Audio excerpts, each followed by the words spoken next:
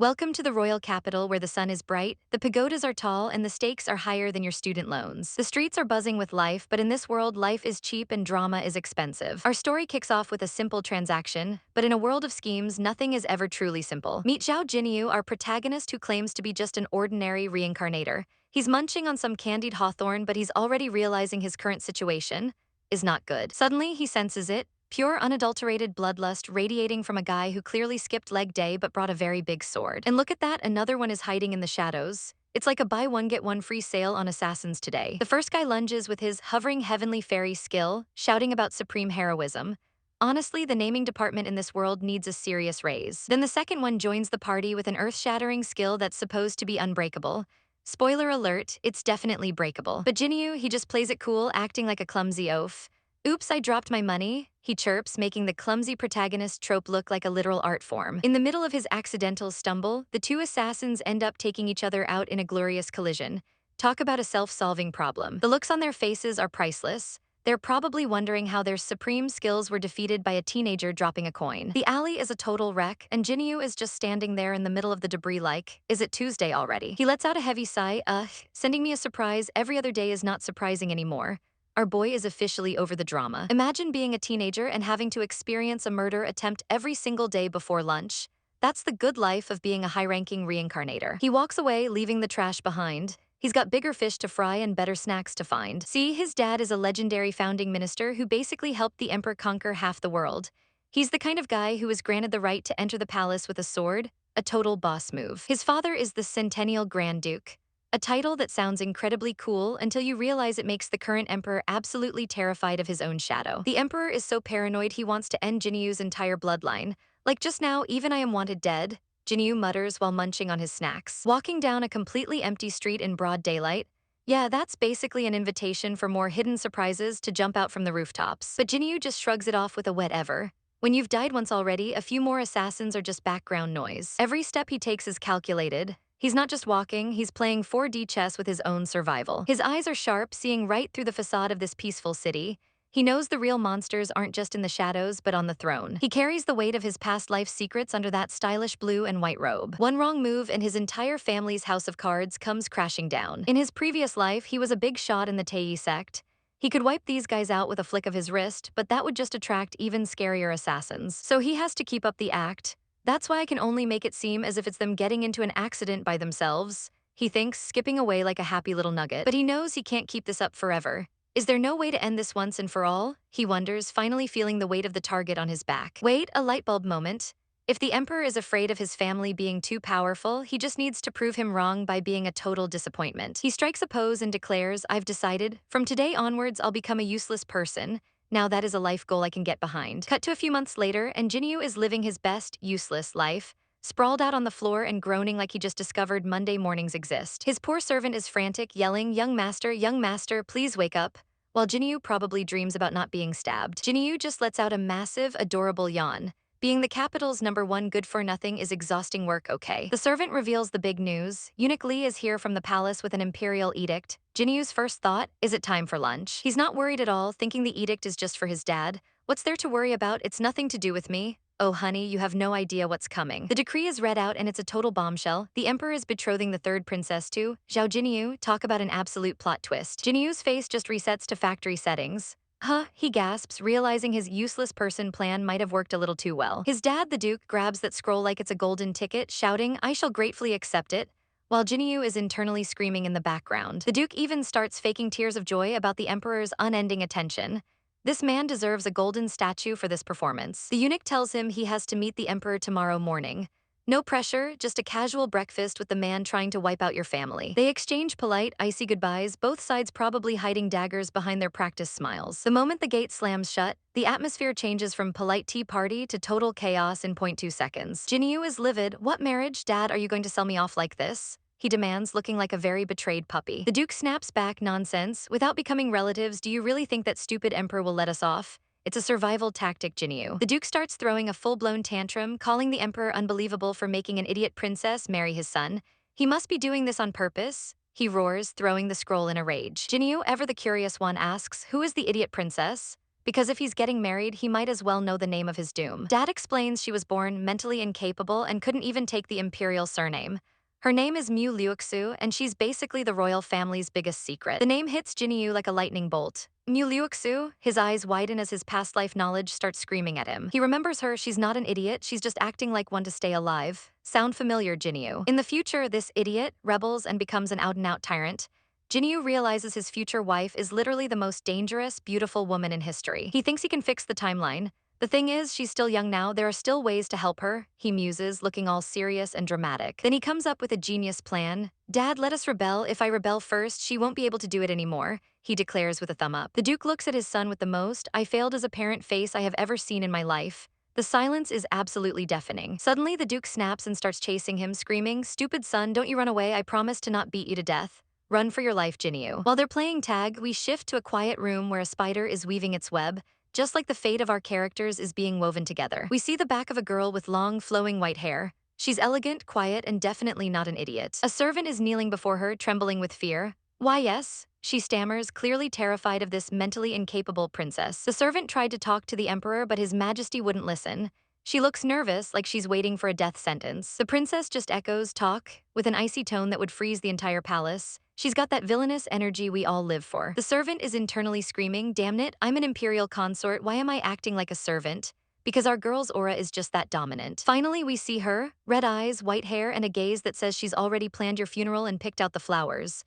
Meet the future Tyrant Empress. She stares down at the consort, her presence filling the room with a chilling, powerful aura. She asks if the groom is really Zhao Jinyu. The consort confirms it, bowing her head so low it's touching the floor. The consort is terrified the princess is going to go on a rampage. "Don't tell me this crazy girl is so shocked she decided to pull everyone down and die together," she thinks frantically. But look at that blush, our icy empress is actually swooning. She clenches her hands to her chest and thinks, "The future heavenly marshal immortal is my husband?" It turns out both of them are hiding massive secrets and are totally obsessed with each other's future selves. Our future Tyrant Empress sits in her chambers, reflecting on the threads of fate. In her past life, things were different, but now she's piecing together a new puzzle. Her thoughts drift to the Tei sect, an ancient power so great even the emperor bows to them. She knows someone should be there training right now, but if he isn't there, is he trying to dodge their marriage by playing the fool? Her eyes glow with a terrifying red light as she decides, what's the point in becoming immortal? Let's just think of a way to end the Tei sect instead. Her poor servant is shaking in her boots, sensing the dark aura. She tries to play peacemaker, reminding her mistress that this marriage was a direct order from the emperor. Our girl just blinks, suddenly the picture of innocence. "Angry? Why should I be angry?" she asks with a blank stare. But don't let the cute face fool you, she's already planning her next move. "I want to meet Zhao Jinyu tomorrow, make the arrangements," she commands. The servant stammers about palace rules forbidding a pre-wedding meeting. Our heroine leans in, her gaze turning icy. "Do you mean this isn't appropriate?" One look at those red eyes and the servant folds like a lawn chair. "It's totally appropriate, why wouldn't it be?" she squeals. "Well done," our girl says with a patronizing pat. Meanwhile, over at the palace under the moonlight, the political games are just as deadly. Emperor Zhao Jinyu greets his uncle, Duke Dingbang. The Duke is no dummy, he knows the emperor is a snake in silk robes. The emperor acts all buddy-buddy, reminiscing about the old days. Then he pulls out a scroll. It's a list of every mistake the Duke has ever made, signed by officials calling for his head. The Duke's face goes pale, but then the emperor rips it to shreds with a smile. "I've suppressed all of this for you, uncle," he says. The Duke bows, but inside, he's fuming because he knows the emperor is the one who ordered those officials to target him in the first place. The emperor then asks about the Duke's son. The Duke sighs, claiming they had a fight and the boy ran off. Right on cue, a guard announces the son has arrived. The Duke thinks his kid is finally showing some respect, but then Zhao Jinyu stumbles in. He's half naked, clutching a chicken leg and screaming for more booze. The Duke looks like he wants the floor to swallow him whole. The emperor watches the #1 good-for-nothing of the capital make a complete fool of himself. He looks into the boy's eyes, searching for a spark of intelligence. But Jinyu just keeps dancing like a buffoon. The emperor finally cracks a satisfied smile. A useless son means the Duke has no strong heir to challenge the throne. Young and frivolous, he sure is romantic, the emperor mocks before dismissing them. The Duke drags his drunk son out of the throne room. But the moment they're clear, he delivers a vicious pinch. "Damn brat, how long are you going to keep up this act?" he hisses. Jinyu drops the act instantly, looking sharp and dangerous.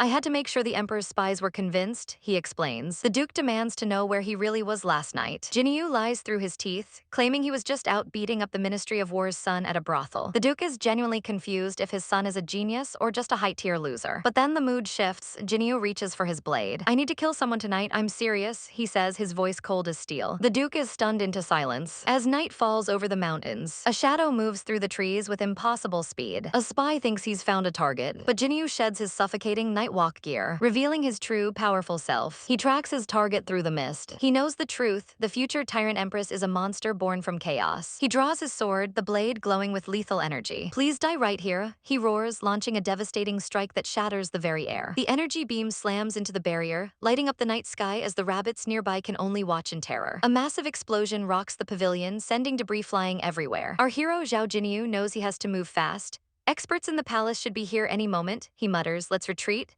He barely managed to survive the encounter with Chaplain Tian Yazi, but at least the old man will be out of commission for a few months. This delay is crucial. Without the chaplain, the chaos from his previous life will be pushed back by at least 2 years. Plus, he's got a plan for our girl.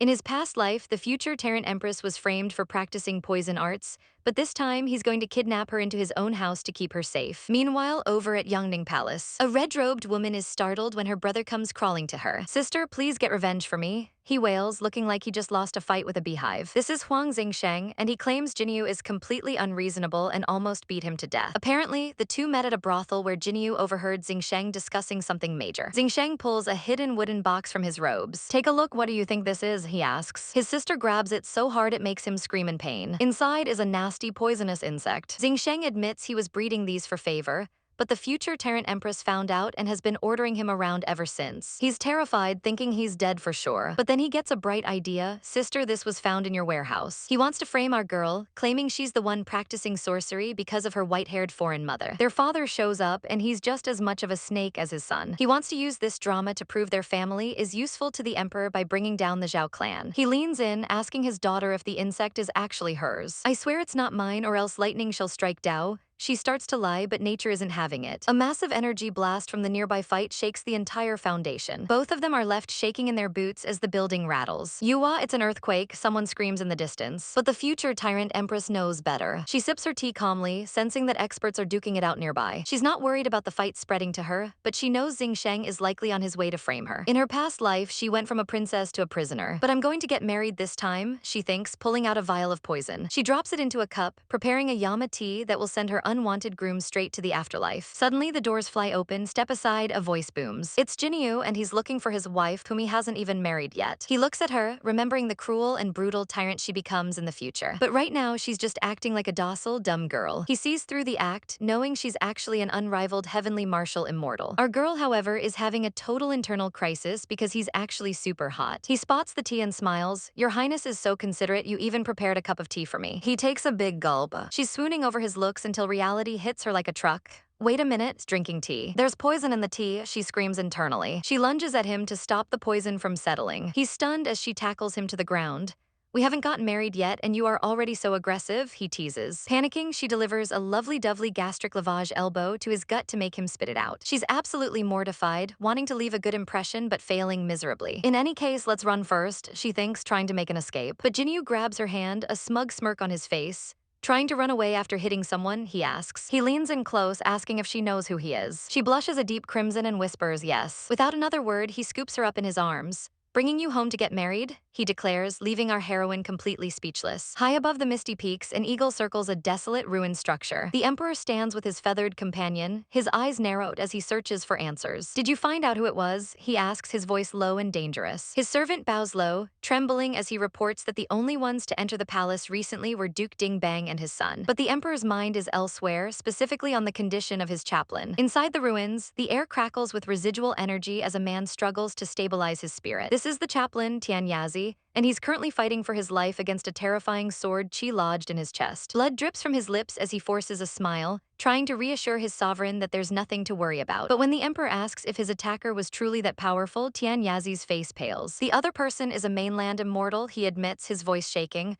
I am completely at his mercy. He fears that with his spirit heavily damaged, he won't be able to handle the upcoming Hidden Immortals Summit. When pressed for the attacker's identity, he can only guess one name, the Tei sect. The Emperor's face twists in a scowl. If it's them, he'll have to demand an explanation personally. But before he can plan his next move, a guard rushes in, shouting about a new disaster. Your Majesty, young Master Zhao has taken away the third princess. The Emperor is baffled. How could a known good-for-nothing who doesn't even know martial arts pull off a kidnapping? The guard explains that the inner guards didn't dare touch him because our boy Zhao was threatening to write their names in his death note. Cut to Zhao Jinyu, who is literally sitting in the middle of the palace grounds with a brush and a stone tablet, looking like a total menace. Anyone who dares to come up, I'll make your life miserable later on. He screams at the terrified guards. He points his brush like a lethal weapon, picking them off one by one. You are all dead. Our future Tyrant Empress just watches him with a blank expression, probably wondering what kind of chaos she's hitched her wagon to.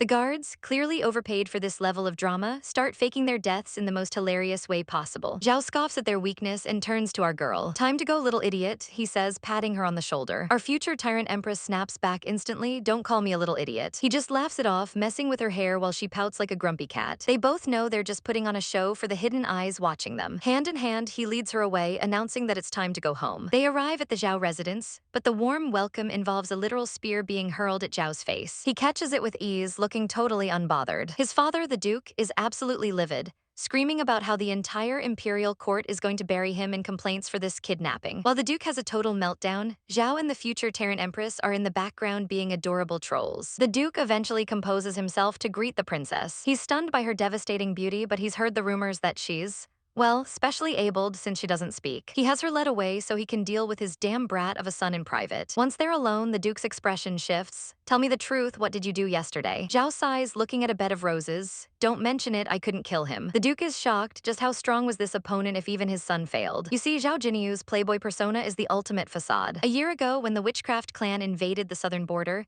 it was Zhao who arrived and single-handedly resolved the crisis. He even brought back the Tooth of the Taowu, the clan's strongest sacred beast. He plays it off as just a little trouble, but his father knows better. The conversation turns to the Emperor's true motives.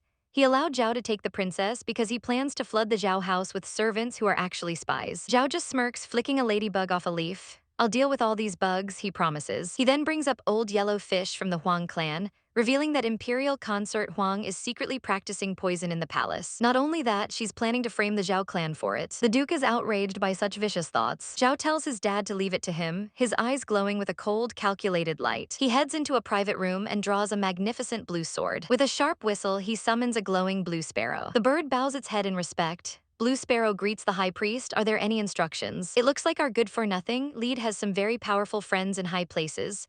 The High Priest wastes no time calling for his little informant, Blue Sparrow. She flutters in, asking if he has any new instructions. But then she gets a little too bold, mocking him for wanting to marry the idiot princess and even offering to finish her up for him. Big mistake, he immediately snatches her out of the air in a literal death grip. If you dare touch her, I'll kill you and your whole clan, understood? He threatens, his eyes glowing with a terrifying, murderous intent. The sparrow is absolutely shaking in her tiny boots, realizing that the High Priest is genuinely fuming. She flashes back to the time he single-handedly beat her entire clan into submission. He has the exact same look now as he did when he chopped off 8 heads of the 9-headed divine dragon. Terrified, she squeaks out an apology for overstepping. He decides to let it slide just this once, warning her never to speak of it again. He reminds her that since they are friendly allies and he's the second in command, he'll be fair to her as the chief's granddaughter. As long as she listens to orders and does her work, they won't have any more accidents. With the threat established, he gets down to business, asking which elder is in charge of the believers in the capital. It turns out to be the 9th elder, an expert in concealment who has recently been withdrawn. However, the believers' register is still perfectly preserved. He confirms that a woman named Huang Yurong is definitely in that book. Well done, he smirks.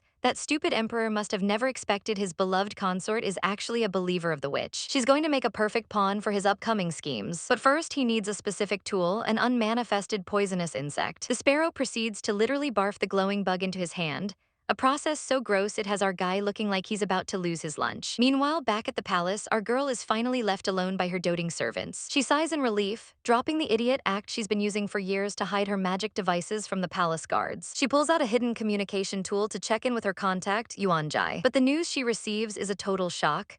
The Chalcedony mine she was planning to claim has already been occupied by someone else. Our girl's eyes go wide with disbelief. What? She gasps. In her past life, that mine wasn't supposed to be discovered for another 7 or 8 years. She suspects the witchcraft clan might have sniffed it out early, realizing that this timeline is starting to drift away from the one she remembers. No matter who is backing them, I must get that mine, she declares, ordering her clan to gather everyone they can. When Yuan Jai asks why the boss can't handle it herself, our girl blushes and admits she's getting married and can't leave. The response on the other end is a literal scream of EEHHHH that echoes through the device. Our girl quickly tells her to pipe down because someone is approaching. Suddenly, the high priest bursts into the room, acting like a flamboyant young master. He catches her sitting there and teases her, saying she's beautiful but shouldn't stare in the mirror all day. To hide her communication device, she quickly lies and says it's a memento left to her by her mother. He immediately feels like a total jerk for teasing her and offers a sincere apology. Our girl just smirks internally, thinking about what a good-for-nothing he is while she forgives him. He notices she hasn't touched any of the refreshments he brought and asks if they weren't to her taste.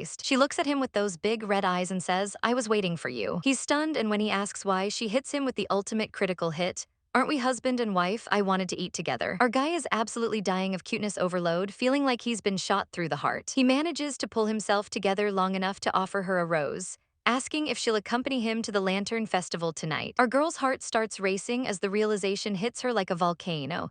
Is this man actually asking her out on a date? Inside the silent palace, the future Tyrant Empress is busy at her desk, her brush moving with elegant precision. But even the thickest walls can't block out the noise from the streets below. Is something happening outside for it to be so noisy? She asks. Her servant explains that the city is celebrating the Lantern Festival, a time for reunions and harvest. Our girl looks out at the glowing lights, but instead of joy, she feels only paranoia. The servant begs her to reconsider any harsh orders, knowing how much the people love this night. But the Empress just stares him down with those cold red eyes. "So what?" she demands. To her, the feelings of commoners are a joke compared to her safety, and she orders the guards to disperse the crowd immediately. The servant can only bow in fear and obey her command. She scoffs at the idea of a festival for reunions. As she walks through her empty halls, she mutters that every single thing about it has absolutely nothing to do with her. But wait, plot twist, we cut to the festival grounds, and who do we see looking like a literal angel under the lanterns? It's our girl. She snuck out and is absolutely floored by how beautiful everything is. Of course, her beauty attracts the wrong kind of attention, and a group of thugs decides she looks like an easy target. They're busy sharing amazing ideas on how to harass her. Suddenly, a hand drops onto one of their shoulders. "I've got a full course of punishments right here. Care to take a look?" a voice asks. It's her husband, wearing a mask and looking like a total badass. In the blink of an eye, the thugs are a pile of trash in the alley. He hands her a pinwheel and scolds her. "Little idiot, why do you disappear the moment I take my eyes off you?"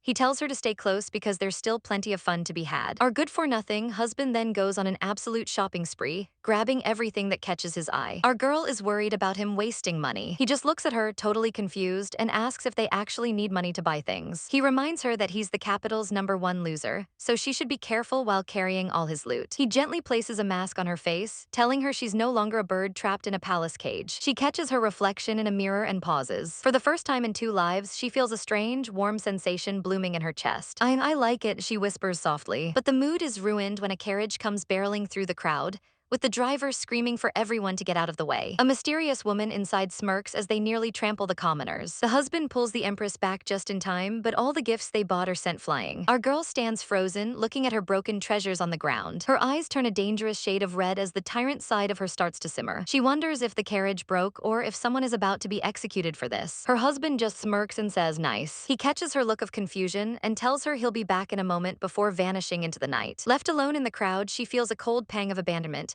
Did he just leave me to find another woman? She wonders, feeling small and isolated again. But then his voice cuts through the noise. "I only left for a moment. Why do you look so unbearable?" She turns around, eyes wide. He's back and he drapes a luxurious, fluffy white cloak around her shoulders. He tells her that with this, she doesn't have to worry about people noticing her distinctive white hair. Then he leans in and whispers, "But I do like it though." Our girl's heart is doing backflips as she realizes he didn't abandon her at all. She realizes that the cloak he's giving her actually belonged to the rude woman in the carriage. He literally went and robbed her for being a jerk. He hugs her tight, teasing her for being so touched that she's speechless. She gives him a sharp pinch for touching another woman's things, but he just laughs it off, saying he only did it for her. Under the glow of 1,000 lanterns, they share a tender moment. She looks up at him with a genuine, beautiful smile. But the romance is short-lived when the shopkeeper he stole the snacks from starts screaming that he hasn't paid yet. The two of them take off running, her husband looking panicked while she just leans into him. As they hold hands and disappear into the festival, she secretly wishes that time would pass just a little bit slower. The tension is so thick you could cut it with a spirit blade as our leads sit across from each other,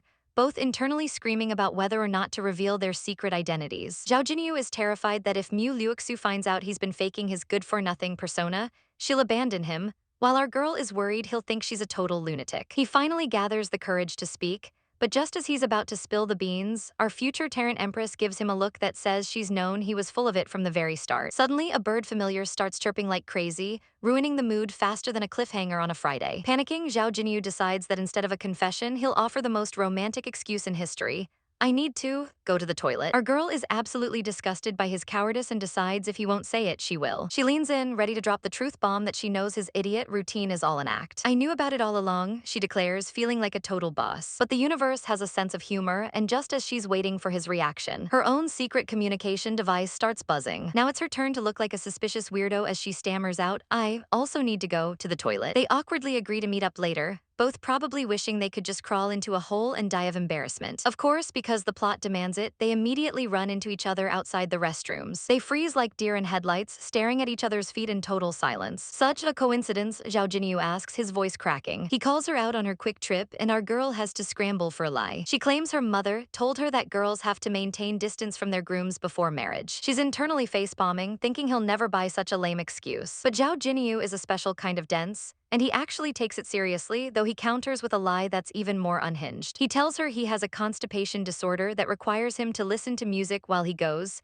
so he has to find a tea house with a live band. I can't make this up, folks. Our girl just nods along, probably questioning all her life choices as they finally part ways. They wave goodbye, promising to find each other later. But the moment he's out of sight, the masks come off. Zhao Jinyu huddles in an alley, cursing how embarrassing that was. His blue sparrow familiar returns, and he goes full high priest mode, threatening to drown the bird in liquor if it doesn't have a good reason for interrupting him. The bird warns him that the Huang clan is making a move, specifically Huang Yurong and her father, Minister Huang. Our guy drops the act entirely, his eyes turning cold as he hears they're conspiring in secret. He learns they've been meeting in a study room to plot their next move. With a sinister smirk, he orders his familiar to prepare a poisoned insect, planning to pay the Huang residents a very deadly visit after the festival. Meanwhile, our future Tyrant Empress has ditched the damsel Act 2, her footsteps heavy with authority as she enters a secluded area. She makes sure the coast is clear, and her subordinate appears in chibi form, frantic because they couldn't reach her earlier. The subordinate is terrified, asking if she encountered any danger. Our girl just stares her down, reminding her who's boss. Do I have to report to you all the time? She gets down to business, learning that reinforcements and the legendary Great General Yue Zai have reached the capital. A cold smile plays on her lips at the mention of the general. She explains that both she and the general are in the Dan realm,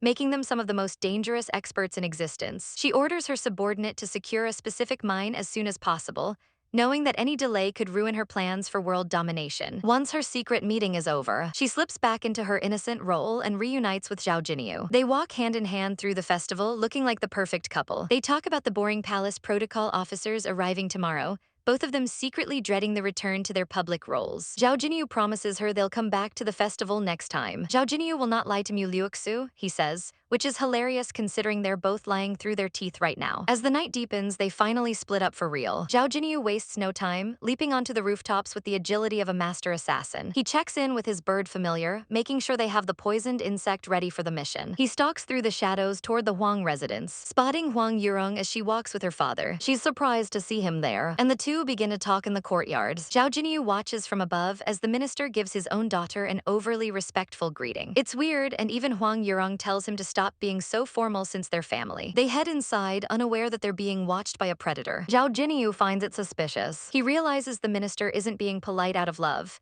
He's being cautious because one of the maids is an imperial spy. The bird familiar is confused, but Zhao Jinyu explains that the minister is an excellent person for not giving anyone a chance to gossip. He knows the political landscape is a minefield, and the Zhao clan holds all the military power. He remembers from his previous life that Minister Huang is a talented man who remained useful even after our girl became Empress. He contemplates his next move, wondering if the minister is truly loyal to the current power structure. If the guy is loyal to the enemy, Zhao Jinyu decides he'll have to eliminate him. But if he's not, well, then he might be a useful tool. The bird asks what the plan is, and Zhao Jinyu decides to start with the minister's children to test his reactions. He prepares to release the unmanifested poisonous insect, his eyes fixed on the minister below. The minister suddenly stops, a chill running down his spine as he senses a presence. He looks around, wondering if it was just a misperception, completely unaware that his entire future is currently hanging by a thread. A lonely bird watches from its perch as a figure moves through the courtyard, their footsteps echoing against the cold stone. A woman in red robes stops in her tracks, her brow furrowing in annoyance. Why are none of the lights in the hallway lit up? What a bunch of lazy people.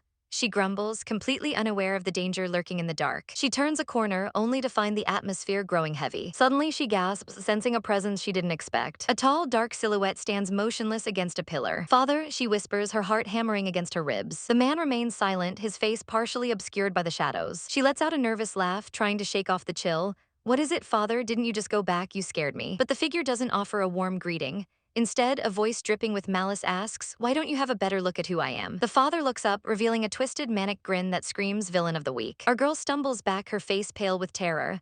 "Why, you are not my father. Who the hell are you? Don't come near me," she screams. But the intruder isn't done with their theatrics. In a swirl of magical energy and shattering light, the man's form begins to dissolve. The disguise falls away to reveal a woman with a mocking smile. "Who do you think I am?" she taunts. Our girl recognizes the power immediately. "Poisonous insect," she gasps, realization dawning on her face. The woman holds up a golden plate, her eyes gleaming with authority. "Emissary token," the girl cries out, her legs turning to jelly. She immediately drops to her knees, the sound of her knees hitting the floor echoing in the night. The witch follower Huang Yurong awaits the emissary's command. She shouts, her voice trembling. Inside, she's screaming. She thought she had broken away from the witch clan over a year ago, but they've finally come to collect their debt. To make matters worse, they still hold her natal poisonous insect, meaning her life is literally in their hands. This servant ventures to ask, "The emissary I previously met doesn't seem to be your honor," she stammers. The new emissary just smirks, looking down at her like a bug. Yurong can sense it. This woman's cultivation is on a whole different level than the last one. "I wonder why the emissary came to visit me. Is there any problem?" Yurong asks, sweating bullets. The emissary turns her back, her voice cold as ice. "I heard that you are practicing poisonous insects and that you've been exposed." She doesn't wait for an answer before dropping the hammer. "Hey, you sure have lots of tricks." The emissary's face twists in anger. "But did you know New Liuxu is important for our clan? You dare to act by yourself and ruin my big plan." Yurong slams her head against the floor. "I dare, I shall listen to the emissary," she cries out. The emissary leans in close, holding up a glowing green pill. "Since the rumors were spread by your brother, make your brother eat this madness poisonous insect." Yurong's world shatters. "Emissary, you want me to, with my own hands to my brother?" She collapses, the weight of the command crushing her spirit. The emissary grabs her chin, forcing her to look into her cruel eyes. "Don't forget your life source is with us. If you do a good job, your brother's illness might not be impossible to cure." She tosses a small bell onto the floor. "Use this insect bell to contact me, and don't forget the madness insect." As the emissary turns to leave, she leaves Yurong with one final, terrifying warning. "Remember, by tonight, if your brother doesn't go insane, you will be the one to go insane instead." The next morning, the sun rises over a much less stressful, but much lazier scene. A young man is sprawled out in bed, snoring away like he doesn't have a care in the world. He's out cold, completely oblivious to the impending storm. Suddenly, the curtains are ripped open, flooding the room with blinding light. "Wake you, P," his father bellows. Our guy rolls out of bed screaming, "Ah, the sunlight, no. His father is fuming. Right now, the protocol officer from the palace is almost here. The son just sits there rubbing his eyes. "Just let them come, what's the big deal?" The father is about to blow a gasket. "They are all the Emperor's spies, do you even have a plan?" He stares at his son, who looks like he's still half asleep. "Ah," the boy mutters, giving him a blank stare. "Get rid of what? A normal citizen shouldn't think of fighting and killing every day." "I'm a refined person," he says, trying to crawl back under the covers. He reaches for his blanket, desperate for 5 more minutes. But the old man has had enough and pulls out the ultimate weapon, a shoe. Got it, I'll wake up, you win." The boy cries, cowering from the footwear of doom. He ducks as his father looms over him. "I just changed my mind and want to leave them be," the boy says with a nervous grin. "Wait until the princess residence is done being built and I'll move out then." The father stares at him like he's grown a second head. "Build what? There will no longer be a princess residence, don't you know?" The boy's jaw drops. "Ah, then which part of it is a princess getting married?" The father sighs, explaining that the palace claims they can't even find suitable land for the project. "Can I just wait until there is land?" the boy asks hopefully. "Wait, then you better wait until the next life," his father retorts. As gold coins fly through the air in a dream of wealth, the boy realizes his situation is pathetic.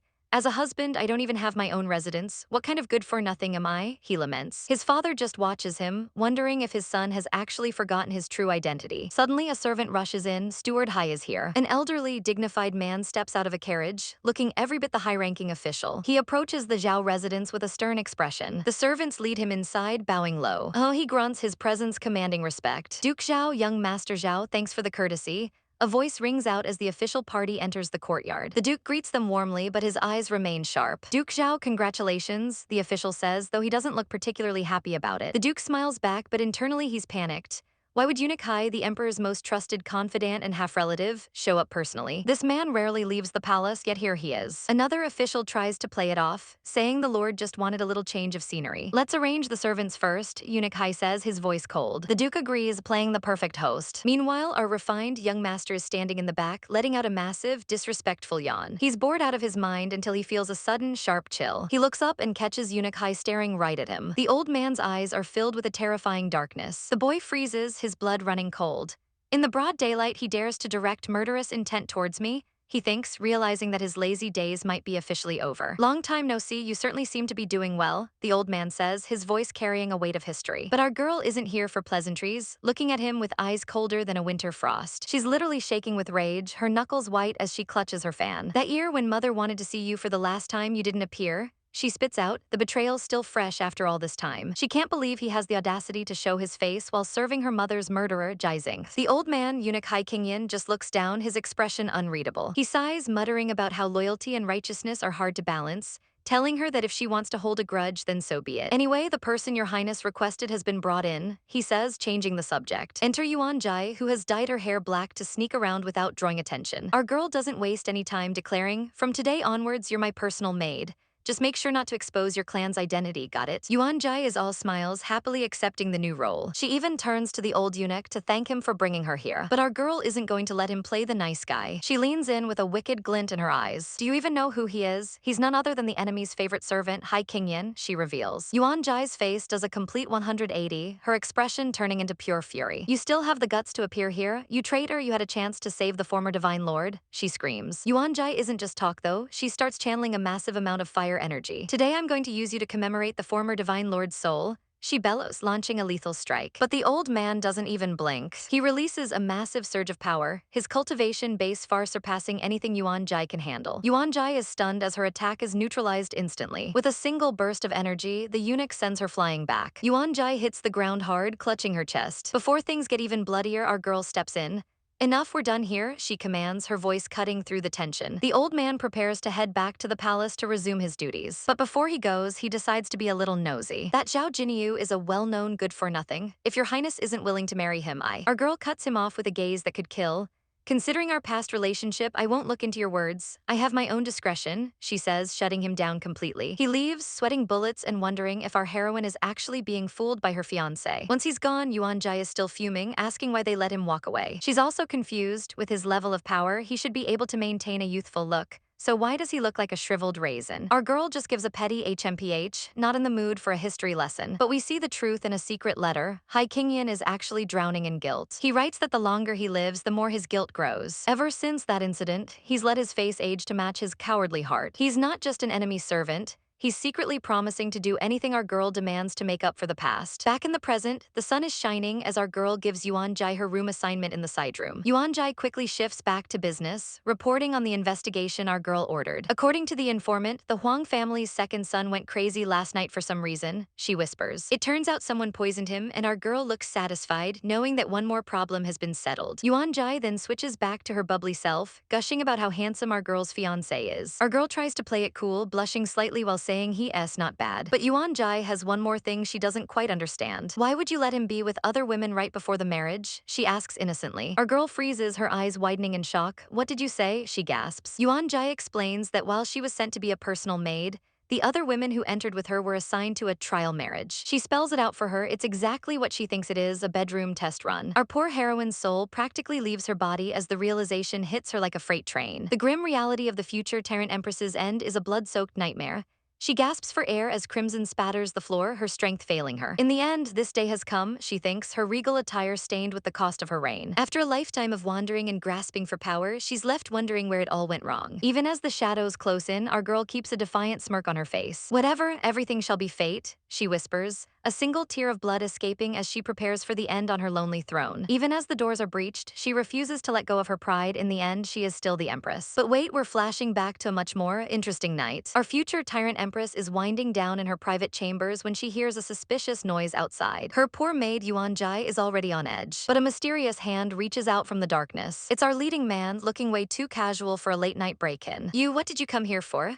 she demands, reminding him that her mother warned her about big bad wolves visiting at this hour. He just laughs it off, teasing her that if he's not welcome, he'll just go spend the night at a brothel instead. The maid is absolutely scandalized, calling him a dead man walking for even mentioning such a place. But our girl, she has her priorities straight. No, are the girls from brothels better than me? She shouts, grabbing him before he can even think about leaving. Yuan Jai's soul practically leaves her body at the sight of her mistress being so bold. Am I not your bride? The Empress pouts, completely ignoring her servant's mental breakdown. The guy tries to play it cool, suggesting he just take the spare room so the maid can stay. But the Empress has other plans. She literally kicks Yuan Jai out, claiming the maid is visiting relatives tonight. She gives the poor girl a look that says leave or die, leaving the maid with no choice but to sweat bullets and agree. Come back early tomorrow, the Empress chirps, while her maid wanders off into the cold to suffer for the sake of her mistress's love life. Once they're finally alone, she asks the real question, why is he actually here? It turns out the palace tried to force a trial marriage on him with 2 other maids, and he's hiding out in her room to avoid them. Hearing that other women were sent to his bed makes her blood boil with jealousy. I don't want to share you with others, she admits, her face turning a bright shade of red. He just smiles, pouring some tea and explaining that staying here is the only way to get those annoying protocol officers to believe everything is falling into place. He's actually excited to see the look on their faces when he walks out of her room in the morning. However, he starts to suggest sleeping in the side room, which leaves our girl feeling a bit insulted. Am I not attractive enough? She wonders, her confidence taking a massive hit. She knows she should maintain her decency before the wedding, but her heart is racing. Memories of her past life as a prisoner flash before her eyes,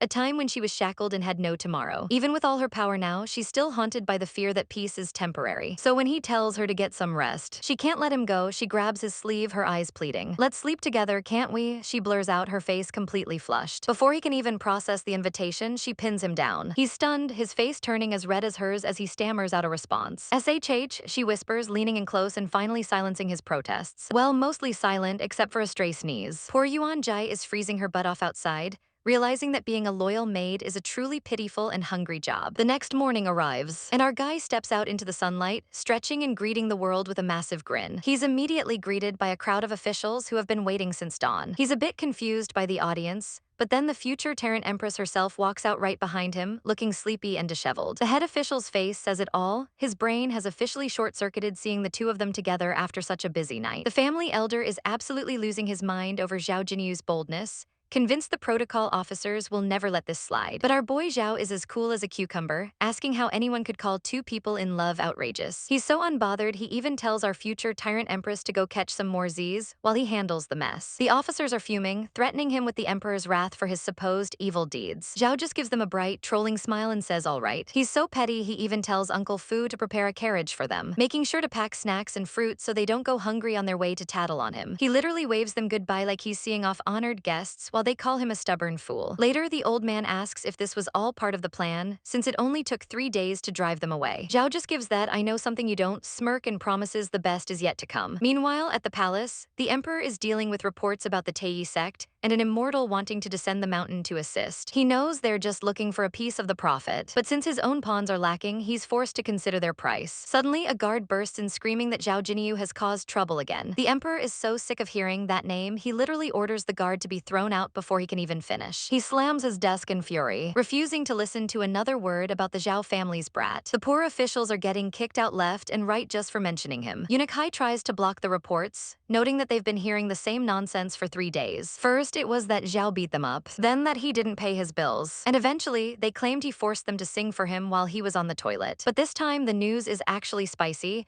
Zhao supposedly spent the night in the 3rd princess's room. The room goes dead silent. The emperor is livid, wondering how a guy with 0 martial art skills could sneak past all those guards. Terrified of the emperor's rage, the official tells a hilariously desperate lie, claiming he was the one cross-dressing in the princess's room to stop Zhao from getting his way. The mental trauma of that lie leaves him looking like a ghost. Back at the house, Zhao returns looking refreshed. He explains that his strategy was all about psychological warfare, wearing them down until the emperor just stops listening to their complaints. He's got his special information channel helping him out too. He's so confident he's ready to head back to bed. The elder is impressed but also a bit worried about how to handle our girl, the future Tyrant Empress. He decides some good liquor might help her show her true nature. Too bad for him, Zhao's a professional thief and swipes the bottles from the kitchen immediately. The old man's scream of "Where is my liquor?" can probably be heard for miles. Our girl finally wakes up feeling a bit more human. She's still playing the role of a loyal servant to the spirit lord, but she decides decides to head out for a walk. That's when Zhao intercepts her with the stolen goods. He invites her to drink, and though she hesitates, he mentions they should celebrate their wedding in advance. Mentioning the wedding gets her attention real quick. She downs the cup in one go, but she clearly can't handle her booze. 1 second she's dazed, and the next, the alcohol hits her like a freight train. Half an hour later, the bottles are empty and our cold Empress is a total mess. She's shouting that Zhao is a big idiot and demanding more drinks. Zhao realizes he's created a monster. He tries to get her to sober up and go to bed, but she's not having it. She pouts, grabbing his clothes and demanding that he stay. "Accompany me," she whispers, her face flushed red. Looks like the Tyrant Empress has a major weak spot for the bottle. Our girl is definitely in a playful mood, leaning in with a mischievous grin as she tells her husband he's staying the night right here. She's laying it on thick, practically daring him to look away, but Zhao Jinyu isn't about to fold that easily. He puts on his best principled man act, declaring that as an upright gentleman, there's no way he'd take advantage of her. Cut to a few hours later, and while the future Tyrant Empress is sleeping like an absolute angel, poor Zhao Jinyu is wide awake and sweating bullets, looking like he's fighting for his soul. Just as he's struggling to survive the night, a bell chimes, signaling an unwelcome distraction. He looks like he hasn't slept a wink, sporting some serious dark circles as he heads to the door. It turns out his little blue bird messenger has arrived with some high-stakes drama. "High Priest, there's an emergency." The bird chirps, reporting that a massive group from the northern wilderness is marching toward their precious mine. Honestly, look at this bird's face. It's taking its job way more seriously than the High Priest is. Zhao Jinyu sighs, realizing his peaceful night is officially over, and decides he'll have to handle this personally. He gears up, grabbing his mask and his blade, looking every bit the mysterious powerhouse. He's not even worried. He actually thinks it's hilarious that these barbarians are courting death on a night like this. Meanwhile, deep in the northern wilderness, a massive caravan is winding its way through the dark canyons. Inside one of the carriages, a bratty young disciple with white hair and red eyes is throwing a total tantrum. She's demanding to know why they're taking orders from some young lass just because of her status. The great General Yuezai peers over her mask with a look that says she's heard enough of this nonsense. Our bratty disciple continues her rant, claiming the seat of the Spirit Lord should belong to someone capable, not just someone with a title. Yuezai just chuckles, finding the girl's ignorance absolutely peak comedy. As the great general lounges back, looking like a total boss, she listens to the girl complain about bloodline purity and talent. The girl is convinced that because the Spirit Lord's bloodline is impure, she shouldn't be the one in charge. Yuezai finally has to step in, reminding this kid that she's lived for 300 years and has never heard such a bad take. The girl finally realizes she might have stepped in it when Yuezai's gaze turns sharp. The general explains that while the Spirit Lord's bloodline might not be pure, in the traditional sense, she's actually achieved a god-tier transformation at a ridiculously young age. We get a glimpse of our girl's true power, looking absolutely terrifying as she commands massive spirit serpents.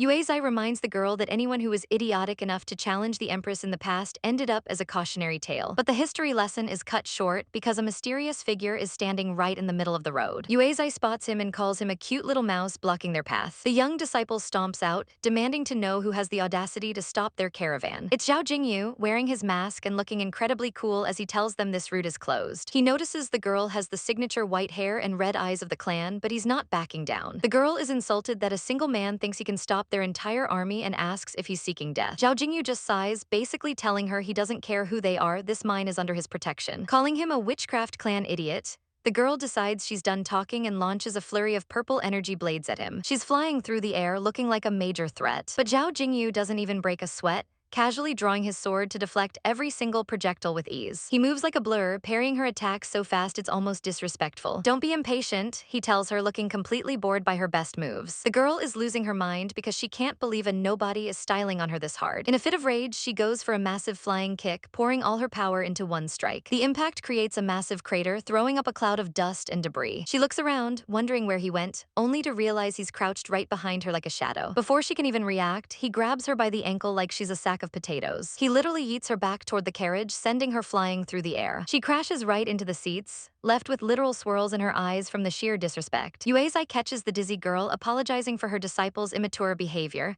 Zhao Jinyu plays it cool, saying it's no worries. However, his tone shifts instantly as he grips his sword, warning them that the joke ends here. He knows that if they linger too long, they'll attract unwanted attention from the capital.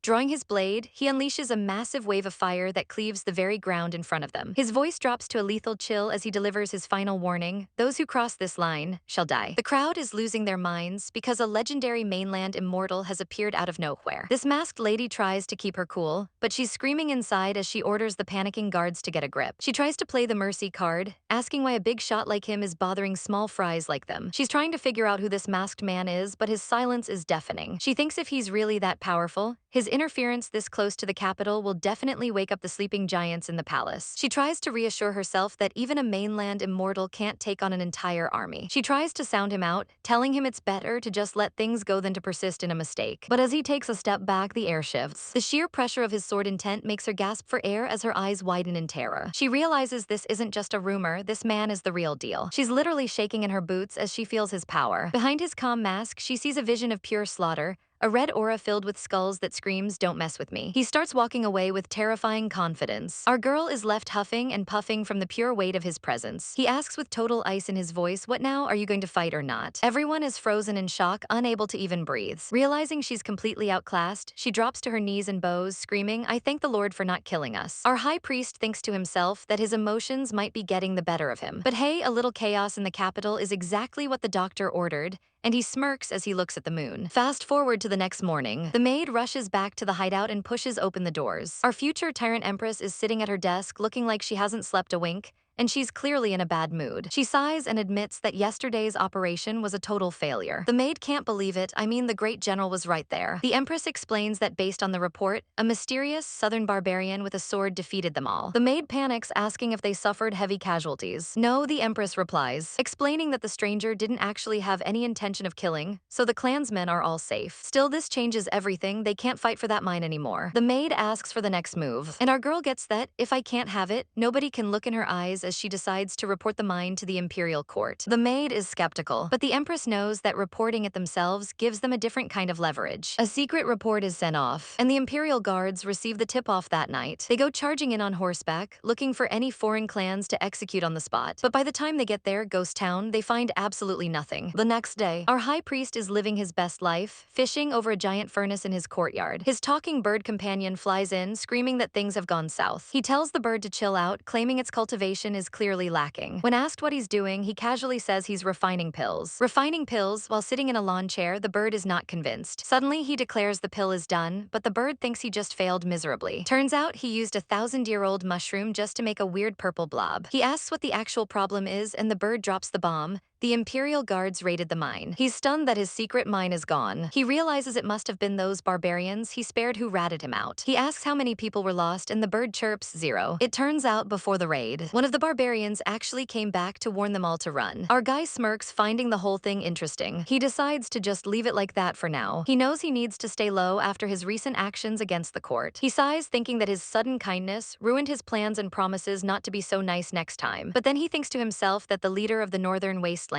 his own wife, actually seems like a wonderful person he'd like to meet. Little does he know she's already there, sneaking up right behind him. He's lost in thought about how they could possibly meet, when she leans in and whispers, "What are you thinking about?" Our future Tyrant Empress sneaks up on her man with a playful grin, surprising him in the garden. But there's a witness to their flirting. A grumpy little blue bird that's definitely not feeling the mushy-gushy vibes. It's perched right on his shoulder, judging them with every fiber of its being. Our girl's eyes light up because, let's be real, who can resist a fluffy bird? Little does she know, this bird is actually a spirit animal with a massive ego, calling her a stupid woman in its head for disturbing its master. The high priest just smiles and says, "Of course you can touch it. This bird loves to be pampered." The bird's face drops in pure betrayal as she reaches out.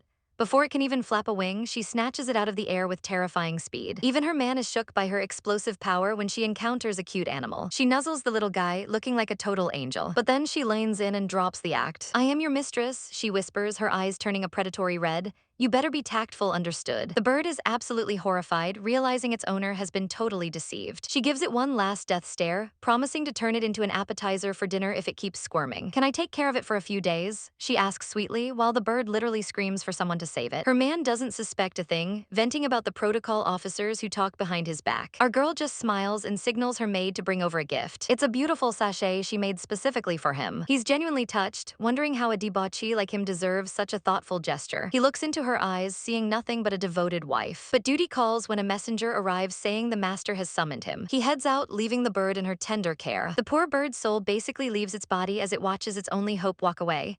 Back in her room, she locks the bird in a cage, explaining to her maid that it's a rare spirit animal that will be useful for the high priest's future. The bird is fuming, calling her an evil woman and vowing to escape and expose her true nature. Things get even worse when the maid promises to feed it the best fodder. "I'm a human, a freaking human," the bird screams internally, though all they see is a chirping pet. Meanwhile, the future turned Empress is busy checking off her list of enemies. The Huang clan is dealt with, the spies are handled, and things are moving smoothly. Well, mostly. There's still that robbed mine and the nagging fear of something unexpected happening that didn't occur in her previous life. Across the palace, Zhao Chenggu is having a total meltdown. He just found out the fifth prince has left his mountain seclusion and is heading straight for the capital. This isn't just any prince, he's a master of astrology and numerology. Zhao thinks he's just a common trickster, but his elder warns him it's much more serious. The fifth prince was born with divine eyes that can see through anyone's luck and true nature. If he meets our heroine, her act will be useless, and her hidden nature will be exposed for everyone to see. Zhao's first instinct is to pack his bags and run for the countryside. But the elder stops him, saying they have one way to confront this threat. They need to head to a temple in the eastern suburbs and find a specific person. He tells Zhao to bring his sword, not because of danger on the road, but because of who they're meeting. He is someone I've always wanted to cut in half, the elder says with a smirk. A real son of a bitch. And just who is this mysterious figure from the past? The story flashes back to time before the war, when the general led his men against the Millennium Demon Kingdom. He leaves the rear defense to a young, white-haired brat named Qing Pingzi, telling him to look after his sister-in-law. But our boy has zero respect for authority, earning himself a swift threat of military execution for his mouth. The general tries to give him a serious mission, transporting military rations, hoping to instill some discipline. Instead, Qing Pingzi smirks and says, "If you kneel down and beg me, I might consider it." Naturally, this ends with him being chased around by a giant axe again. Back in the present, the tension is thick enough to cut. Our heroes realize that the fifth prince has figured out the weakness of the divine eye, and if they don't move fast, they're toast. A group of soldiers arrives at a secluded mountain pavilion, led by none other than the fifth prince himself, Jai Ryuan. His eyes glow with a predatory light, sensing the power of the mystical black tortoise nearby. They reach the gates of the Xuan Tian temple. Inside, an old man with a familiar white mustache is busy nursing a bottle of booze. It's Qing Pingzi, all grown up but clearly still a chaotic mess. The prince enters with a full escort, and Qing Pingzi doesn't even stand up, mocking the extravagant entrance. The prince cuts the small talk immediately. This prince wishes to borrow the black tortoise diagram, he demands. Qing Pingzi isn't falling for it. He knows the diagram can block the divine eye, and he asks if the prince is planning to ambush the Zhao clan. The prince doesn't even blink. "So what if I'm aiming for the Zhao clan?" he retorts. Qing Pingzi just laughs. The diagram is his temple's treasure, and there's no way he's handing it over to a snake. The prince's face darkens. "What if I insist on borrowing it?" he threatens. Qing Pingzi isn't intimidated by a few useless tropes, and he casually tosses his liquor gourd aside, ready for a scrap. One of the soldiers screams, audacious. But the prince raises a hand. He reveals he didn't come alone. He has 2,000 men waiting at the base of the mountain. And the real kicker, the powerhouse known as the Fifth Zhuguo, is here too. We see our girl, the future Tyrant Empress, sitting regally in a carriage, looking like she's ready to end someone's entire bloodline. The prince gives one final ultimatum. "Are you going to lend it to me or not?" Qing Pingzi starts to sweat, realizing the odds are stacked against him. In a sudden memory, we see a younger Qing Pingzi being rushed through a forest in a carriage. He's covered in blood and fading fast. The general is frantic, begging him to hold on. Even while dying, the brat is a legend. "Since you've begged me, let your son recognize me as his godfather and I'll stay alive," he wheezes. The general, desperate to save his friend, agrees to anything. Back in the temple, the stare-down reaches its breaking point. Qing Pingzi grinds his teeth and lets out a roar that would make a sailor blush. "FKU, I won't lend it," he screams. Meanwhile, Duke Ding Bang is traveling with the young master. A messenger pigeon drops out of the sky, carrying a frantic note from Qing Pingzi. The Duke reads it and his heart sinks. The black tortoise diagram has already been snatched by Jai Ryuan. They realize they've walked straight into a trap and try to turn the carriage around. Too late, the fifth prince and his cavalry are already blocking the road. "I was wondering whose aura is so overbearing," the prince sneers. So it was Duke Ding Bang. He invites them for a chat, surrounding the carriage with his men. The Duke tells the young master to stay hidden while he tries to handle the situation. But the Duke's plan goes out the window when a cold, ethereal presence appears behind him. It's the future Tyrant Empress, her white hair flowing like silk. She doesn't care about the Duke. Her eyes are fixed on the carriage as she says, "The Zhao clan's young master is inside. Why doesn't he come out and meet us?" Duke Ding Bang is trying his best to play gatekeeper, claiming his son is far too sick to meet anyone. But the prince isn't buying the "he has a cold" excuse for a second, and honestly, neither are we. Our girl, the future Tyrant Empress, decides to play along and offers her medical expertise with a smile that says she knows exactly what's up. She reaches for the carriage door to see this sick boy for herself. Suddenly, the Duke snaps and grabs her arm, talk about a major lack of manners. "Excuse me, what's the meaning of this?" she asks, her eyes glowing with a dangerous edge. The Duke looks like he's about to have a heart attack from the sheer pressure. He stammers that he couldn't possibly trouble a mighty Zhuguo with such a minor task, But our girl isn't backing down. She gives him a chilling smile that basically says, "Try me." She finally pulls her hand away, warning him not to keep the prince waiting for too long. Inside the carriage, the Duke is freaking out, whispering that he can't hold the prince's forces off much longer. But the young man inside, Zhao Chenggu, is surprisingly calm, even considering if they should just attack right now. The Duke is skeptical, asking if the kid's strength can really rival a Yu-Gi-Oh level fighter. Zhao just gives a cocky smirk, claiming he's invincible in a one-on-one fight. His dad tells him to stop bluffing and just run if things get messy, promising he'll deal with the fallout. Zhao agrees, but you can tell he's itching for a fight. He grips his sword, thanking the gods he brought it along. Outside, the future Tyrant Empress senses the atmosphere shifting. The Duke finally drags his sick son out, and the kid is complaining like a total brat, telling the old man to stop pulling so hard. But the second he sees our girl, he does a complete 180 and starts hitting on her.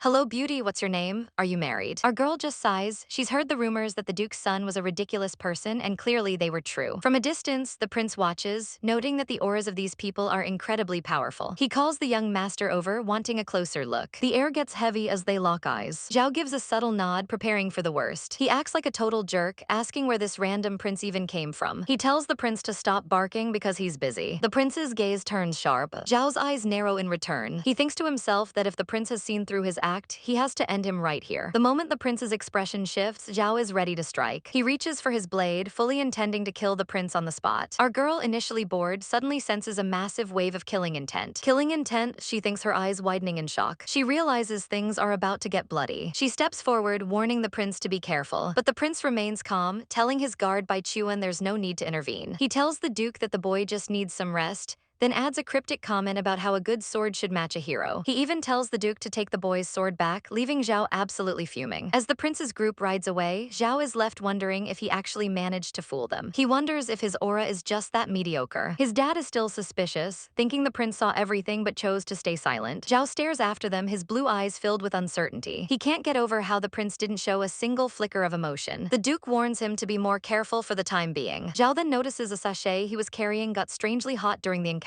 Before he can think about it, his dad starts screaming at him to stop spacing out and hurry up. "I'm coming," he yells back, returning to his bratty persona. Later, a servant named Yuan Jai is feeding a bird a very dead worm. She asks the future Tyrant Empress why she used all her treasures to refine a talisman, leaving her with nothing but leftovers to cultivate with. Our girl just takes a sip of her tea and smiles. "Wait until you have someone you love, then you will understand," she says softly. Meanwhile, the bird is having a total meltdown over its gross dinner. We open on a frozen wasteland where our girl, the future Tyrant Empress, is basically playing goddess. Looking like an absolute ice queen with those glowing blue antlers, she watches the puny humans from above with a cold gaze. Are they here to become disciples again? She sighs, completely over their obsession with imaginary power. It's a literal graveyard out here, and she's disgusted by how these people are willing to kill each other just for a chance at glory. She tries to shoo away one stubborn guy kneeling in the frost, telling him the old fortune teller inside doesn't take students, so he should just go home. But the guy won't budge, telling her to just ignore him. It's for," he starts to say, his voice trembling. Our girl's eyes go wide. What could possibly be worth freezing to death for? With ice hanging from his nose and his face pale, he looks her dead in the eye and says, "For the people under heaven." Flash forward to the present, and the bumpy ride of a carriage wheel snaps her back to reality. Rubbing the sleep from her eyes, she asks how long she's been out. Bai Chuan, who's busy being a studious bookworm, tells her it's been about 2 hours. Our girl is still suspicious of that guy Zhao Jinyu, asking if he's really not a threat. Bai Chuan brushes it off, saying the guy's aura is totally mediocre. Thankfully, he's not the calamity they're worried about. But our heroine isn't convinced.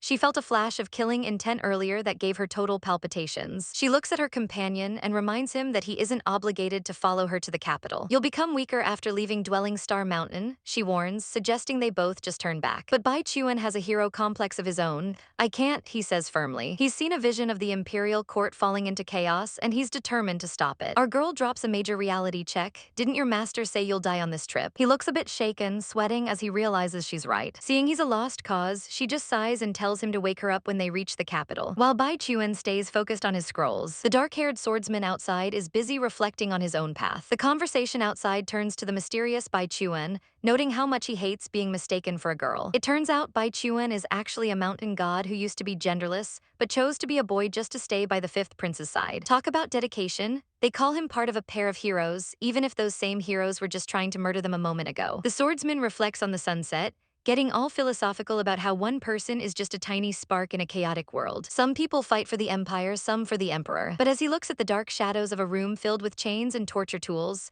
his eyes burn with a terrifying light. "In this life, I'm never going to have regrets anymore," he vows, looking like a man who is ready to do anything, and I mean anything, to protect what's his. The scene shifts to a total disaster as this grown man starts acting like a literal infant, grabbing at the terrified maid while babbling for milk. Minister Huang watches his son's pathetic display with a face full of regret, wondering just who did this to his heir. Suddenly, he catches a whiff of something strange in the air. Before he can even react, a thick pink mist fills the room, knocking the baby and the maid out cold. From the shadows, a mysterious figure in white robes emerges. It's our girl, the future Tyrant Empress, and she's not here for a social visit. Don't worry, it's just a sleeping drug, she tells the minister, her voice calm and calculated. She wastes no time and gets straight to the point, asking if he's willing to make a trade. The minister's eyes widen as he realizes exactly who is standing in front of him. He clenches his fist, the realization hitting him like a ton of bricks. He drops to his knees in a deep bow, shouting, "This officer greets the third princess. Our girl is actually impressed. How did you know it was me?" she asks, those piercing red eyes narrowed in curiosity. The minister explains that he knew years ago she was far more than the mindless idiot she pretended to be, and seeing his own daughter tremble in fear at the mention of her name confirmed it. Even back then, people were starting to see the shadow of the tyrant she would become. He admits he figured out her identity today because her clothes were wet, and he knew about a secret entrance behind a fake mountain near the pond. It seems Minister Huang is an intelligent person, she says with a chillingly beautiful smile, telling him to stand. He's shaking in his boots, wondering why the third princess has come to find him of all people. She looks him dead in the eye and says, "It's to make a trade with you." She wants to sneak into the army for the upcoming Hidden Immortal Summit, and she needs him to be her inside man. The minister is hesitant. "So your highness wants me to deceive the emperor?" he asks, testing the waters. In exchange, our girl offers to cure his brain-dead son. But the minister just laughs in her face. "This son of mine is garbage," he spits. "He won't be of any use even if he is cured." Talk about dad of the year. Our girl realizes he's just as cold and calculating as he was in her past life. She ups the ante, mentioning that his daughter is being targeted by the witch clan, and adds the ultimate prize: a primary fetus from the summit that can restore a person's youth. That finally does the trick. The minister's greedy smile returns as he thanks her for her compassion. He bows so low his head hits the floor, pledging to serve her like a loyal dog. Our girl just smirks, thinking about how easy it is to exploit a man like him. Meanwhile, at the imperial palace, the emperor is hosting a very different kind of meeting. He's entertaining powerful masters from the Tei sect, including the Master of Eternal Thunder, a light immortal whose power is off the charts. The master is playing hardball, offering 20 years of service to the Zhou dynasty in exchange for authority over the Hidden Immortal Summit. The emperor considers the offer, knowing that divine soldiers are said to be born from that summit. He decides the deal is worthwhile. However, his attention drifts to a mysterious girl sitting nearby, surrounded by a terrifying purple aura. Even the powerful sect master seems to be watching her every move. "Who is she?" the emperor demands. The master tries to play it off, claiming she's just his disciple Mu-jin. The emperor isn't buying the disciple act for a second, but he lets it slide for now. He turns the conversation back to the expedition to the summit. With a dark, murderous glint in his eyes, the emperor reveals his true condition for the deal. He wants everyone sent by the prince and the vassal states to be slaughtered. "I want them to be all dead," he declares, flashing a villainous grin. The stakes are higher than ever as a mysterious figure lays down a chilling condition for the upcoming trip to the Hidden Immortal Summit. He wants every single person sent by the prince and the vassal states to end up dead. This isn't just a small-time hit. We're talking about tens of thousands of people loyal to the Zhou dynasty, and the weight of that realization leaves Chun Yangzi sweating bullets. As they sit together, a woman named Mu Jin softly calls out to him, her calm demeanor contrasting with the absolute chaos of the plan. After the banquet, our girl Mu Jin doesn't hold back, mocking Chun Yangzi for being so shocked by the political bloodbath. "Did you cultivate on the mountain for so long that your brain became a stone?" she asks with a sharp tongue. She breaks down the power struggle, explaining that the Zhou dynasty is surrounded by threats like the Millennium Demon Kingdom and the Northern Wasteland. While the imperial court only has a direct military of 100,000, the Zhao clan commands a staggering 500,000 troops. Chun Yangzi wonders why the Zhao clan hasn't just seized the throne yet, but Mu Jin explains it's because of the 9 Zhuguo, one-man armies who would intervene if a rebellion actually started. This summit is the emperor's best chance to trim down these internal threats, and Mu Jin is more than ready to capitalize on the opportunity. But she has her own agenda. She's been waiting 3 years for someone called the Master Sword King to arrive at the Tei sect. Since he hasn't shown up, she decides she'll go find him herself, desperate for him to finally notice her in this life. Meanwhile, back at the residence, our future Tyrant Empress is playing it cool, relieved that the Duke hasn't returned yet so she doesn't have to explain where she's been. She casually tells her attendant, Yuan Jai, to feed her blue sparrow, only to realize the cage is wide open and empty. Yuan Jai is on the verge of a breakdown because that bird belongs to the young master, and if it's gone, they're in deep trouble. Our girl completely loses her marbles, screaming at everyone to drop everything and search for the bird immediately. As night falls, the young master returns home exhausted, already dreading the arrival of his best-in-the-world older sister tomorrow. He's worried she'll cause a scene since she doesn't even know he's engaged yet. Suddenly, he notices something familiar. The blue sparrow has actually come back to him. The bird, who apparently thinks it's human, is shocked when the young master notices its cultivation has spiked. The bird tries to warn him that that girl is deceiving him, but the young master just smirks. He already saw how terrified the servants were earlier and realizes our heroine is playing a dangerous game, which he finds hilarious.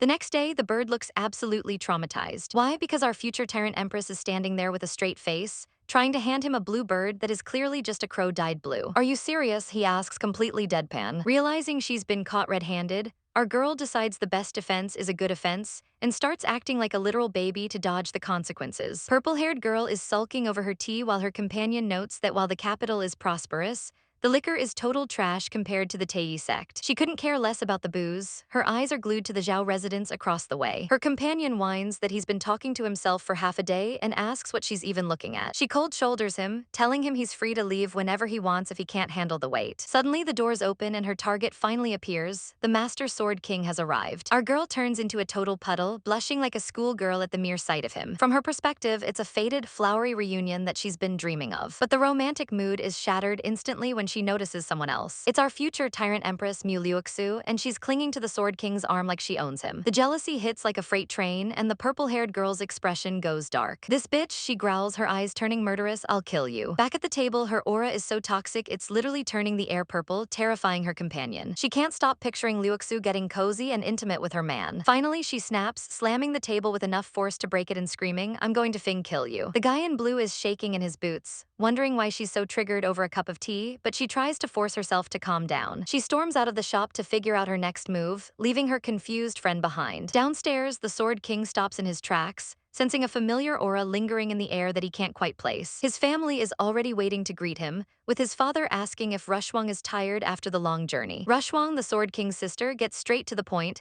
asking her brother why he's rushing into marriage so suddenly. Are you jealous?" he teases, making her huff in annoyance. Liuxu watches them, mentioning that she's heard some interesting rumors about the third princess. Rushwang leans in, suggesting that if her brother feels wronged by this imperial marriage, they can find a way out of it. But he just grabs Liuxu's hand, making his choice crystal clear. A debauchee matched with an idiot, isn't this a perfect combination? He laughs, looking totally satisfied. Rushwang is having an existential crisis, wondering if her brother has been replaced or if he's actually interested in boys instead. She decides she needs a private word with him to beat some sense into him, and drags him away by the collar while Liuxu looks on, sweating bullets. She pins him against a wall with a boot to the face, dropping the act and demanding he return her money. He tries to play dumb, but she's not falling for it. It turns out our boy has been a busy little scammer, burning treasures to deceive others and running a massive scheme. She reminds him that she was the one helping him sell those shady pills while she was stationed at the border. "How much do you want?" he sighs, knowing he's caught. She flashes a winning, predatory smile and drops a bombshell. "I want enough money to feed 50,000 people." He nearly chokes, asking if she's serious about raising a personal army. She claims she just wants to provide an escape route for the Zhao clan. He smirks, his eyes turning cold. "What route?" "Death route." He tells her she should spend her time on something other than plotting with that tiny brain of hers. She loses it and kicks the wall right next to his head, shattering the stone. "Didn't you also hide a bunch of witch clan members?" she yells, throwing his own secrets back at him. He just taunts her, reminding her that she's never actually beaten him in a fight, or even at a game of chess. "So what makes you think you can accomplish what I did?" he asks, his gaze turning chillingly intense. She's absolutely fuming, but she has no comeback. While Liuxu and the others talk about how good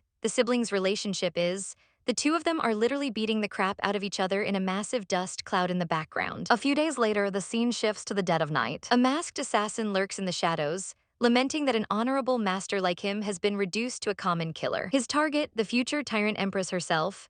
The sound of construction echoes through the sect, but inside the halls, the atmosphere is far from peaceful. A high-ranking official reports that the sword chi found on the recently injured Tian Yazi looks suspiciously like their own sex technique. Our purple-haired antagonist isn't happy, demanding to know if anyone has left the mountain recently. She's piecing it together, realizing that in this life, the swordmaster hasn't even joined their sect yet and shouldn't have any cultivation at all. Her blood boils as she thinks of the future Tyrant Empress, snarling that the bitch is clinging to the swordmaster once again. "That haunting bitch," she hisses, her eyes glowing with pure, unadulterated hatred. She turns to her subordinate Chun Yangzi and gives a chilling command. "Help me get rid of a person." Chun Yangzi is taken aback, asking who. Under the cover of night, the assassin prepares his dark work, deciding it's best not to use the sect's official techniques for such a shady hit. He pulls out a handful of paper dolls. Although I hold no grudges against you, he whispers as green flames erupt around him, today shall be the day you die. With a surge of forbidden energy, he summons the 5 aggregates dark spirits, ghastly masked entities that phase into existence. He commands his ghost-controlling art, surrounding himself with these spectral killers. Looking toward the Zhao residence, he mocks his target, calling her a pitiful, mindless princess, as he points his finger toward the estate. Go, he commands, and the spirits streak across the sky like green meteors toward their prey. Inside the quiet manor, white energy begins to ripple through the air as the spirits breach the perimeter. Shadows dance against the walls as the supernatural threat closes in. A single candle flickers in the room where our girl, the future Tyrant Empress, is working. She's calmly dictating a list of rare ingredients, clear origin water and white moon pyroxene, while her assistant takes notes. But the atmosphere shifts as a spectral green glow begins to manifest in the room. Meanwhile, in the bath, our swordmaster husband is relaxing, but his eyes snap open as he senses the intrusion. Back in the study, the future Tyrant Empress finishes her list,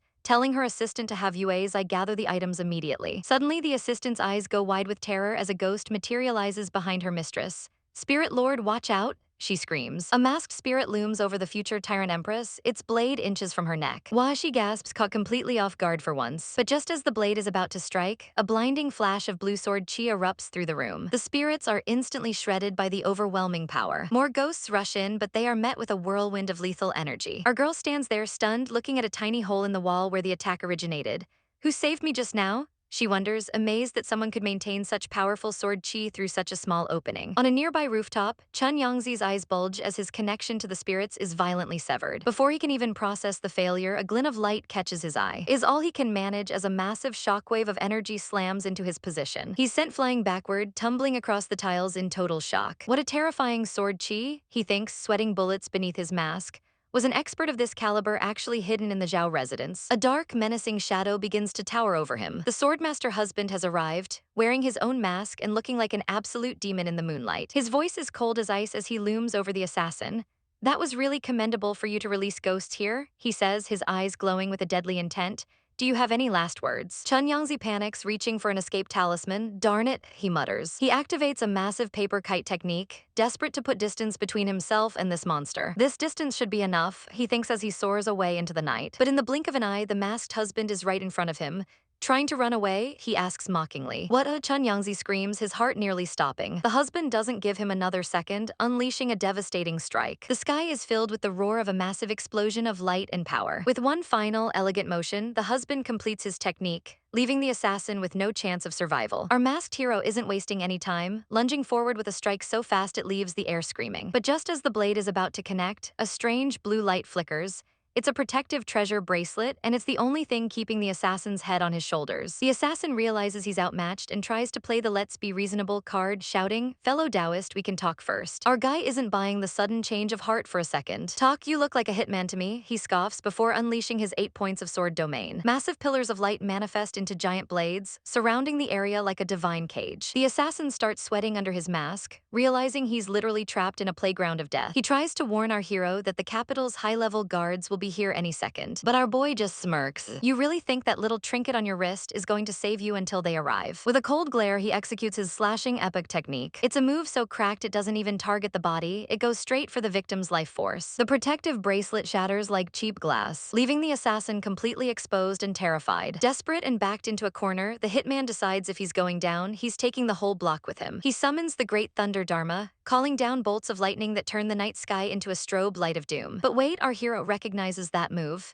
Tei Orthodox sect, is he my senior brother Chun Yangzi? As the lightning and swords clash in a massive, blinding explosion, the memories come flooding back. In his past life, this assassin was actually his incredibly simple-minded but kind-hearted senior brother. Our hero realizes the poor guy is definitely being exploited by some shadow villain. He decides he can't kill him, but he also can't let him go. I'll just have to knock him out so he can recuperate for a few months, he mutters, preparing to end the fight in exactly 15 rounds. Suddenly, the vibe shifts from shonen battle to terrifying boss encounter as a familiar voice chills the air. I see both of you are having fun, can I join in? It's our girl, the future Tyrant Empress, and she does not look like she's in a playful mood.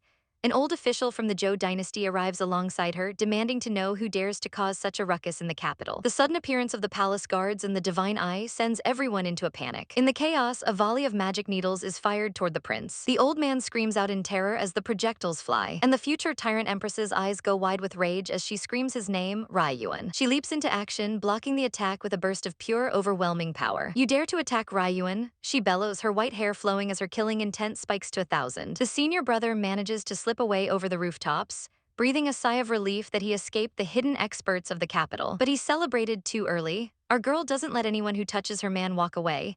An arrow of pure light pierces through the darkness, hitting him square in the back. Standing tall with a glowing celestial bow, the future Tyrant Empress looks like a literal goddess of death. Her red eyes glow with a terrifying light as she declares, "The enemy shall be eradicated completely." Note to self, never ever make this woman's husband the target of a hit. Our girl is huffing for breath, her hand trembling against the glowing wood of her weapon. She admits to herself that even with her power, the sun bow is still way too difficult for her to master at her current level. She's reeling from the realization that her husband has been hiding a light immortal expert right under her nose. Talk about secrets in a marriage. But her shock quickly sharpens into a cold, murderous glare. "Who could it be who wants to kill me?" she hisses, her red eyes glowing with malice. When her servant rushes in to ask if she's okay, the future Tyrant Empress is already calculating. Is it the imperial family, the witch clan, or did she unknowingly offend some random immortal power? She touches her face, a dark smirk playing on her lips. Even though the bow didn't finish the job, she managed to mark the attacker. "If he dares to come again, I will do everything in my capacity to kill him," she vows. She immediately orders paper and a brush, needing to refine some magic treasures to prepare for the next round. But as she sits alone, the weight of the situation hits her.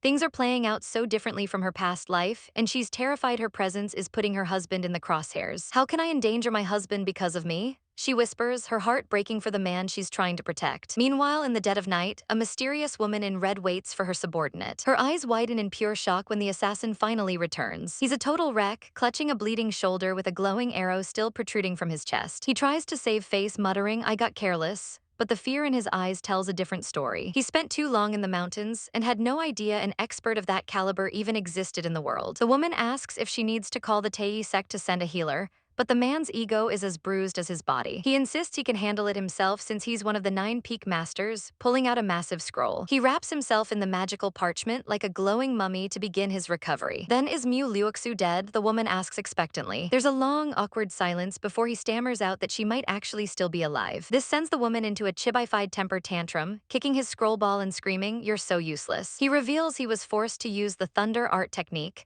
which means his identity might be totally compromised if the investigators are smart. And they are already on the trail. At the site of the battle, Unikai and the guards are inspecting the scorched, cracked earth. He instantly recognizes the Great Thunder Dharma and wonders if an immortal from the Tei sect has officially joined the fray. His own hand is still numb just from catching one of the stray attacks. He turns to the young prince and our future Tyrant Empress, who is currently in her public persona, asking if they have any leads. The prince admits he was too far away to see faces, only catching a glimpse of tangled auras. But our girl is fuming behind her fan.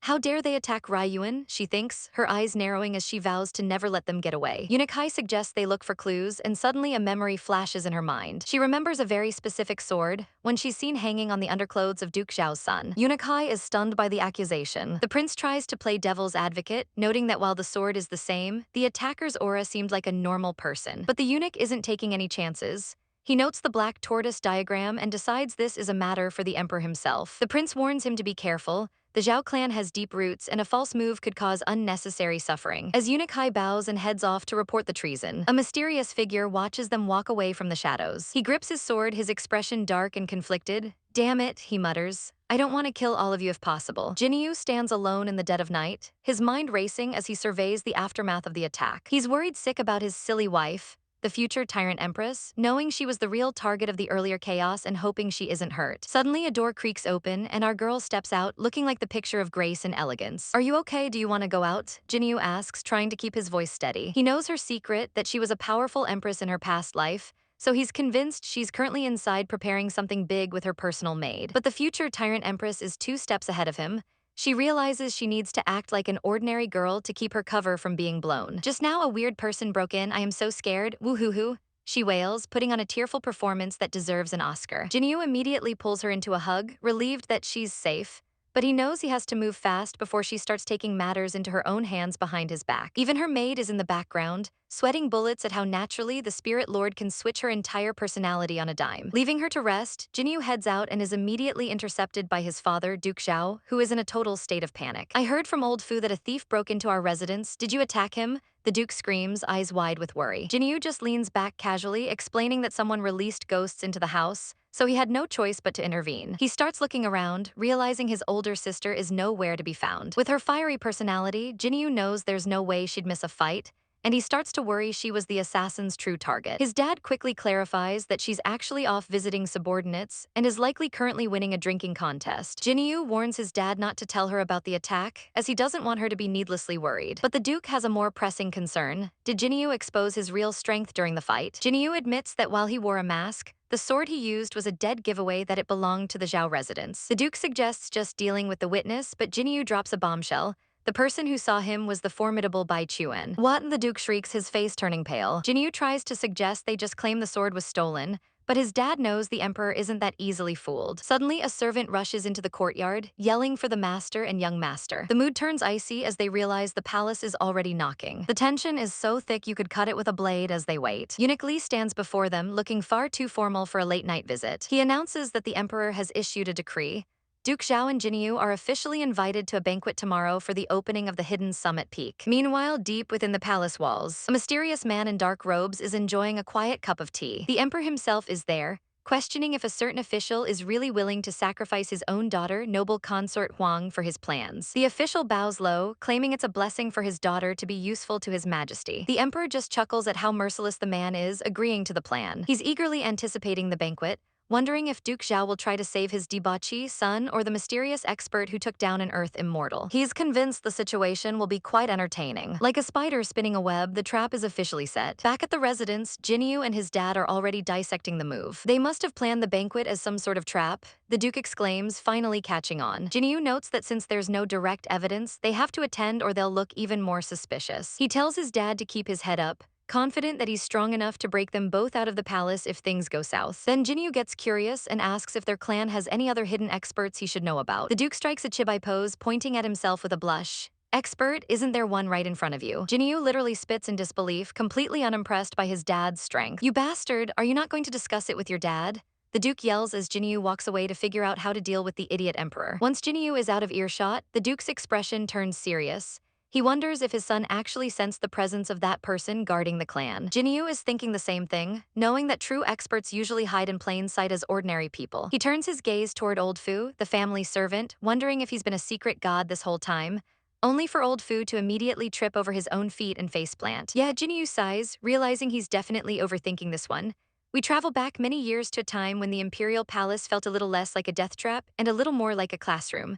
A blindfolded man, known as the Imperial Uncle, tests a young prince on his medical knowledge. Our Little Highness is a total prodigy, answering every complex question about medicinal decoctions with ease. Whether it's internal burning sensations or even digestive issues, he's got the cure ready to go. The uncle is clearly impressed, deciding to call it a day after such a flawless performance. The prince bows respectfully, thanking his uncle for the guidance. But before he leaves, the uncle has to ask, with so many skilled physicians in the palace, why is a prince so obsessed with learning medicine? Our boy's heart is revealed to be pure gold.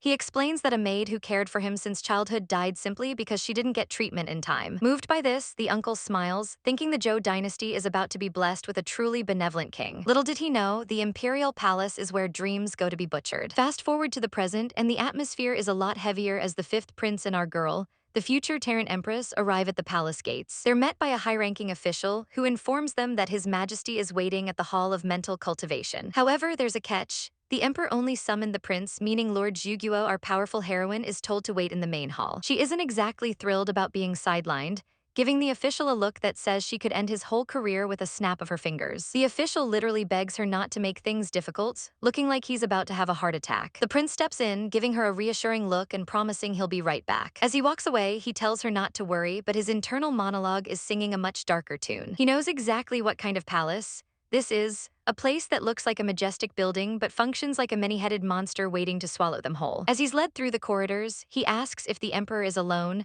only to find out all the other princes and princesses have been summoned too. He realizes the Emperor wants to use his special eye to peer into the futures of his own children. It's a sickening sense of déjà vu, taking him back to a moment that scarred him for life. In the flashback, the Emperor sits coldly on his throne, announcing that today is the day the imperial uncle's eye disease is finally healed. The uncle removes his blindfold, ready to use his gift to see the prince's destiny. The emperor demands to know what he sees. A massive glowing golden dragon aura erupts behind the young prince, the unmistakable sign of a king. The prince, humble as ever, claims that even without such an aura, he would still strive for greatness. The emperor laughs, calling his words excellent, but the vibe is anything but celebratory. He presents a treasure sword to commemorate the day, and the prince prepares to receive the gift with open arms. But as the emperor draws the blade, his eyes turn predatory. A person should bide their time, he whispers with a twisted smirk. Back in the present, the prince's face is a mask of cold fury as he approaches the throne room. He looks at the man who calls himself a father and thinks, why can't he spare even his children? Walking toward the man who murdered his innocence, he decides right then and there, Zhao is utterly unworthy to be a king. In this den of snakes, it's finally time for the unjust to repent for their karma. Greetings, your majesty, the imperial uncle bows, keeping things strictly professional in the throne room. The emperor, looking way too relaxed for a man in charge, tells him to skip the formalities and take a look at the lineup. He wants to know which of his children actually have the juice to lead the empire. The royal siblings are practically vibrating with anxiety, desperate for even a crumb of approval. Look at me, look this way. They're screaming internally, trying to project their most I'm the main character energy. But to the uncle's trained eyes, their auras are about as exciting as wet cardboard. He realizes none of them are special and decides it's best to just tell the truth.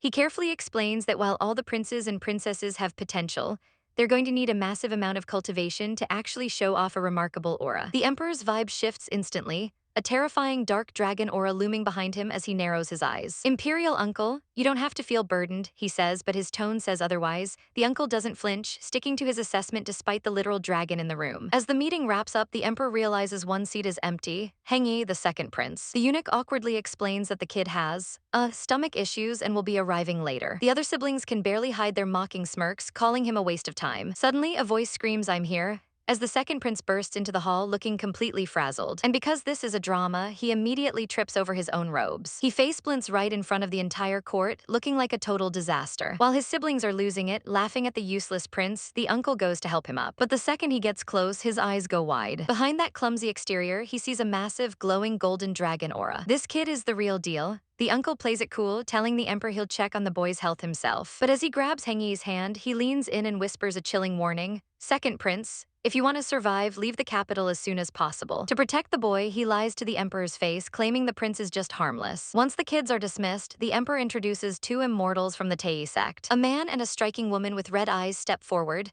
her presence immediately commanding the room. Meanwhile, on the other side of the palace, a father and son are busy fighting over a fishtail like toddlers. They're trying to get a reaction out of a silent, white-haired figure, but she remains completely unshakable. Our guy realizes this imperial palace is anything but harmonious. Back in the throne room, the uncle takes one look at the red-eyed woman and his blood runs cold. He sees a horrifying vision of her standing over a mountain of corpses. She is the calamity, the one destined to bring ruin to the world. Panic takes over and he points a trembling finger at her.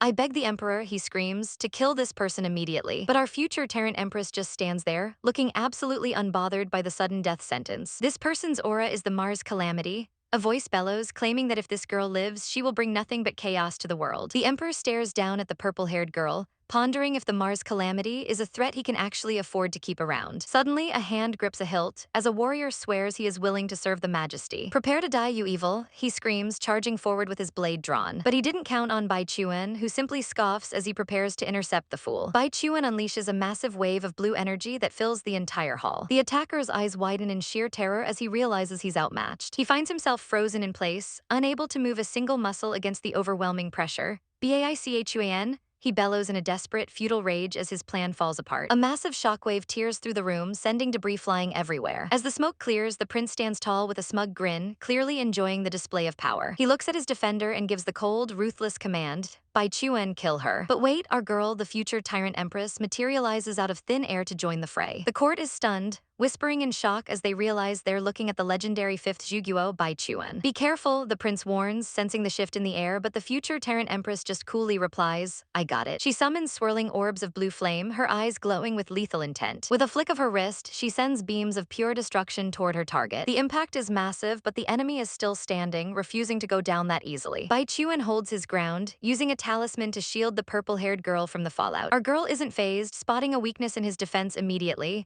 There's a blind spot, she whispers with a predatory smile. Bai Chuan realizes he's been played a second too late as her energy surges. A blinding flash of light consumes the entire room. Disperse, a voice commands as the energy is suddenly neutralized. Our girl is genuinely shocked, staring wide-eyed as her attack is nullified so easily. Bai Chuan taunts her, claiming her skills aren't nearly as good as the rumors suggest. She narrowly dodges a lightning-fast counterattack, her face twisting in frustration. It's enough to deal with you, she snarls, amping up her power for a final strike. Purple and blue energies clash in a violent display of raw power that shakes the very foundation of the palace. The resulting explosion is so intense it looks like the sky itself is being torn apart. Inside the palace, the common folk are terrified, screaming that an earthquake is hitting. The officials realize this is no natural disaster. It's a battle between high-level experts right under their noses. One observer watches the carnage with a twisted grin, excited to see two legendary figures finally go at it. The floor is literally being torn to pieces by the spiritual pressure. Bai Chuan emerges from the smoke, looking remarkably unbothered by the chaos. The prince checks in on him, while the future Tyrant Empress stands ready for round 2, her resolve unshaken. A massive magical seal begins to crack under the strain of the battle. Unikai is struggling to keep the palace from collapsing,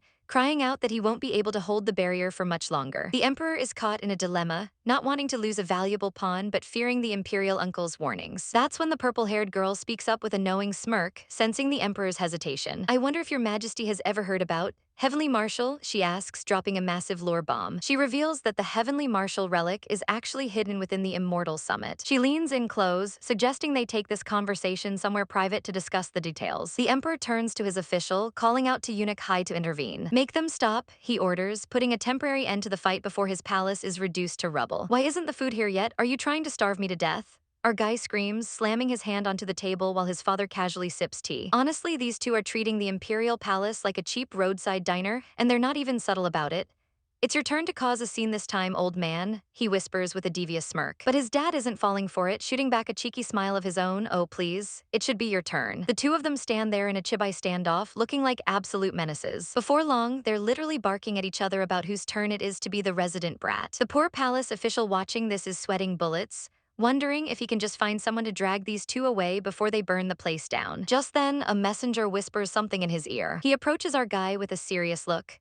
Young master, His Majesty sent a message asking you to meet with Imperial Consort Huang. She says she wants to give the princess some jewels as a dowry. Our hero is immediately suspicious. Why would Huang Yurong suddenly be acting like a generous auntie? He knows there's a scheme afoot, but he can't exactly defy the order.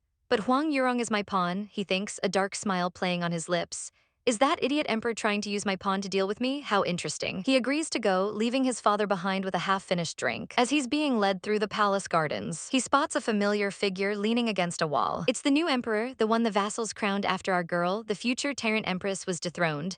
Back when they were kids, our guy used to treat him like a literal footstool. The young emperor looks like he's having a midlife crisis at age 10, wondering what to do next. Ever since his brother went into the Hall of Heart Cultivation and never came back, he's been terrified. He feels like eyes are everywhere and he just wants to escape this gilded cage. Suddenly, our guy pops up behind him with a casual yo. The kid looks like he's seen a ghost, his face turning pale as he realizes his childhood bully is back. Brother you, long time no see, he stammers, forcing a smile that's more of a grimace. Internally, he's screaming, I have T.O. run. He bolts like a rabbit, terrified of the evil demon king who just appeared. Our guy is genuinely offended. Damn brat, is this the reaction you're supposed to have when seeing your childhood friend? The chase is on, stop right there, our guy yells. No way, you're going to pick on me again? The kid screams back. Our guy tries to be reassuring, shouting, I promise not to pick on you too hard. Yeah, that's totally going to make him stop. In the middle of the chaos, a blue bird suddenly flies into the frame, followed by a tiny warrior claiming to be the greatest under the high priest. The kid doesn't even look, yelling for her to step aside. And boom, he slams right into her. Our guy finally catches up, looming over the kid with glowing red eyes.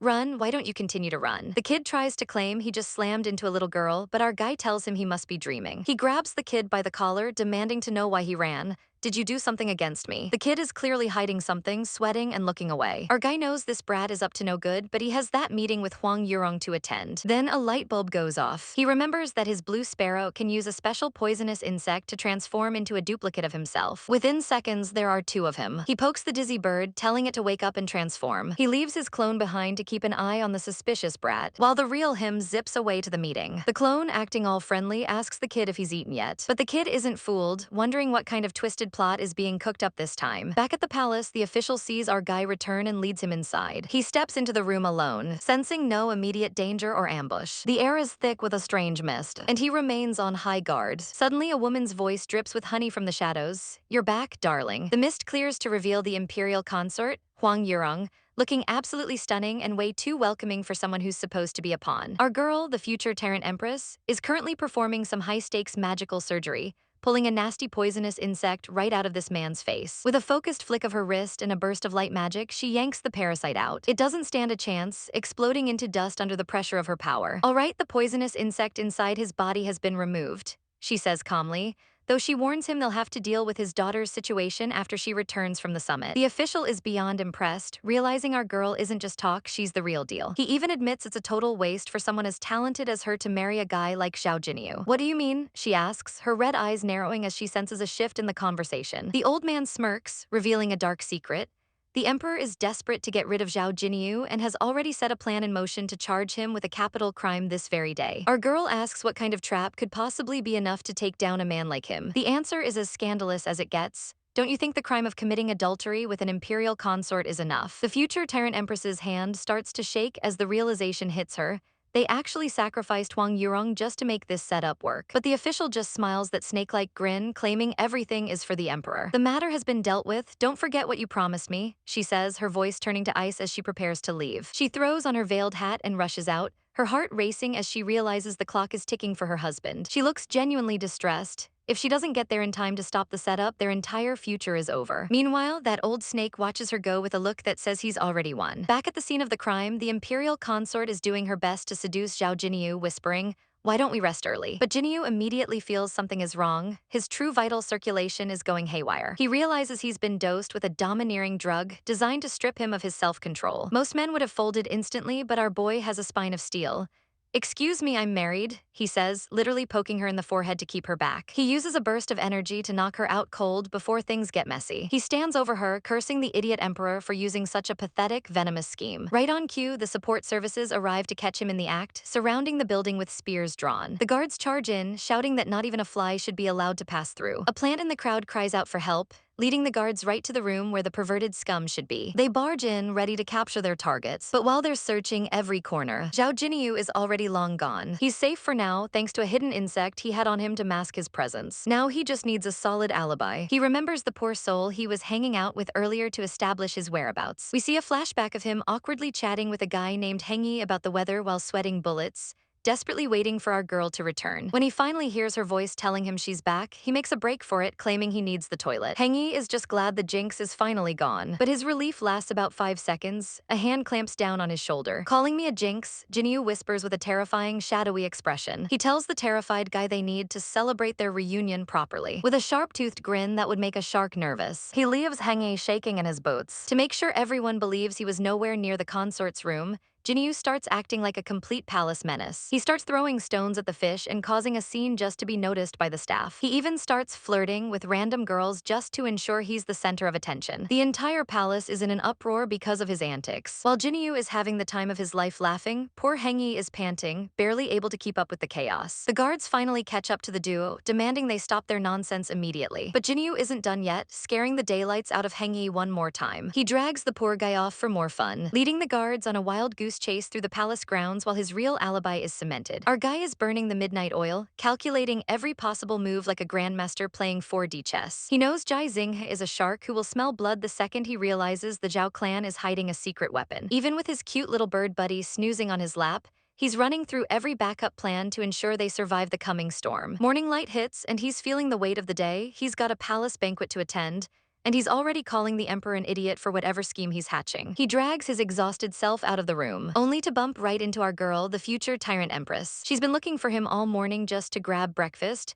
but he tells her he's going to save his appetite for the palace's expensive buffet. Our heroine looks at him with those piercing red eyes, sensing the danger he's walking into. He promises to be right back after a quick wash, but she stops him with a soft husband. He turns back, totally caught off guard. She cups his face gently and tells him, "No matter what problem you come across, always remember I am here for you.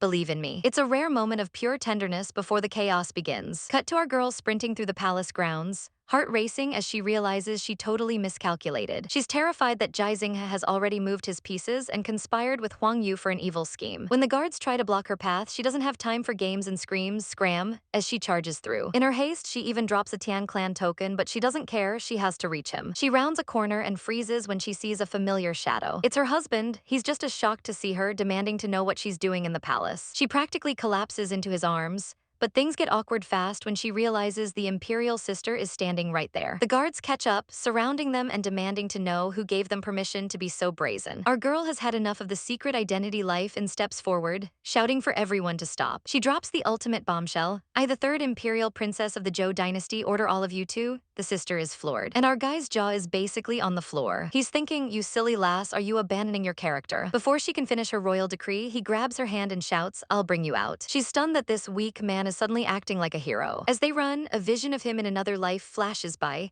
a man who never knew martial arts but still had the heart of a lion. She can't help but give him the most loving smile, realizing just how much he cares. Meanwhile, in the heart of the palace, the emperor is tired of the noise and tells eunuch Hai to end the confrontation. The old eunuch doesn't hesitate, launching himself into the fray with a burst of spiritual energy. He creates a massive shockwave that freezes everyone in their tracks. The immortal Taoists are left shaking, realizing they're outmatched. Back in the throne room, the imperial uncle is fuming, demanding to know why the emperor is interfering. The emperor stays cool, telling his uncle to just calm down for a second. He dismisses the others, wanting a private word. The uncle is desperate, shouting that if they don't kill that witch, the whole empire is doomed. The emperor looks him dead in the eye and says, of course I believe you. But then he drops the real kicker, but what if I say I want to spare her? The mystery deepens as we learn the legendary heavenly martial relic is tucked away at the hidden immortal summit. If the intel is true, the stakes just hit the ceiling. The Emperor Zhao Jinyu is snapped out of his thoughts by a frantic subordinate calling for his attention. His imperial uncle isn't playing around, slamming the table and begging for a reconsider. The world would be in chaos if that person is allowed to live. We must kill her, he screams, desperate to eliminate the threat. But the Emperor has other things on his mind, like ancient legends. Imperial uncle, have you ever heard of Heavenly Marshal? He asks with a chilling smile. He's talking about the dynasty that once unified the entire mainland. Legend says their emperor commanded spiritual beasts to conquer the world before the entire empire vanished without a trace. The uncle thinks it's all just fairy tales, but the emperor reveals his secret weapon, concubine Mew. She's a survivor of the clan that served that dynasty, and she's already handed over the proof he needed. The uncle is sweating bullets now, calling her a witch and the Mars calamity. He can't believe the emperor is actually listening to her nonsense. But the emperor's patience is wearing thin. He towers over his uncle, his voice dripping with false sincerity. Don't worry, Imperial Uncle, I believe in everything you say. The power dynamic shifts instantly as the uncle cringes in fear, realizing he's overstepped. Then I have something I need your assistance with, the emperor commands, ordering the uncle to lead the troops to the summit. Meanwhile, concubine Mew is playing her own game. She's convinced the emperor won't turn on them yet because he's too greedy for the heavenly book that holds the secrets of world unification. Still, something feels off about how easily he took the bait. Back at the palace, the emperor's true colors leak out. He's planning a total massacre. Only you and my troops will be returning from the hidden immortal summit, he tells his uncle with a dark grin. He's willing to kill millions of people just to get what he wants. Cut to our poor heroine and her crew, who are currently running for their lives through the streets. Our guy is already at his limit, whining that he can't run another step. But the exit is blocked by a wall of soldiers. These aren't just local watchmen, they're the elite Imperial Guard. The Emperor himself, Zhao Jinyu, steps forward with fire in his eyes, demanding they be taken down. Imperial Father, one of the girls, gasps in shock. Our future Tyrant Empress locks eyes with him, and the tension is suffocating. Our guy tries to play it cool, joking that he only fried some fish and there's no need for a fuss. But the Emperor's cold stare says the jokes are officially over. Guards imprison him in the Imperial clan court. The Emperor bellows, not wasting a single second to throw the hammer down. But before the guards can even lay a finger on the boy, Duke Zhao screams for them to hold on. He rushes forward, practically throwing himself at His Majesty's feet, begging him to reconsider because this has to be one giant misunderstanding. The Duke tries to play the worried father card, but the Emperor isn't buying what he's selling for a second. If all this is a misunderstanding, I will act fair and free him, he says, his voice dripping with icy authority. But then comes the threat that chills the entire room. If it's not a mistake, the Zhao clan is going to lose another son just like they lost Zhao Wuji. Our guy Zhao Jinyu is sweating bullets as he's hauled off, realizing he totally messed up by not telling his dad he actually had a backup plan in place. Meanwhile, Duke Zhao is left standing in the courtyard, looking like he's about to explode from pure, unadulterated rage. He's barely holding back his killing intent as he watches his son being dragged away like a common criminal. You can see the fire in the old man's eyes. This is a man pushed to the absolute brink. Jinyu can only look back one last time, silently pleading with the old man not to do anything reckless and get them both executed. Back at the Zhao residence, the master returns with a face like a thundercloud. His servants are tripping over themselves, confused because he's home way too early and looks like he's ready to murder someone. He ignores them all, storming into his private study and slamming the door shut. He pushes aside a painting and presses a secret mechanism hidden in the wall. With a heavy click, a hidden passage slides open, revealing a massive, ominous statue hidden in a secret chamber deep beneath the house. "Old ghost, are you dead?" he shouts into the darkness. From the shadows, a mysterious figure in white robes asks if the brat has finally made a decision. Back at the palace, the emperor is absolutely losing his mind. A servant is trembling on the floor, swearing up and down that he never actually saw the duke's son at the scene of the crime. The emperor calls in Heng Yi to get to the bottom of this mess. "Were you really with Zhao Jinyu at that time?" he demands, his eyes searching for any sign of a lie. She doesn't even blink, claiming they were together for at least 2 hours. Now the emperor is officially confused. If Jinyu wasn't there, why did consort Huang light the drug? The consort finally wakes up, dazed and confused, claiming she thought she saw him before the drug knocked her out cold. The emperor dismisses her, sensing that something is seriously wrong with this picture. Eunuch Hai steps up, whispering that Jinyu might have used some kind of clever plan to take advantage of the crisis. The emperor scoffs, refusing to believe that debauchee could ever be that smart, but the eunuch suggests there's a secret expert pulling the strings behind the Zhao clan. When asked how to handle the boy, the eunuch smiles like a snake. "Please don't rush, your majesty," he says, knowing they currently have zero evidence. His plan, keep Jinyu locked in a cage and use him as bait to set a trap for the real players. But they didn't account for our girl, the future Tyrant Empress. She's already at the Imperial clan court, sneaking past the guards with the grace of a deadly phantom. She thinks she's being stealthy until a dark shadow looms over her from behind. She spins around, hands raised and ready to strike, only to find Eunuch Hai standing there with a knowing look. He asks if she's really bold enough to stage a prison break. He warns her that the palace is crawling with experts, and 3 whole armies are just waiting for an excuse to move. Our girl just gives him a look that says, "And what about it?" She's already arranged everything. The eunuch sighs, realizing her highness has truly fallen head over heels for this guy. He drops the act and tells her that Jinyu will likely be freed soon anyway because the court is totally lacking evidence. She's suspicious, asking if he's part of the trap too, but he swears on a million deaths that he's being straight with her. Fine, she believes him for now, but she's not leaving until she meets with Zhao Jinyu at least once. The eunuch plays it by the book, saying the emperor's orders are strict. But then he conveniently mentions he's about to summon the guards away for a quick meeting. Talk about a legendary wingman. Inside the cell, Jinyu is just lounging around, daydreaming about his next meal. He hears footsteps and looks up, expecting a guard to harass him. "Why did you come back so quickly?" he asks, only to see the future Tyrant Empress herself standing behind the bars. Our future Tyrant Empress isn't exactly the type to let her man rot in a dungeon without a proper greeting, so she drops by his cell with a cheeky, "Did you sleep well?" Our poor guy is stuck behind bars, looking like he's seen better days, and he's worried sick that she was forced into this visit. But the Empress just gives him that signature calm look. "They said our wedding will be postponed, so they let me come in to meet you," she explains, acting like a delayed wedding is just a minor scheduling conflict. He's practically tripping over himself to apologize for the mess they're in, but she isn't having any of it. She leans in, making it clear that she doesn't want his apologies. In her mind, if the roles were reversed, she knows he wouldn't hesitate to be the one behind those bars for her. Suddenly, the vibe shifts as we see a vision of those very bars being absolutely shattered. The Empress looks on with those piercing red eyes, her determination reaching a boiling point. "Are you sure?" she's asked. With a smile that says she's ready to burn the whole kingdom down to get what she wants, she chirps, "Yep, I'm sure." Meanwhile, in the shadows of a much darker plot, a mysterious figure looms over an old man. "You've gotten old, Zhao Chenggu," he observes coldly. He immediately demands to know why the brat Zhao Wuji didn't come along, but the old man looks like his entire world has collapsed. "Wuji, he's dead," he chokes out, the grief written all over his face. The news hits the dark-haired master like a physical blow. The old man begins to recount the horrific tragedy from years ago. Back then, they were on the cusp of a total victory against the Millennium Demon Kingdom. But out of nowhere, the Emperor Jiaxing sent out 12 golden plates ordering an immediate withdrawal. Wuji was too proud to tuck tail and run, but the old man followed orders and led a regiment back first. He never imagined the Emperor would be so petty as to label Wuji a rebel and send the Zhuguo, the Empire's most ruthless killers, to execute him. The old man and his companion Pingzi raced back as fast as they could, screaming that the son of a bitch emperor was going to kill Wuji. They pushed themselves until their horses literally died from fatigue beneath them. When they finally crested the hill to reach the destination, they were met with a sight that would haunt their nightmares forever. Wuji was standing alone, a human pincushion riddled with arrows, yet he still refused to fall. He was gasping for air, drenched in his own blood, but he was still desperately swinging his weapon at the masked, cage-headed freaks surrounding him. "Wuji, please hold on," the old man screamed, charging into the fray. Wuji looks up, his eyes widening in terror. "Look out behind you," he roars with his last bit of strength. But it's too late before the old man can react. A heavy chain whips through the air and slams into Pingzi's throat. He's being hoisted and strangled by the metal links in an instant. Then the same fate finds the old man, a chain cinching tight around his neck. He can only gasp in shock as he's neutralized. A masked villain casually strolls onto the battlefield. He's spinning a chain with a sickeningly calm demeanor. "Your son is having a sacred battle with my children.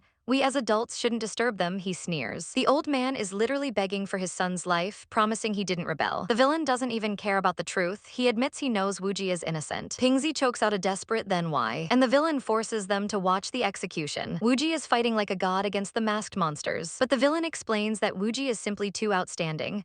He's so good that others can't help but want to destroy him out of pure spite. He leaves the two of them bound in chains like discarded trash. "You guys are merely mediocre at best. Just stay down there," he mocks as he walks away. They reach out, broken and pleading for him to come back, but their cries go unanswered. By the time the old man finally regained consciousness, Wuji had already stopped breathing. All he could do was drag Pingzi's mangled body back to camp. To make matters worse, his wife died of a broken heart shortly after hearing the news of their son's death. Back in the present, the master is shaking with a quiet, terrifying rage. "I see," he whispers. Suddenly, he lunges forward and grabs the old man by the throat with a glowing hand. "I told you to take good care of them, and this is what you do," he snarls, ready to end the old man right there. The old man gasps for him to wait, while the master tells him he can save his excuses for the afterlife. But the old man has one final, desperate plea. "I can't die yet. My youngest son, Zhao Jinyu, Jizing, is going to kill him too." That stops the master in his tracks, his grip finally loosening. He pulls back, his anger turning into a cold, calculated focus. He asks if the youngest son is even stronger than Wuji was. When the old man confirms it, the master's mind is made up.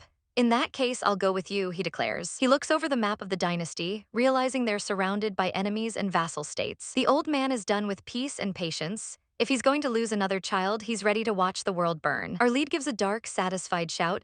"HMPH, fine, then let's go kill him and turn the world upside down." In the dead of night, a mysterious meeting is taking place as someone shouts for them to hold on. It turns out the intel was all wrong, and this lady isn't holding back any punches. "You dumbass, can't you conduct a thorough investigation before taking action?" she snaps, revealing that the youngest son has already returned. Since this kid is apparently a powerhouse, the plan shifts to bringing him along to take out Jizing. The father figures he better go check things out for himself first. He warns her not to say a word about the drama to his son, Jinyu, because he doesn't want the boy carrying any extra burdens. Our sharp-tongued lady just sighs, telling him to scram before she changes her mind and kills him instead. Meanwhile, Jinyu is finally back on the move. He's been busy reassuring his wife, our gorgeous future Tyrant Empress, promising to wait for her to be released. He approaches the house, wondering if the old man is actually inside. Suddenly, his father bursts through the door, eyes nearly popping out of his head. "How did you come back?" he screams, thinking he's seeing a ghost. He's losing his mind because his son was supposed to be locked away in the Imperial clan court. Jinyu just gives a cheeky grin, explaining that he found a master of disguise willing to rot in a cell in his place. His dad is horrified, asking if he's just using that person as a scapegoat. But Jinyu is steps ahead, laughing that the court has no evidence to convict him anyway. "Rest assured, that disguise is even more genuine than the original," he brags, looking totally unbothered. He needs to be free because the Hidden Immortal Summit is opening tomorrow, and someone needs to lead the Zhao clan's army while his sister guards the border. His dad asks if he's really ready to jump into this mess, and Jinyu gives a firm yes. He leans in with a devious smirk, asking his dad if he wants to absolutely discuss their enemies. The plan, pure, unadulterated drama. The father heads to the public square and starts beating the drum of complaints like his life depends on it. "Somuani," he bellows, drawing a massive crowd. An official rushes out, demanding to know why he's making such a scene. "I'm hitting the drum to complain about my bitterness," the dad yells back. The official tries to trap him, asking if he's calling the emperor unjust for arresting his debauchee son. The dad pauses, looking devastated, but then he flips the script. "I'm feeling wronged for our Zhou dynasty's emperor," he cries out. The official is totally confused. The dad starts wailing about how he failed as a parent by letting his ungrateful son commit such improper acts. He puts on an Oscar-worthy performance, screaming that the emperor is the real victim here. He even pulls out a sword, vowing that as soon as evidence is shown, he'll go and personally stab his own son to uphold justice. The crowd is eating it up, praising his incredible integrity. He shoots the official a terrifyingly smug look, demanding to see that evidence. The official can only stammer in shock, realizing they've been played. Watching from the sidelines, Jinyu's sister is absolutely dying of secondhand embarrassment. She can't believe her dad woke her up so early just to watch this circus act. She decides she needs to sneak into the prison to see how her brother is actually doing. But first, she has to deal with some local annoyances. A group of guys tries to flirt with her, but she's not having it. She shuts them down instantly, telling them she only thinks of them as good brothers. They nag her about staying at the border too long, but she just smirks, remembering how she dodged the matchmaking attempts they tried to force on her. As she sighs, wondering who can help her sneak into the palace, she accidentally slams right into someone. It's a total Kaya moment as she grabs the person by the collar. She realizes she's just manhandled the prince. She quickly switches gears, asking if His Highness wants to go sightseeing since he's clearly bored. The prince looks incredibly flustered, blushing as he asks where they should go. She gets way too close for comfort, telling him they should get close to each other. The prince is practically sparkling, thinking this is a dream come true. But then she drops the bomb. If you want to follow me, you will have to go to the border with me, she warns, telling him he'll be exposed to the harsh sun and wind every day. Instead of running away, the prince grabs her hands, begging, please, bring me to the border with you. Now it's her turn to be totally freaked out. She screams for him to hold on and runs away to think about it, leaving the poor prince hanging. She's so flustered she completely forgets she was supposed to visit her brother. Finally, the big day arrives, the opening of the Hidden Immortal Summit. An entire army of riders charges forward, kicking up dust as they arrive in force. Step aside, make way, the guards shout, announcing that the commander-in-chief of the Zhao clan's army has finally arrived. The chaos of the military camp is in full swing as a massive army gathers. Our masked hero steps forward, clearing his throat to announce that he's been temporarily assigned as the commander-in-chief. But before he can even finish his sentence, the disrespect starts flying. A female officer steps up shouting, "Are you kidding me?" She gets right in his face, demanding to know who the hell he thinks he is. Our guy tries to play it cool, reaching for his commander's token, but she's not having it and grabs him by the collar. "You aren't even showing your face," she screams. "Who will dare to put their life in your hand on the battlefield?" She's on a roll now, turning her insults toward the people behind him, calling them nothing but barbarians. Big mistake, huge. Suddenly, a massive hand grabs her by the back of the neck like a stray kitten. It's Chuo Bowing, and he's looking lethal as he tells these puny soldiers to watch their tone. The officer is shook, but Chuo Bowing leans in, his voice dripping with menace, telling her she's being way too loud in the presence of a great person. Our hero just sighs, realizing this was exactly what he expected. He knows you have to establish dominance when commanding a new crowd, but honestly, he'd rather just be home taking a nap. Another soldier tries to intervene with a sword, but our hero calmly tells his other subordinate, Lan Zi, not to kill anyone. In the blink of an eye, Lan Zi has a blade pressed against a soldier's throat. "Don't worry, I'm just playing around," he chirps with a terrifying smile, though he admits these officers are pretty disappointing. The soldiers can't even track his movements, he's a total ghost. Lan Zi starts styling on them, dodging spears with a casual "you're too slow" before appearing right behind his target. Meanwhile, Chu Baowing is ending the fight on his end by catching a literal blade between two fingers. Talk about a flex, our hero finally claps his hands, telling his boys to come back. They immediately drop to their knees in total submission. With a literal aura of fire radiating from him, our hero asks, "Can we talk properly now?" He scans the terrified crowd, asking if anyone else is feeling dissatisfied before dropping the hammer.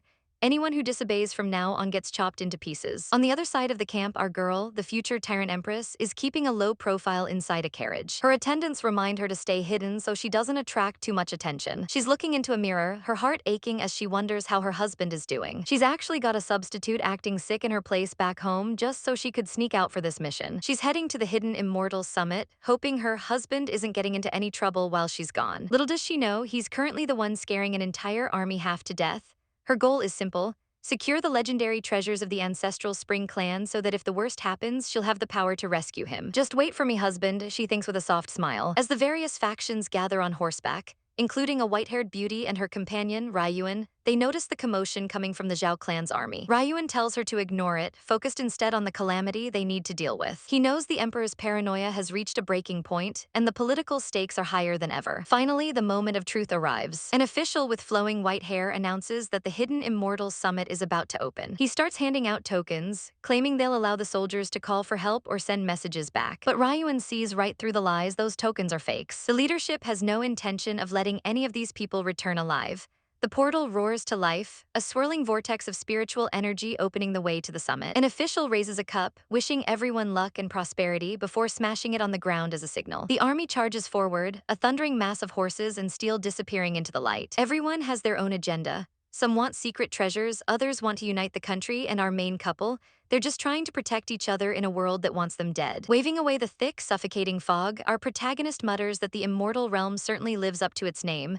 The mist is everywhere. They struggle to get a clear view of their surroundings. This is uncharted territory even for them, as they never actually made it to this hidden immortal summit in their past life. Taking charge, they strike a deal with the Witch clan, promising them a 20% bonus on all spoils if they take the lead. Use the flag as a mark and contract the formation, they command, preparing the group for whatever is hiding in the haze. In the distance, a massive gate begins to materialize through the clouds. Various factions watch from the sidelines, their eyes fixed on the prize. One old man with a suspicious mustache can barely contain his excitement, whispering that the heavenly martial relic is real, and this is their chance for a massive power breakthrough. Meanwhile, the future Tyrant Empress sits regally atop her horse, her white hair flowing as she surveys the battlefield. Her companion, Bai Chuan, looks to her for guidance, and she gives him a subtle nod of approval. She places a firm hand on his shoulder, a silent signal that it's time to move. Bai Chuan doesn't hesitate, shouting at the top of his lungs for the troops to listen up. Thousands of soldiers stand in perfect formation, a sea of steel ready for war. Slowly head towards the direction of the southern heavenly gate, he orders, his eyes glowing with intensity. As the massive army begins its slow, rhythmic march, some of the more impatient scouts think they've hit the jackpot. One guy spots a glowing tent and practically trips over his own feet to get there. "Treasure, I found it,"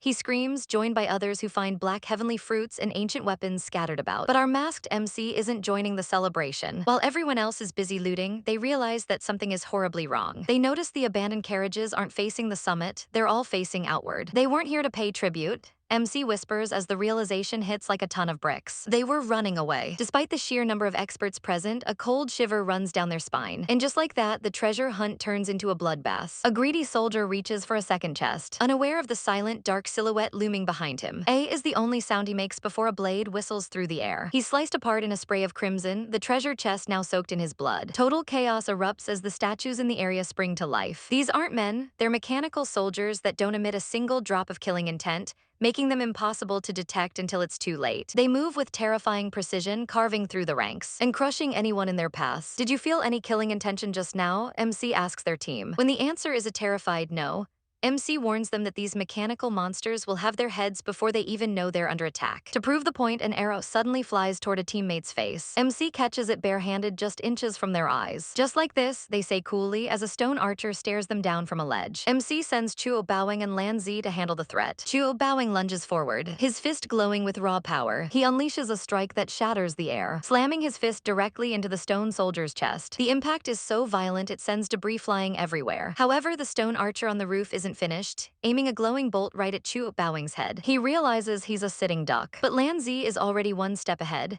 He appears behind the archer like a ghost, snapping its neck with a satisfied smirk. "You made me look bad in front of the high priest," he jokes, clearly enjoying the mayhem. Suddenly, more screams for help echo through the mist. Bai Chuan and the future Tyrant Empress realize the fog was hiding an entire legion of these stone soldiers. Bai Chuan begins to chant under his breath, his eyes flashing a dangerous red. He sees a golden vision of a pagoda shimmering through the haze. "That way," he shouts, pointing toward the source of the power. But as he tries to lead the way, the ground shakes and a massive, monstrous red hand manifests out of the darkness, crushing him in its grip. A booming, godlike voice rumbles through the summit. "Mortal, do not pry. Ryuan is currently having the absolute worst day ever, trapped in the crushing grip of a massive, fleshy hand." A terrifying, disembodied voice echoes through the darkness, sneering, "Since it's your first offense, I'll just slightly punish you." With a sickening crunch, the giant fingers pinch down with brutal force. Our poor guy is left hacking up a lung, or more accurately, a whole lot of blood, as he's unceremoniously released. The future Tyrant Empress rushes to his side, her eyes wide with terror as she screams, "Ryuan, what happened to you?"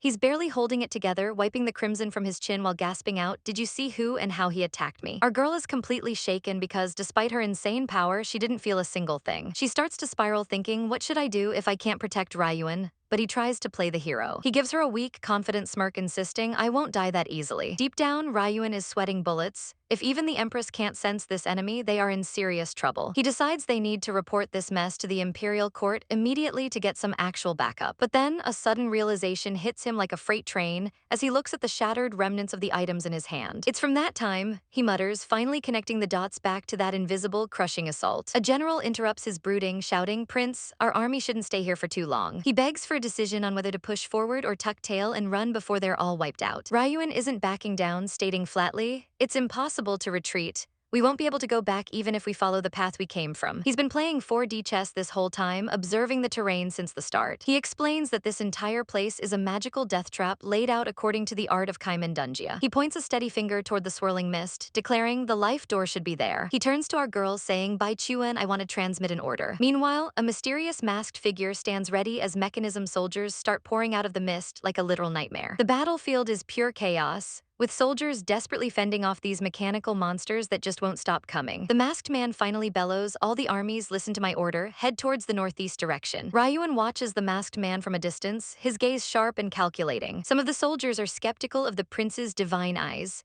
but others are more than ready to stop playing around and open up a path. The entire army begins a massive march toward the imposing Nanshan Gate, but the mist is getting unnervingly thick, causing the rank-and-file soldiers to lose their bearings. One poor girl realizes her spear is hitting nothing but empty air. She trips over her own feet, letting out a panicked wah as she hits the ground. A massive, jagged shadow looms over her and she can only gasp, "What?" She looks back, totally confused, because there was supposed to be a small troop guarding her rear. Instead, she finds a literal horror show, a mechanism soldier holding the severed heads of her comrades like groceries. It swings a massive blade, turning the mist a vibrant, bloody red. The rest of the soldiers go on high alert, but it's hard to stay cautious when you're being hunted by metal ghosts. "Damn it," one cries out, desperately ordering everyone to gather around the flags. They think they're finally retreating to safety, but the slaughter is just getting started. One by one, they are hoisted up like trophies by the bloodstain machines. The soldiers can only scream in terror as the massacre continues in the fog. Inside her carriage, the future Tyrant Empress hears the desperate pleas for help and the sounds of scram. New. She peeks out, wondering why is the outside suddenly so messy. She calmly analyzes the field, noting that the Duke's army is getting absolutely wrecked at the front line while the useless vassal states are hiding in the back. She remembers how these same people used to threaten the dynasty with their endless evil deeds back in the day. She's torn, wondering if she should even bother helping these trash soldiers, especially since she's currently alone. Suddenly, the masked man thinks to himself how perfect it would be if a poison expert were here to make use of these trash soldiers. He reveals his trap with a sinister grin. "The reason the pills I previously sold at the border were such a bargain is all for a moment like this." The soldiers suddenly go into a berserker rage, letting out a primal roar as they charge forward with inhuman strength. Their own allies are horrified, asking, "What happened to you guys?" Our girl is genuinely impressed by the sheer scale of the manipulation. So powerful, to be able to handle this many poisonous insects, he must be someone of high position within the witch clan. As the mist parts, she finally gets a clear look at the masked figure and her heart stops. It's him, she realizes, the puzzle pieces of this conspiracy finally clicking into place. The masked man watches as the battlefield descends into absolute madness. It's not just a fight anymore, it's a horror show as soldiers begin to foam at the mouth, their eyes glowing a demonic red. "Where are you going?" one officer screams, but his orders fall on deaf ears as his men abandon their posts. The prince looks on in utter disbelief, his face pale as the situation spirals out of control. One of his commanders rushes over, sweating bullets as he delivers the grim news. "It seems like the troops at the back are out of control," he gasps. "The soldiers are all running to the front without a care for their lives. This isn't bravery, it's a death sentence." Our allies are caught completely off guard as their own comrades turn into mindless husks, charging straight into the enemy lines. "What?" a soldier cries out as her partner lunges forward like a beast. The reason for this insanity, the crazy-inducing poisonous insect. This nasty little parasite doesn't just boost a person's cultivation for a short time, it turns them into a literal zombie. Even when a spear pierces straight through a man's chest, he doesn't even flinch. Because of the insect, these men are now unable to feel any pain. And more importantly, they have lost all sense of fear. It's a bloodbath as the infected soldiers swarm the stone guardians, using their bare hands to tear them apart. "Yua!" they howl, their bodies becoming nothing more than weapons of mass destruction. They're literally pile-driving their enemies into the dirt with supernatural strength. The ground is stained red as the chaos spreads, and the sheer savagery of the scene is enough to make anyone's stomach turn. One soldier is seen literally ripping the head off a foe with his bare hands. It's a mindless, gory frenzy, and the rest of the army can only watch in horror as their friends become monsters. Our protagonist looks on, his brow furrowed as he realizes how dire the situation has become. But there's no time to mourn. "Don't miss this opportunity," he shouts, leading the charge to push the enemy back while they're distracted by the berserkers. They push forward through the thick fog, charging toward the bridge that spans the heavens. The fighting is desperate and brutal, every step forward bought with blood. Finally, they manage to break through, and the long column of troops begins the treacherous trek across the bridge in the clouds. The tension is thick enough to cut with a sword as the leaders regroup. Our girl, the future Tyrant Empress, stands tall, her red eyes scanning the horizon with a cold, calculating gaze. "Sir, should we continue to advance?" a subordinate asks the masked man. He hesitates, knowing that the bridge is a perfect choke point. "Let's go, but make sure to be careful," he warns. He knows that if they get ambushed here, there's nowhere to run and nowhere to hide. As if on cue, things go from bad to worse. A soldier stumbles, clutching his head in agony. "Damn it, why won't the bleeding stop?" He groans as blood begins to spray from his wounds. The scent of blood in the air triggers something terrifying. Suddenly, a massive, shadowy figure looms over the bridge. A giant spirit snake, its eyes glowing with a malevolent light, rises from the abyss to block their path. It lets out a bone-chilling hiss, baring its massive fangs as it prepares to feast. "Be careful," a warrior yells, diving to save a comrade just as the snake's massive tail slams into the bridge. The warrior tusks in frustration, realizing they're in deep trouble. She manages to land a hit, drawing blood from the beast. But she knows she's outmatched. "I'm not good at dealing with these kinds of big enemies," she admits. She turns back to the group and screams, "Chuo Bowing, I'm leaving it to you." Chuo Bowing steps forward, his expression grim as he prepares to face the monster. But the snake isn't the only threat. A winged creature swoops down from the sky, catching them in a pincer attack. Be careful, the masked man shouts again, his eyes darting between the two threats. He wants to jump in and end this, but he's hesitant. If he shows his true power now, the Imperial side will realize that the Zhao clan's top expert is hiding among the common troops. The prince, sensing the danger, turns to his bodyguard. Bai Chuan, go and clean up the monsters in the front, he orders. But she flatly refuses, stating that no one would be left to protect him if she left his side.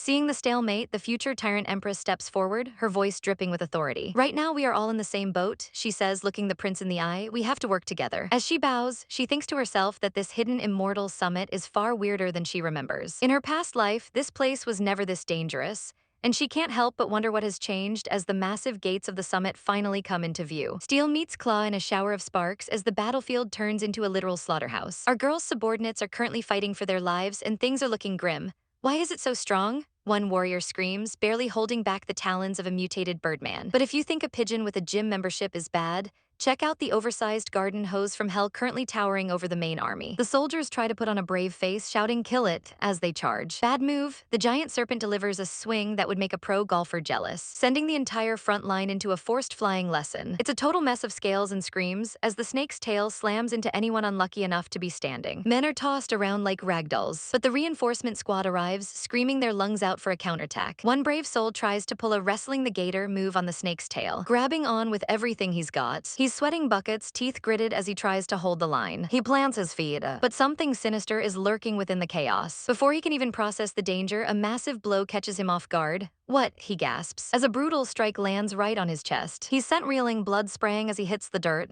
ARGH. Just as he's about to become a permanent part of the scenery, our masked protagonist finally steps onto the stage. He looks down at the fallen soldier with an analytical eye, noting that the poor guy was likely corrupted by staying inside the snake's sinister aura for too long. High above, the female warrior is still struggling with that bird beast. She manages to get on its back, screaming die, as she plunges her blade home. She thinks she's won, but the beast has a nasty surprise. What? She gasps, as the monster spits a glob of glowing green poison right at her. UWH, she shrieks, her hands burning from the toxic sludge. They both go into a terminal tailspin, plummeting toward the earth. Luckily, our masked hero is faster than a speeding bullet. He catches her with effortless grace while she can only sob, "I'm sorry, sir. I disappointed you." He doesn't scold her, he just gives her a gentle pat on the head.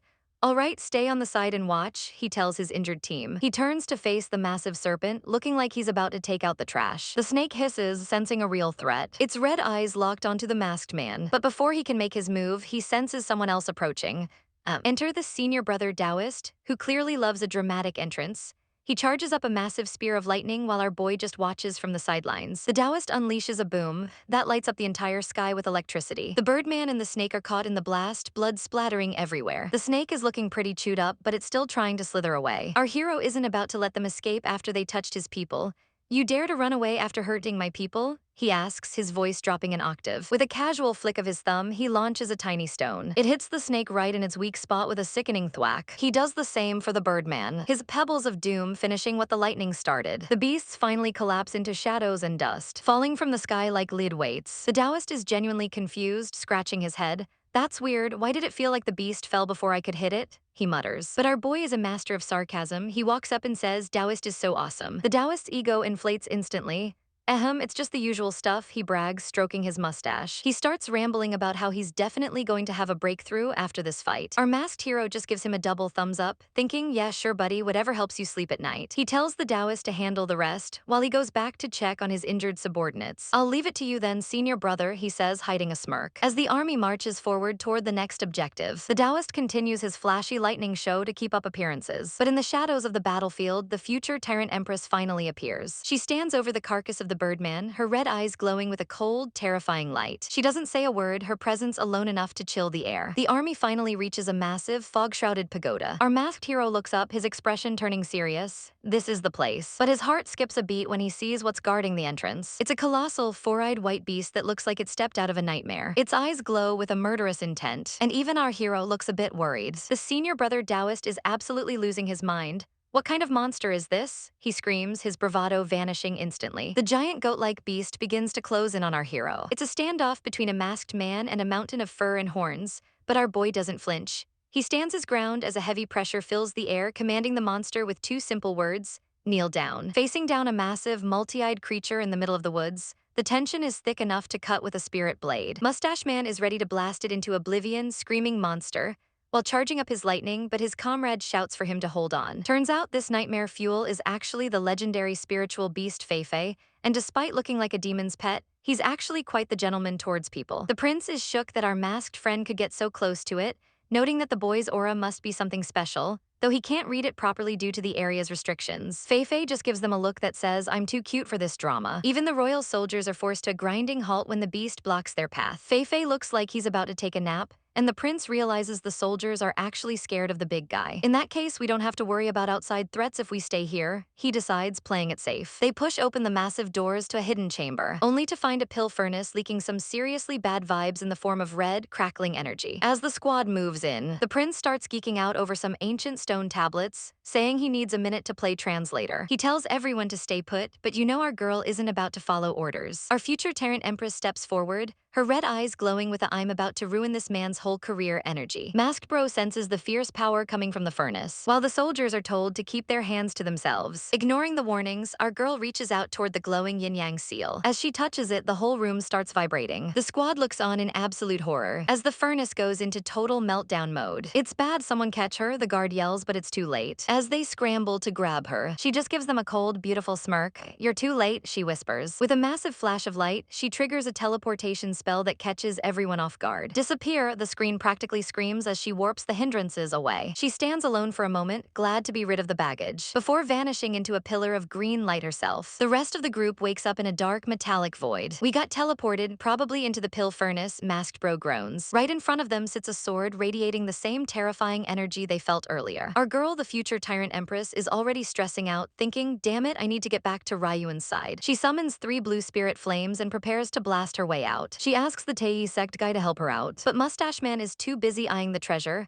"Calm down, this sword is not ordinary," he says, his greed totally showing. He claims the energy is so strong it seeps into the soul, but he's still arrogant enough to try and grab it. He reaches out, and surprise, gets absolutely wrecked by a shockwave. Instead of taking the hint, he gets back up, determined to claim the treasure sword. Mask Bro just watches from the sidelines, sweating bullets because his senior brother doesn't even use swords. Suddenly, the sword starts humming, and Fei reappears with glowing red eyes. A massive golden light explodes from the center, revealing the sword standing tall in a pillar of divine light. Mask Bro realizes they're in deep trouble. Shit, this beast is the sword's guardian. Our girl finally steps onto the sacred soil of the ancestral Spring clan's ancestral ground. But something feels off immediately. Why are there only a few halls standing in a place this important? Even weirder, there's not a single speck of dust on the plaques, as if someone or something is keeping this place eerily clean. She senses a dark, menacing aura lurking in the shadows, but she's not about to let a little spookiness stop her. "I hope it's just me overthinking," she mutters, pushing forward through the thick mist. Our future Tyrant Empress is on a mission. She needs specific materials for the Dragon Gate and a legendary item mentioned in the ancient texts. And what is that item? The remains of the clan's very own ancestor. You see, this clan is obsessed with bloodline purity because they once birthed an earth immortal. The purer the blood, the higher the cultivation talent. Legend says this ancestor never left the heavenly martial dynasty,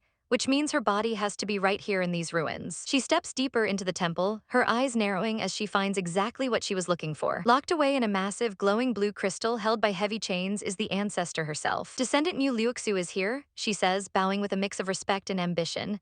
"In order to revive the clan, we will have to borrow ancestors' remains." Meanwhile, on the other side of the map, things are going absolutely sideways. Zhao Jinyu and his crew are trapped inside a pill furnace, and they are struggling big time. A massive, multi-eyed goat beast is absolutely wrecking them. One flick of its tail and these experts are flying like ragdolls. A white-haired girl tries to step up, blasting the beast with blue energy, but she's clearly fed up with her teammates. "None of you are useful," she snaps as she tries to bind the monster in glowing ribbons. Even the so-called senior brother is getting tossed around like a sack of potatoes. And then there's our masked guy, Zhao Jinyu, just standing there watching the drama unfold. Senior brother is fuming, coughing up blood and screaming for the damn monster to die. He tries to summon lightning, but the beast isn't even flinching. Suddenly, a mysterious sword catches Zhao Jinyu's eye. Senior brother screams at him to stop daydreaming and help, but our guy decides to play the "I'm just a weakling" card. "I'm a useless trash," he claims with a shrug.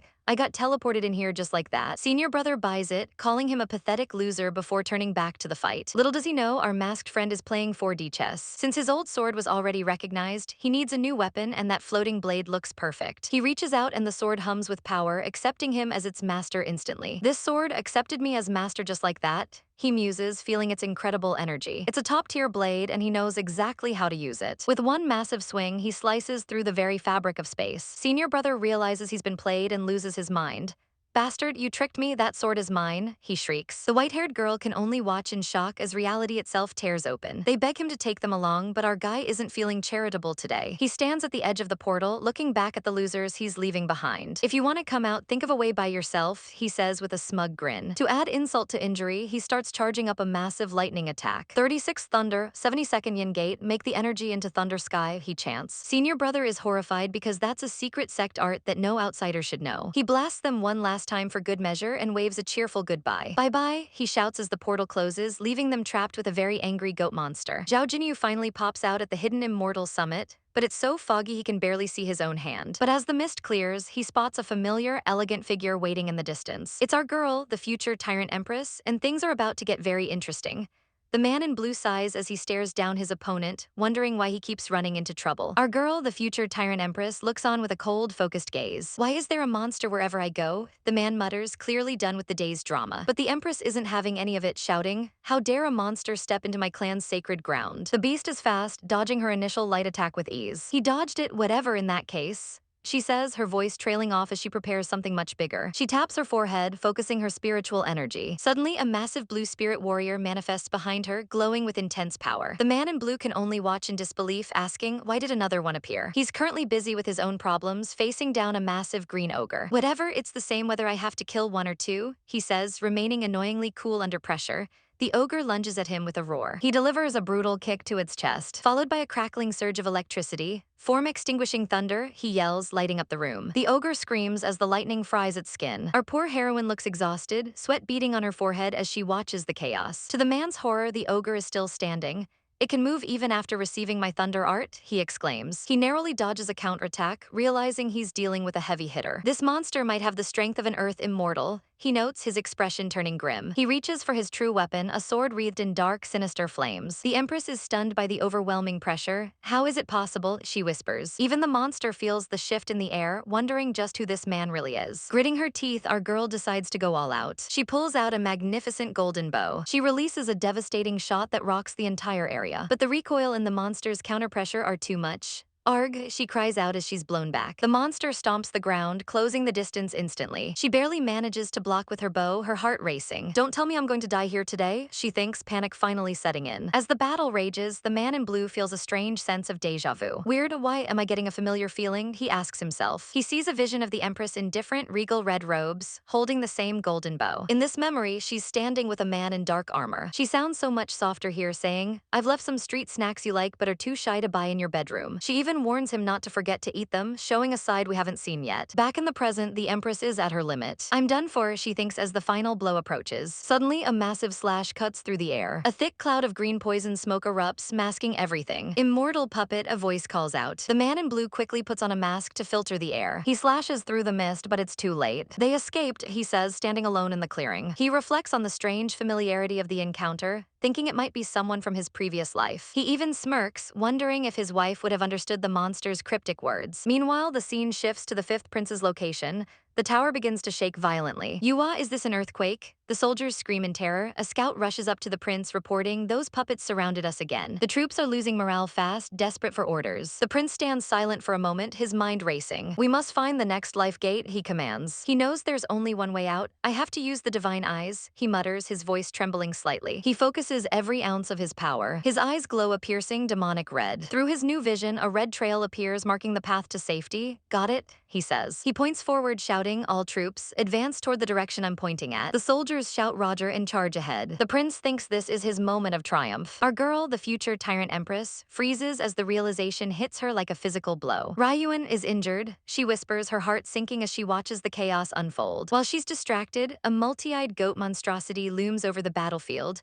but her ally isn't about to let her get trampled. Hey, why are you daydreaming? He bellows, trying to snap her back to reality. But it's too late. Dark shards tear through her shoulder as she laments her failure to stay by Ryuan's side. Her ally lets out a frustrated tusk and swings his blade, severing the tentacles threatening to drag her under. With one massive lightning-infused slash, he clears the area. This is not the Dwelling Star Mountain. Don't hold back if you want to finish this as soon as possible, he commands, lightning dancing between his fingers. Our heroine doesn't even flinch as she reaches up and yanks the bloody shard right out of her own flesh. How annoying, she mutters, her patience finally snapping. She stares down her ally with cold, murderous eyes. Don't you teach me how to get things done, she warns, a terrifying blue light coalescing in her palm. She channels her rage into a massive orb of energy, the air crackling with raw power. Massive spikes of energy erupt from the ground behind her as she begins to transform, her aura flaring like a supernova. She looks absolutely divine and twice as deadly. Her ally just smirks, finally seeing the tyrant he knows is hidden inside. Heck, I also want to go look for that silver-masked person to ask for an explanation, he says. He raises a fist to the heavens and screams thunder. A pillar of divine lightning crashes down, obliterating the goat beast and anything else in its path. Back on the ground, the prince is in bad shape, surrounded by soldiers shouting for help. As he bleeds out, a dark, distorted voice echoes in his mind. I'll kill you next time, don't say I didn't warn you beforehand. He groans, clutching his ruined eye as the world fades to black. Suddenly, a woman with flowing purple hair and a cold gaze steps into the room. At first, I was thinking of getting rid of this person once I had the chance, she muses, looking down at the broken prince. She glances out at the ongoing massacre, wondering where Chun Yangzi disappeared to. Deciding the prince isn't worth her time right now, she turns away. I guess I better get my hand on the important thing first, she decides. She orders the guards to the front line and leaves the prince to rot. You've lucked out, she scoffs. The prince reaches out a desperate hand, but she doesn't even look back. Damn it, as I thought she had another plan, he hisses, realizing he's been played. Outside, the screams of the dying continue to echo through the palace walls. Elsewhere, a man in a silver mask enters a hidden chamber only to find it completely looted. There's nothing left, he groans, dropping a heavy box in frustration. He sighs, scratching his head at his terrible luck. But as he turns to leave, his foot clicks onto a hidden floor tile. No way again, he yelps as the floor gives way. He tumbles down a dark, narrow staircase. Straightening his mask, he cautiously approaches the center of the secret room. There, sitting silently on a stone throne, is a man with long, unkempt hair. The masked man freezes as the corpse suddenly twitches its hand. The man on the throne slowly stands up, his presence filling the room with an eerie pressure. Damn, the corpse moved, the masked man stammers, his heart racing. Thinking fast, he charges lightning into his fingertips. Let's strike first, he yells, summoning a massive lightning serpent that lunges at the mysterious man. The throne dweller just stands there, lightning flashing in his calm, blue eyes. The masked man watches in confusion. He lunges forward, slamming his electrified palm directly into the man's chest. A massive explosion of light fills the room. But as the smoke clears, the man is still standing there, completely unharmed. He tilts his head, looking more confused than threatened. No way, the masked man whispers, breaking into a cold sweat. He frantically backs away, his boots skidding on the stone floor. He reaches for his sword, his eyes darting around for an exit. He's ready to fight to the death. But then the scary man on the throne suddenly ducks down and covers his head. "D, don't hit me," he whimpers. The masked man is absolutely floored. "This guy, what's up with him?" he mutters, slowly sheathing his blade. The man peeks up with a wide, innocent smile. "Hee, elder brother," he chirps. He reaches out, gently touching the masked man's chest. "Little brother," the masked man corrects, totally weirded out. The corpse then holds out a handful of purple berries with a beaming face.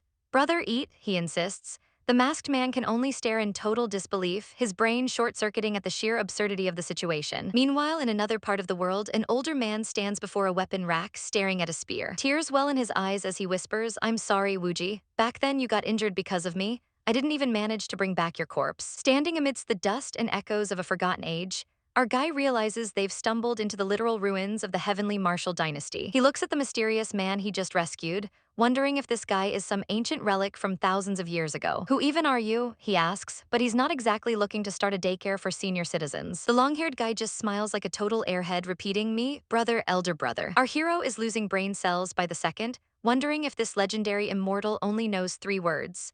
Knowing Zhao's army is likely closing in, he decides they need to find an exit immediately. "I can't stay here too long," he mutters, feeling the pressure of the clock. He starts scanning the stone walls for a hidden mechanism, but every inch of the room is magically sealed. Desperate, he turns to the elder brother and asks if he knows a way out. The guy just gives him this goofy, starry-eyed look of pure confidence. Our hero thinks he's finally found a clue. But instead of pulling a lever, the big guy just winds up a massive punch. With a deafening explosion of blue energy, he literally punches a hole through the solid rock. Our guy stands there, completely speechless at the sheer, unadulterated violence of it all. "I guess with enough strength anything works," he sighs, giving credit where it's due. The strong man insists on following him out, but as they reach the threshold, he suddenly freezes. freezes. Brother, he groans as a golden restraint field flares up around his ankles. It turns out the ruins aren't willing to let their prize prisoner go just yet. Realizing he can't drag the guy out by force, our hero offers a deal. I'll leave an insignia on you and come back to break the seal later, he promises. The elder brother is touched by the gesture, while our guy secretly plots to learn the secret of immortality from him. He places the mark on the guy's forehead, but being the cautious snake he is, he reveals it's also a remote bomb.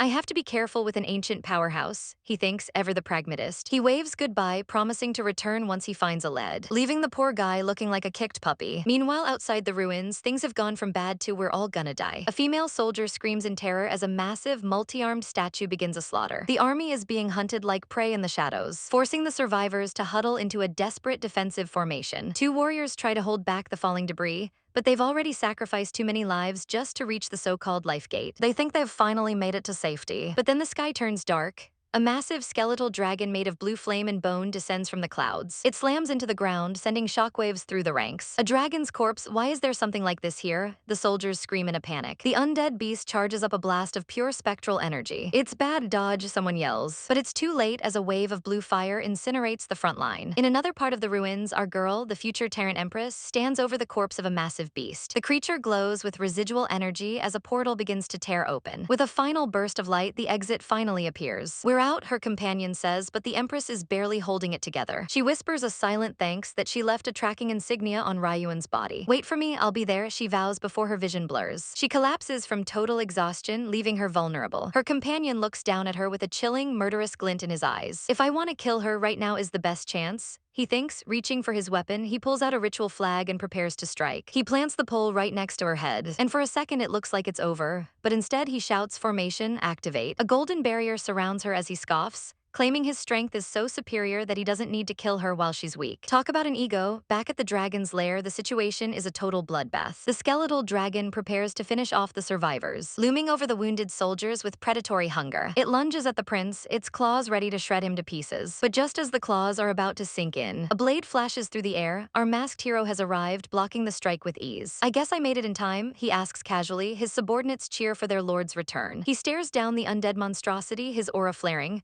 Give me a minute, I'll deal with it, he declares, ready to turn this dragon into actual dust. The masked expert just absolutely wrecked a massive bone dragon. His foot hits the ground with the weight of a god, while the dragon's aura dissipates into nothingness behind him. The fifth prince looks like he just saw a ghost, and he's bleeding from his head to prove how close he came to the edge. His guards are in no better shape, slumped on the ground and gasping that this person is way too strong. The high priest is on another level, they whisper, while our masked man casually reminds them to loot the dragon because it's full of treasures. The prince tries to play it cool despite the blood dripping down his face. He asks if the masked man is really the expert from the Zhao clan. The high priest gives a polite but cold greeting. They discuss being in the core of the hidden Immortals Summit, a place so forbidden it could actually teleport them back. The prince drops the act and says he has a request. He's after a secret art that's fallen into the hands of a thief from the Tei sect. His bearded advisor tries to stop him, yelling, "Prince, hold on." But the prince snaps back, "I know what I'm doing." Our masked guy realizes the prince is talking about the art of mainland unification, and he suspects this thief might be his own senior brother. The prince practically begs him to get that secret art back. Suddenly, a mustache-rocking challenger appears, telling them they'll have to go through him first. Masked guy realizes his brother has finally shown up. The prince is confused, asking where Bai Chuan went. Mustache guy basically tells him he's not coming back. He challenges the high priest, mocking his thunder art as inferior. Our guy tries to be the bigger person, asking, "Can we not fight?" But the rival doesn't care and blasts him with lightning. He's shocked when the masked man doesn't just disintegrate. The high priest blocks the hit like it's a mosquito bite, and flashes a dangerous smile. "All right then," he says, "let's have a long-awaited spar between fellows." The energy explosion is absolutely massive as their powers collide, sending shockwaves through the entire summit. While the experts clash, the troops are ordered to storm the palace. The ancient structure looms through the mist as the chaos begins. Our girl, the future Tyrant Empress, is waking up from a daze. "Ryuan, I need to hurry back," she gasps, panicked. But she's in a bad way, collapsing onto the stone floor. She groans in pain, realizing that if she keeps forcing her chi, she'll suffer a total deviation and die. Suddenly, a mysterious woman in a black veil appears, warning her that death is knocking on her door. "Who are you?" our poor heroine asks, struggling to even look up. The stranger says she's just a passerby and offers a trade. She holds out a recovery pill that can fix our girl immediately. The catch? She wants a dwelling star token.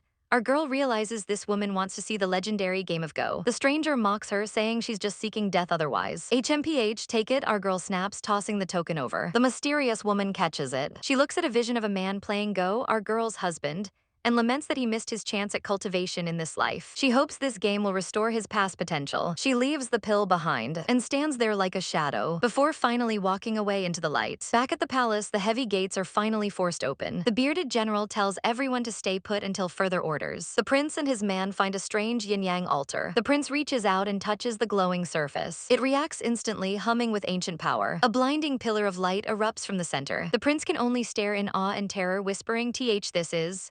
As the power of the summit finally reveals itself, the air suddenly shatters with a violent explosion, leaving our guy wondering, what is this? He realizes he's standing at the absolute center of the prohibition. This place is a masterpiece of sophisticated ingenuity, and the only way out of this hidden immortal summit is to seize control of the authority here. He knows there are countless geniuses in the heavenly martial dynasty, but if this layout was reconfigured by the mastermind behind the scenes, he might actually have a shot at cracking it. However, his special eyes are a double-edged sword. Using them might just tip off the enemy and ruin the whole arrangement. The challenge is insane. He has to correctly arrange the stone tablets within exactly 100 moves to take over the room. Looking at the board, the pressure is on. It's a literal puzzle of life and death. He barks an order to see Mahung to protect the formation, and the loyal subordinate doesn't hesitate. Our guy pulls out a blade, slicing his own palm to use his blood as a catalyst. He has to succeed in one single try, focusing all his energy on the chi flow. As the stress mounts and blood drips from his forehead, he flashes back to his master, a total grump with white hair who warned him, "Brat, you'll die on this trip. Do you still insist on going?" Of course, our stubborn lead just nodded, "Yes, master." The old man just scoffed into his tea, tossing a secret book at him like it was yesterday's trash. "Take it and study. Maybe it can make your death more valuable," he grumbled. That master was a real piece of work, walking away while dropping a bombshell. The spell in that book costs 7 entire years of lifespan every time it's used. Back in the present, our guy realizes he has no choice. "Since there's only one chance, I use it if not now." His eyes glow a predatory red, just as a massive, glowing spectral hand reaches down to crush him. He manages to deploy a blue barrier just in time, but he can feel a presence watching him. He activates the 7 stars life extending lamp formation. Each lamp buys him exactly 10 breaths of protection, giving him a measly 70 breaths in total to finish the puzzle. He sits amidst the flames, his fingers flying across the stone tablet. As long as he's in this formation, even an earth immortal can't touch him. But the clock is ticking. A giant fist slams into his barrier, and he knows if he doesn't solve this and teleport out in 70 breaths, he's a dead man. He's betting his entire life on this 1 minute. Meanwhile, our girl, the future Tyrant Empress, is finally finishing her meditation. She snaps her eyes open, sensing the disaster. "He's in danger, I have to return to his side quickly," she cries. She teleports in, glowing with power, only to find herself surrounded by a massive army ready to turn her into a pincushion. She's not in the mood for games, charging lightning in her palms. Her eyes glow blue and majestic antlers sprout from her head as she screams, "All of you die." Back at the puzzle, the lamps are flickering out, 97, 98, 99, 100. He slams the final piece into place just as the last lamp dies. "I made it in time," he gasps, drenched in sweat. But a dark silhouette just smirks in the shadows. Suddenly, the tablets explode outward in a chaotic mess. Beams of light shoot across the room. As he stares at the shifting formation, Simahung panics, asking if there's still more variability. A new tablet floats before them. Second phrase, our guy mutters, realizing the nightmare isn't over. Does he really have to arrange all 500 tablets that just flew out? There's no way he can do that before time runs out. Gritting his teeth, he realizes there's only one desperate move left. He forms a new hand seal, recalling the 2 secret spells from his master's book. He already used the life-extending lamps, but the second spell is even more cursed, Heaven Perceiving Hollow Earth. It allows him to forcefully peek into the heaven's will, but the price is a staggering 15 years of his lifespan. Blood begins to pour from his eyes as the palace turns into a wireframe of energy before him. He sees the battlefield and spots a powerful expert from the Zhao clan. His eyes are streaming blood now as he gasps in shock. "What? It's him? He's not dead." He tells a stunned Mahung that the masked expert is none other than Zhao Wuji. Mahung can't believe it, that man was supposed to be history. But our guy is certain he'd recognize that terrifying aura anywhere. We see the masked figure standing amidst the stars, radiating the legendary and ominous aura of the purple star. Jai Ryuan isn't exactly thrilled about the Emperor's sudden interest in his aura, especially since he's being told his eyes will be healed soon. The Imperial uncle tries to play it off like it's a blessing, but our boy knows better than to trust the palace's charity. "Imperial uncle, you think this is good news?" he asks, his voice heavy with skepticism as he toys with his game pieces. He knows the Emperor is up to something, and the stakes are higher than anyone realizes. He sighs, telling his uncle that when the time comes, he just needs to tell the truth about what he saw. He's prepared for an accident, even if it means he has to face the consequences alone. "We can just hope for a clear conscience," he mutters as the atmosphere turns explosive. The ritual begins, and it is absolutely brutal. The imperial uncle is literally crying tears of blood just to confirm that their enemy, Zhao Wuji, is still alive. The candles flicker as the blood ritual setup grows more intense. There's not much time left, the uncle gasps, I have to hurry up. But Jai Ryuan decides to take a massive gamble.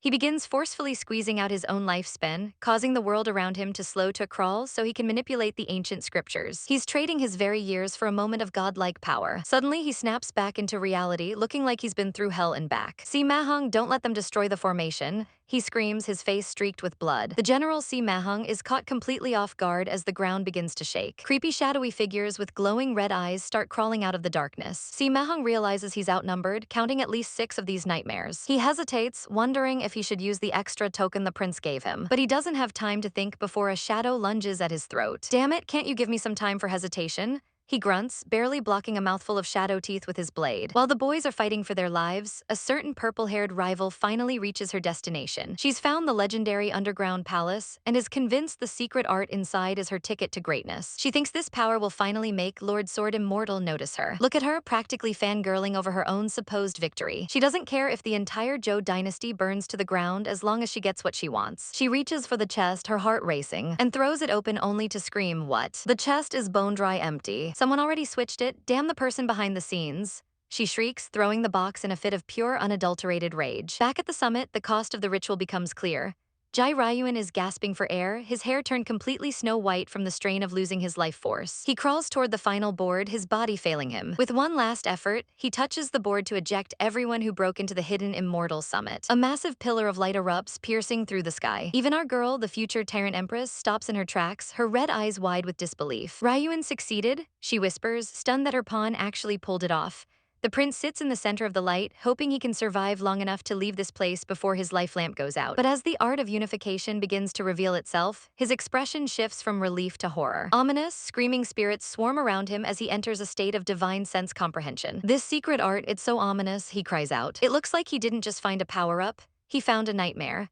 The bearded general is grinning ear to ear because they finally found the secret art His Majesty has been hunting for. But as our prince looks at the glowing scroll, he realizes it's the art of blood sacrifice. This twisted magic makes soldiers' power skyrocket, but it requires them to be constantly bathed in blood to sustain the war. It's a dark, ominous power that was used to unite the mainland through pure slaughter, and our boy is not having it. Realizing how dangerous this is, he hides a dagger behind his back, determined to keep this filth away from Jai Xinghe's ambitious hands. No, we have to destroy it, he shouts, but the general looks at him like he's lost his mind. The general argues that something this powerful should be left for the emperor to decide, but our prince knows that letting this flow into the world is a death sentence for everyone. He realizes there's no other choice, he has to take matters into his own hands. But destroying the formation means his own life is forfeit, and he begins to cough up a massive spray of blood from the sheer strain. As his vision fades, he wonders if this is really where his story ends. He flashes back to his youth, standing before his old master. The old man asks why a royal like him wants to learn the forbidden art of divination. Our boy just wanted to do something correct and confirmed for once, tired of the uncertainty of court life. He spent his life studying morality and conduct, hoping that if he was just good enough, he could make the people prosper. But eventually, he realized that even the most righteous people can die meaningless, bloody deaths. To him, the world felt completely absurd. His master just takes another sip of his drink, calling the situation unfortunate. He explains that they are all just fish swimming in the same river.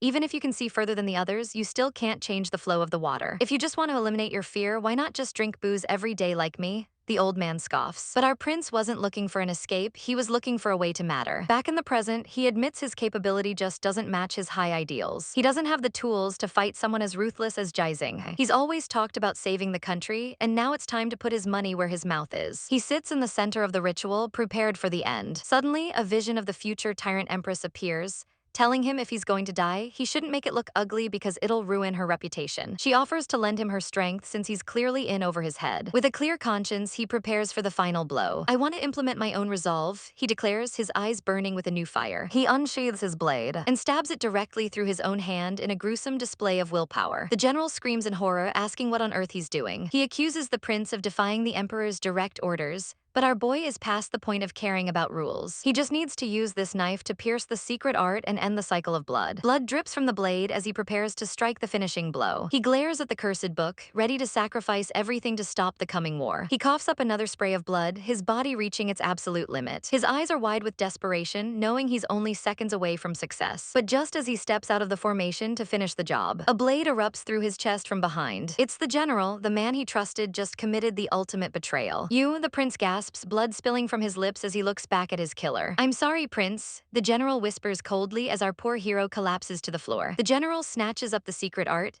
admitting that while the emperor once trusted the prince, his cooperation with the Zhao clan made him a liability. As the prince lies dying on the cold floor, the general decides to uphold his reputation by spinning a massive lie. Suddenly, a massive explosion rocks the area. The general starts screaming at the top of his lungs that the fifth prince has been murdered by a bastard.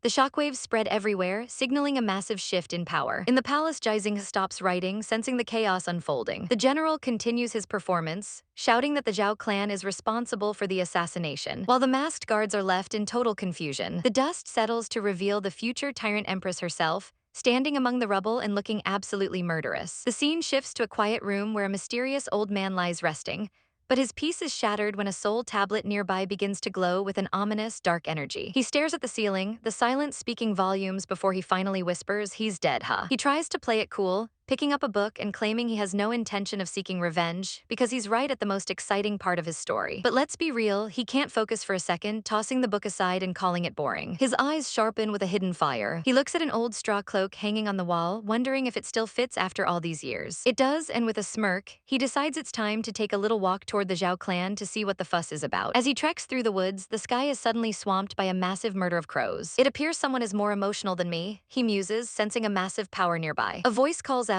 asking if he, Bai Chuan, has finally given up on being a mountain god. Meanwhile, in the heart of the chaos, our girl, the future Tyrant Empress, is surrounded by towering stone golems. Her heart is shattered, whispering that she can no longer feel Ryuan's presence.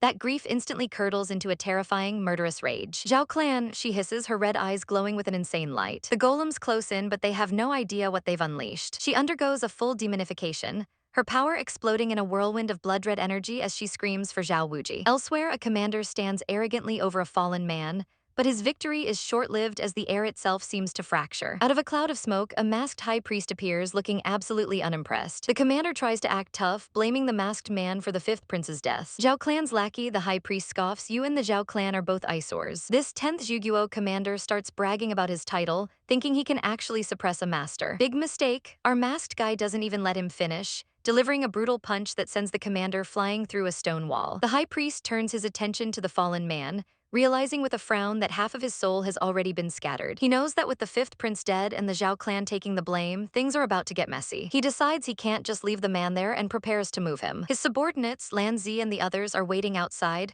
wondering why their lord didn't just end the enemy. When the high priest joins them, Lan Zi senses something is off, mentioning a weird teleportation announcement that hasn't triggered yet. The high priest just smiles, looking toward the horizon. Suddenly, they are surrounded by a massive battalion of soldiers. The Zhao clan is plotting something, they intend to rebel.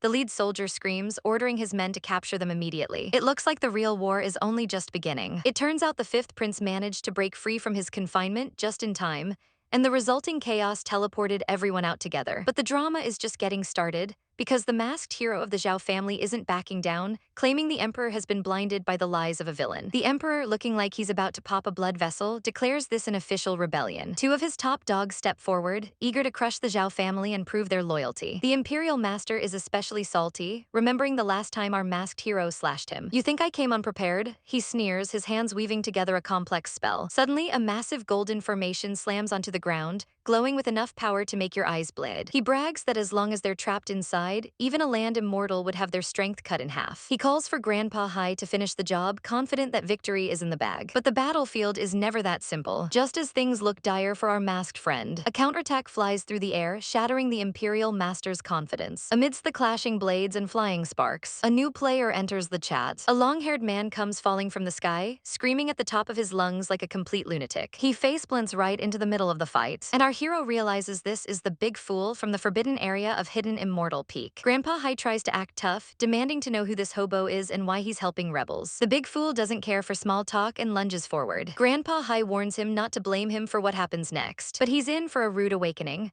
The big fool doesn't use fancy spells, he just uses raw, unadulterated strength to block a massive light attack. He grabs Grandpa Hai's wrist like he's a disobedient child and tosses him through the air like a sack of potatoes. The Imperial Master can only watch in horror as his backup is sent flying. Grandpa Hai is left coughing up blood on the floor, terrified because this fool has the physical strength of a Yang immortal without even using energy. He tells the Emperor that staying here is a death sentence since the enemy now has two top-tier powerhouses. The Emperor is furious, but even he knows when he's outmatched. While the masked hero tries to figure out how the big fool even got here, they realize the fifth prince must have accidentally broken the seal when he destroyed the formation. Meanwhile, the Emperor is becoming desperate, demanding his priests use a forbidden blood ritual that would kill all his own soldiers just to win. However, a scout rushes in with even worse news. A massive Zhao army is already marching on the capital. Left with no other choice, the Emperor is forced to eat his pride and order a full retreat. Our masked hero gives a mock bow, thanking his majesty for his praise as the troops withdraw. With the danger gone, the big fool, who our hero calls Brother Danger, starts acting like a weirdo again, barking like a dog and literally carrying our hero off the field. The scene shifts to a dark courtyard where a group of children are being used in a creepy ritual. A sickly foster father is waiting for a cure, hoping the third princess will bring him the original fetus to heal his illness. Suddenly, a dark, swirling portal of purple energy tears open. Stepping out of the shadows is our girl, the future Tyrant Empress, looking absolutely regal and terrifying with her white hair and piercing red eyes. The foster father bows in respect, but his face pales when she reveals that something unexpected happened and she doesn't have what he needs. "Do you dare to toy with us?" the foster father's son screams, realizing their plan just went up in smoke. The future Tyrant Empress isn't one for games, but this greedy old man in the yellow robes clearly didn't get the memo. He's whining about how much he's paid, but our girl just coolly offers to compensate him for the accident. Of course, he's not having it and decides to call in his secret weapon, ordering someone named Jin Tong to make her pay. Suddenly, the air gets heavy as this Jin Tong starts chanting some creepy occult ritual. He summons the supernatural powers of the Taiyan god, and let's just say it's not a pretty sight. Before we can even blink, this guy transforms into a massive, shadowy nightmare, launching a flurry of lethal spikes right at our Empress. A massive explosion rocks the area, but if they thought that would be enough to take her down, they've got another thing coming. Out of nowhere, a mysterious masked figure drops from the sky like a total boss. He plummets through the air with zero fear, landing a devastating blow right on the monster's face while shouting, "How dare you?" Our new mystery man isn't just fast, he's brutal. He grabs one of the monster's disgusting tentacles and literally rips it apart with his bare hands. As the beast wails in agony, the future Tyrant Empress realizes it's time to bounce. She tells her servant there's no need to stick around for the cleanup crew, as a blinding light begins to swirl around her. She raises a massive magical banner and commands the teleportation to begin. They slip through space and time, but not before our girl and the masked hero share a brief, confused look, both thinking the exact same thing. Wait, is that them? Back at the mansion, the masked guy realizes they've been warped away, and he's pretty sure the owners were in cahoots with the bad guys. He watches as the monster man tries to limp away, eventually collapsing near a pile of severed shadow limbs. The guy finds something glowing and lets out a weirdly excited shout, holding up a pulsating, red, fleshy heart that looks like it belongs in a horror movie. The masked hero catches up and is totally grossed out,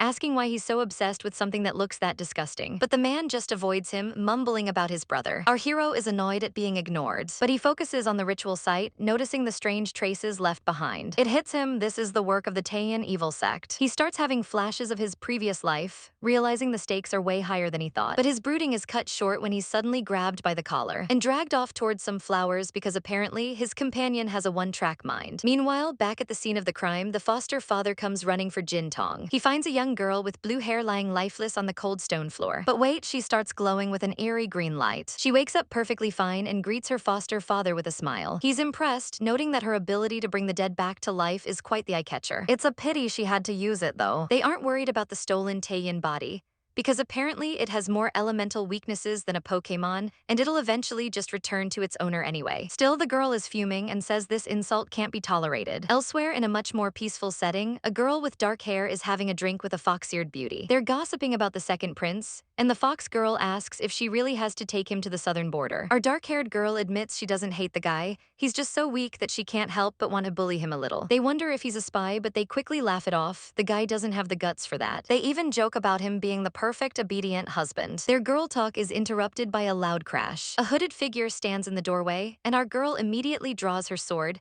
demanding to know who dares to act wild in her presence. She lunges forward with a lethal strike, but the intruder catches the blade, pleading for her to wait. "I'm one of you," he shouts. She's not buying it, calling him a thief, until he finally pulls off his mask to reveal he's actually her brother. She's stunned, demanding to know when he got back from the hidden immortal peak. But the sentimentality doesn't last long.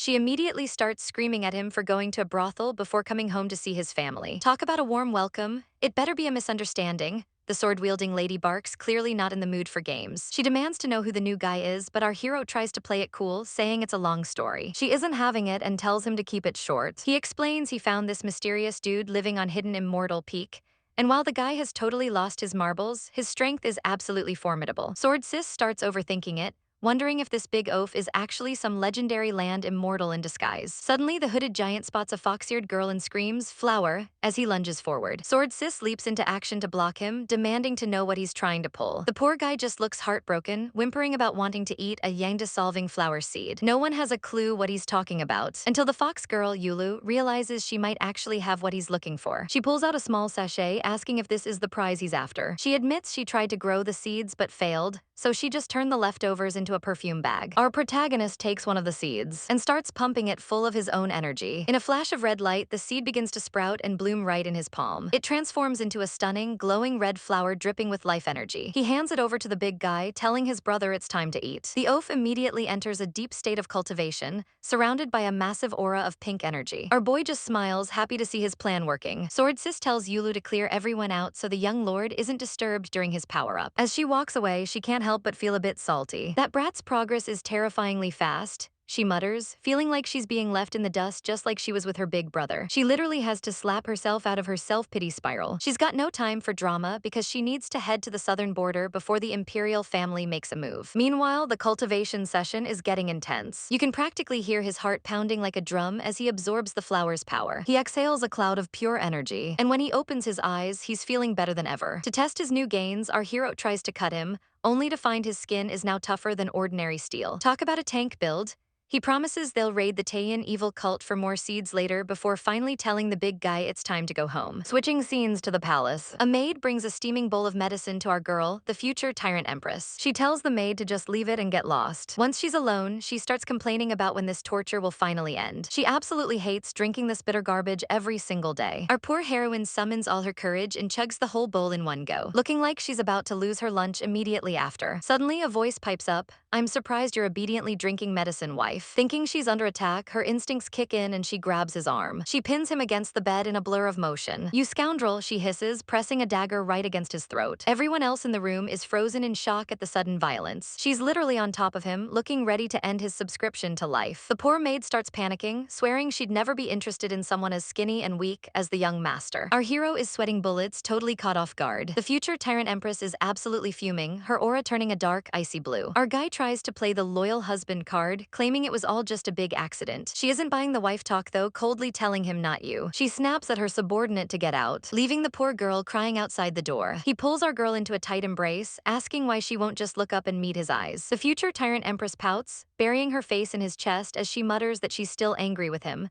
Jinyu just chuckles, begging for forgiveness and insisting that whatever happened was truly just an accident. With a dramatic huff, our heroine finally gives in, telling him she'll let him off the hook just for now. He grins like a doting husband, thanking her for her immense generosity. But as they stand there, her mind is racing with the dangerous rumors Jai Xing has been spreading about her. She knows that staying at the Duke's residence will only bring trouble to his father, but she can't bring herself to leave just yet.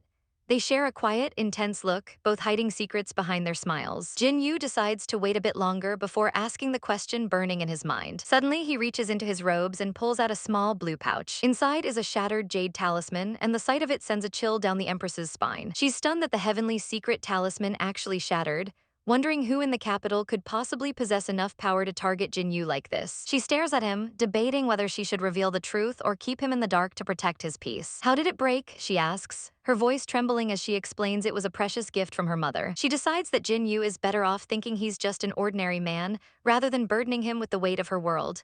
Jinyu scratches his head sheepishly, claiming he accidentally broke it and promising to be more careful in the future. Little does he know that jade was meant to protect the one she loves, but its power vanishes the moment its secrets are spoken aloud. The Empress looks at the broken shards with a heavy heart, wondering if her deepest wish is now doomed to fail. But Jinyu just calls her a fool with a warm smile. He clutches the broken jade to his chest, declaring that as long as he wears it, the protection is still effective. "I'll always wear what you gave me, my wife." He cheers, making our girl's heart melt just a little. The moment is cut short as Jinyu realizes he needs to sneak back into his cell before the guards notice he's gone. He gives her a gentle pat on the head, telling her to take care of herself before making a very ungraceful exit through the window. Once he's gone, the Empress's subordinate Yuan Jai enters to check the news. The Empress is suspicious, asking how a master like Yuan Jai could fail to recognize Jinyu until he was already restrained. Yuan Jai admits that until the young master spoke, he seemed like a complete ghost, utterly undetectable. Even the subordinate is starting to wonder if this ordinary husband is actually something far more dangerous. Meanwhile, Jinyu examines the talisman in the moonlight, noting that the jade inside doesn't seem ancient at all. His playful demeanor vanishes, replaced by a cold, calculating gaze. He studies a map in the shadows, preparing for his next move. Suddenly, his father bursts in, nearly jumping out of his skin when he sees Jinyu lounging by the window. "You scared me to death, brat," the old man shouts, demanding to know why he's climbing windows like a thief. The mood turns somber as the father asks the one question that's been haunting him: is Zhao Wuji truly still alive? Jinyu explains that it was all a misunderstanding and that Sima Hong only pinned the murder on him because of a resemblance.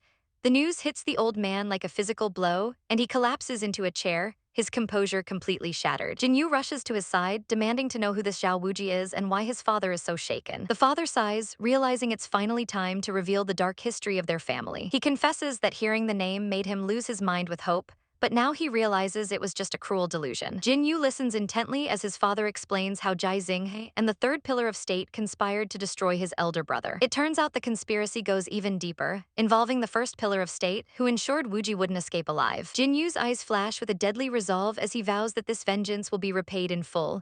His father warns him not to act rashly, fearing the power of the first pillar. But Jinyu just gives him a cocky grin, asking if he looks like a fool. He's impressed that his old man managed to secretly move an entire army near the capital without anyone noticing. They share a moment of lighthearted bickering, with the father telling him to just wait and watch the show during tomorrow's court assembly. Jinyu knows he can't stay the night, joking that if he does, the Duke's residence will be reduced to ruins by a certain madman by morning. He gives a cheeky shrug, looking every bit the troublemaker. His father tells him to scram and not drag the estate into his mess. But as Jinyu prepares to leave, the old man offers a final piece of advice: if things get too hot, come home, because the residence still has a few hidden trump cards. Jinyu just laughs, throwing a thumb up as he declares himself invincible in this realm. Under the cover of a bright full moon, he slips back into the forest. He dons a white mask, his hand resting on the hilt of his sword as he waits in the trees. "They're here," he whispers, his blue eyes narrowing as a streak of light tears through the night sky. A massive explosion rocks the clearing, but Jinyu is already airborne, leaping through the flames with his heavy blade drawn. He lands gracefully on a stone roof, his silhouette dark against the glowing embers. Looking down at a mysterious figure with long white hair, he greets them with a chilling smile. "We meet again," he says, his voice dripping with malice, fifth pillar of state.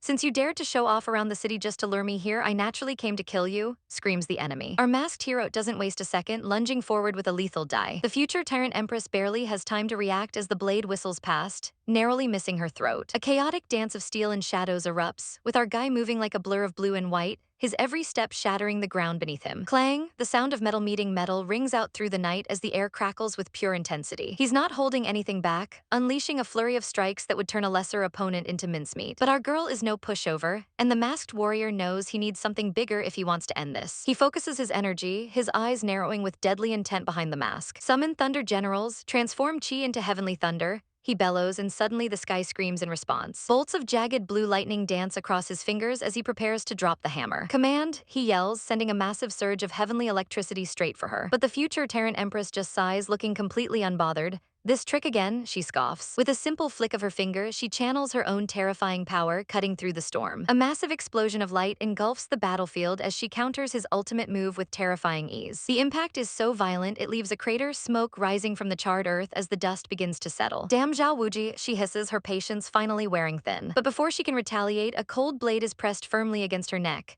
"Lord Pillar of the State, can we talk now?" the masked man asks, his voice dripping with ice. She spits back, "I have nothing to say to someone who killed Brother Yuan." He tries to deny it, but she's already reached her breaking point. "Prepare to die?" she screams, her body beginning to glow with a suicidal light. She's actually going to self-destruct and take the whole mountain with her. Energy flares wildly as the masked man scrambles to stay upright against the pressure. She looks like a literal goddess of destruction, glowing patterns etching themselves onto her skin as she prepares for the end. "Heaven's mandate is mine, heretics shall kneel," she declares, her voice echoing with divine authority. But then a flash of crimson interrupts her final act. A glowing red spear covered in ancient runes pierces right through her aura. "Ah!" she screams in agony as the weapon strikes home, pinning her spiritual energy. She stares at it in disbelief, realizing this is the ancient Tao pattern.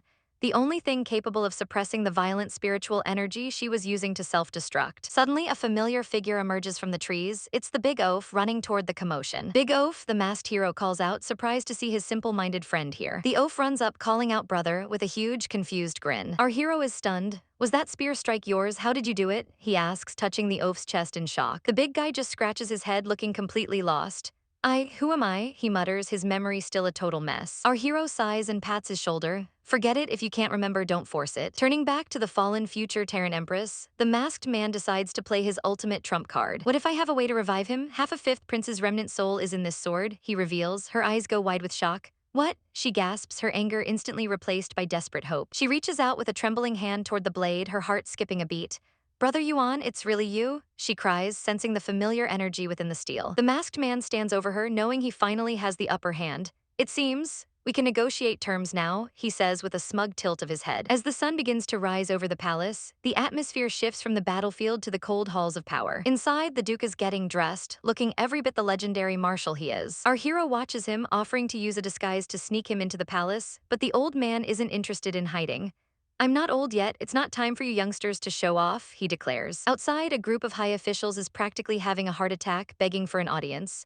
Li He, isn't he your frequent opponent? Is he here to kick us while we're down? Our hero asks. The Duke just laughs. Haha, what do you know, brat? Today I'll show you your father's true confidence. He strides out to meet the crowd of soldiers and officials waiting in the courtyard. Li He bows low, his voice trembling with genuine concern.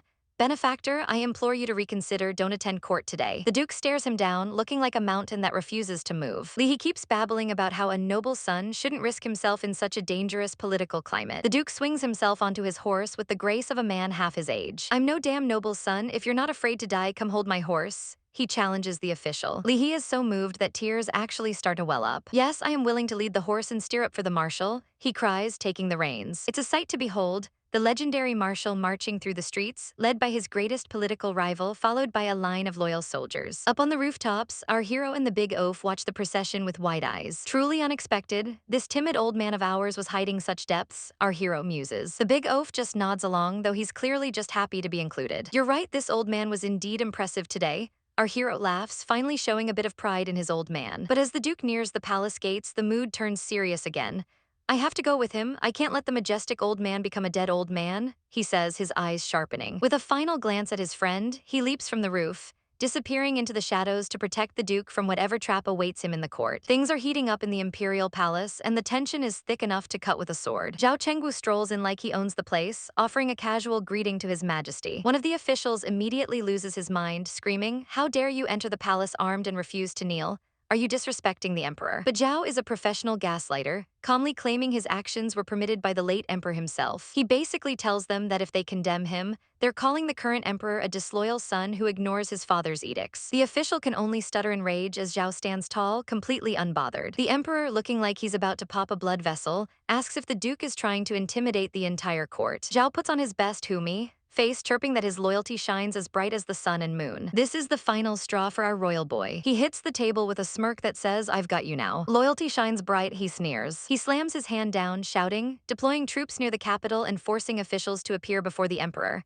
Is this your loyalty, Zhao Chengwu? The other ministers are absolutely terrified, hitting the floor and begging for the emperor to calm his anger. Zhao tries to play it off, claiming he and Minister Li just met on the road by total coincidence. The emperor isn't buying the silver tongue act for a second. He stares him down with ice in his eyes. Placing a heavy book of crimes on the table, he slides the memorial over, mocking Zhao's ability to talk his way out of anything. I wonder how you'll respond to these accusations, the emperor challenges. He starts listing the Duke's greatest hits, sheltering rebels, embezzling military funds, and even murdering the fifth prince. Zhao just gives a smug little smile, retorting that if you want to frame someone, you can always find a pretext. The court erupts into a frenzy, with officials pointing fingers and screaming for the villain to be executed for his capital crimes. The emperor tries to play the reasonable relative, saying Zhao is his son-in-law and he doesn't want to be cruel.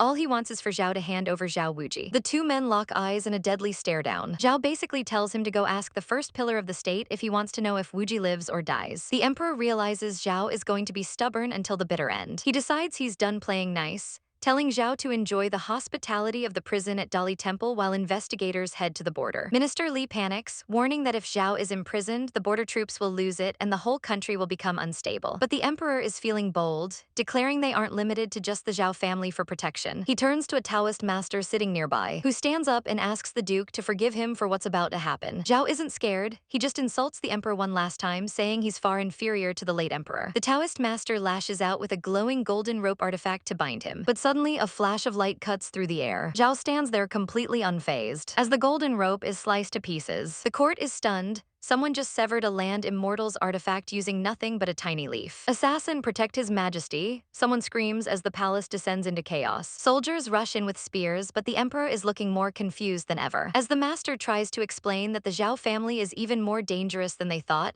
a messenger bursts in with an urgent report. It's a total disaster.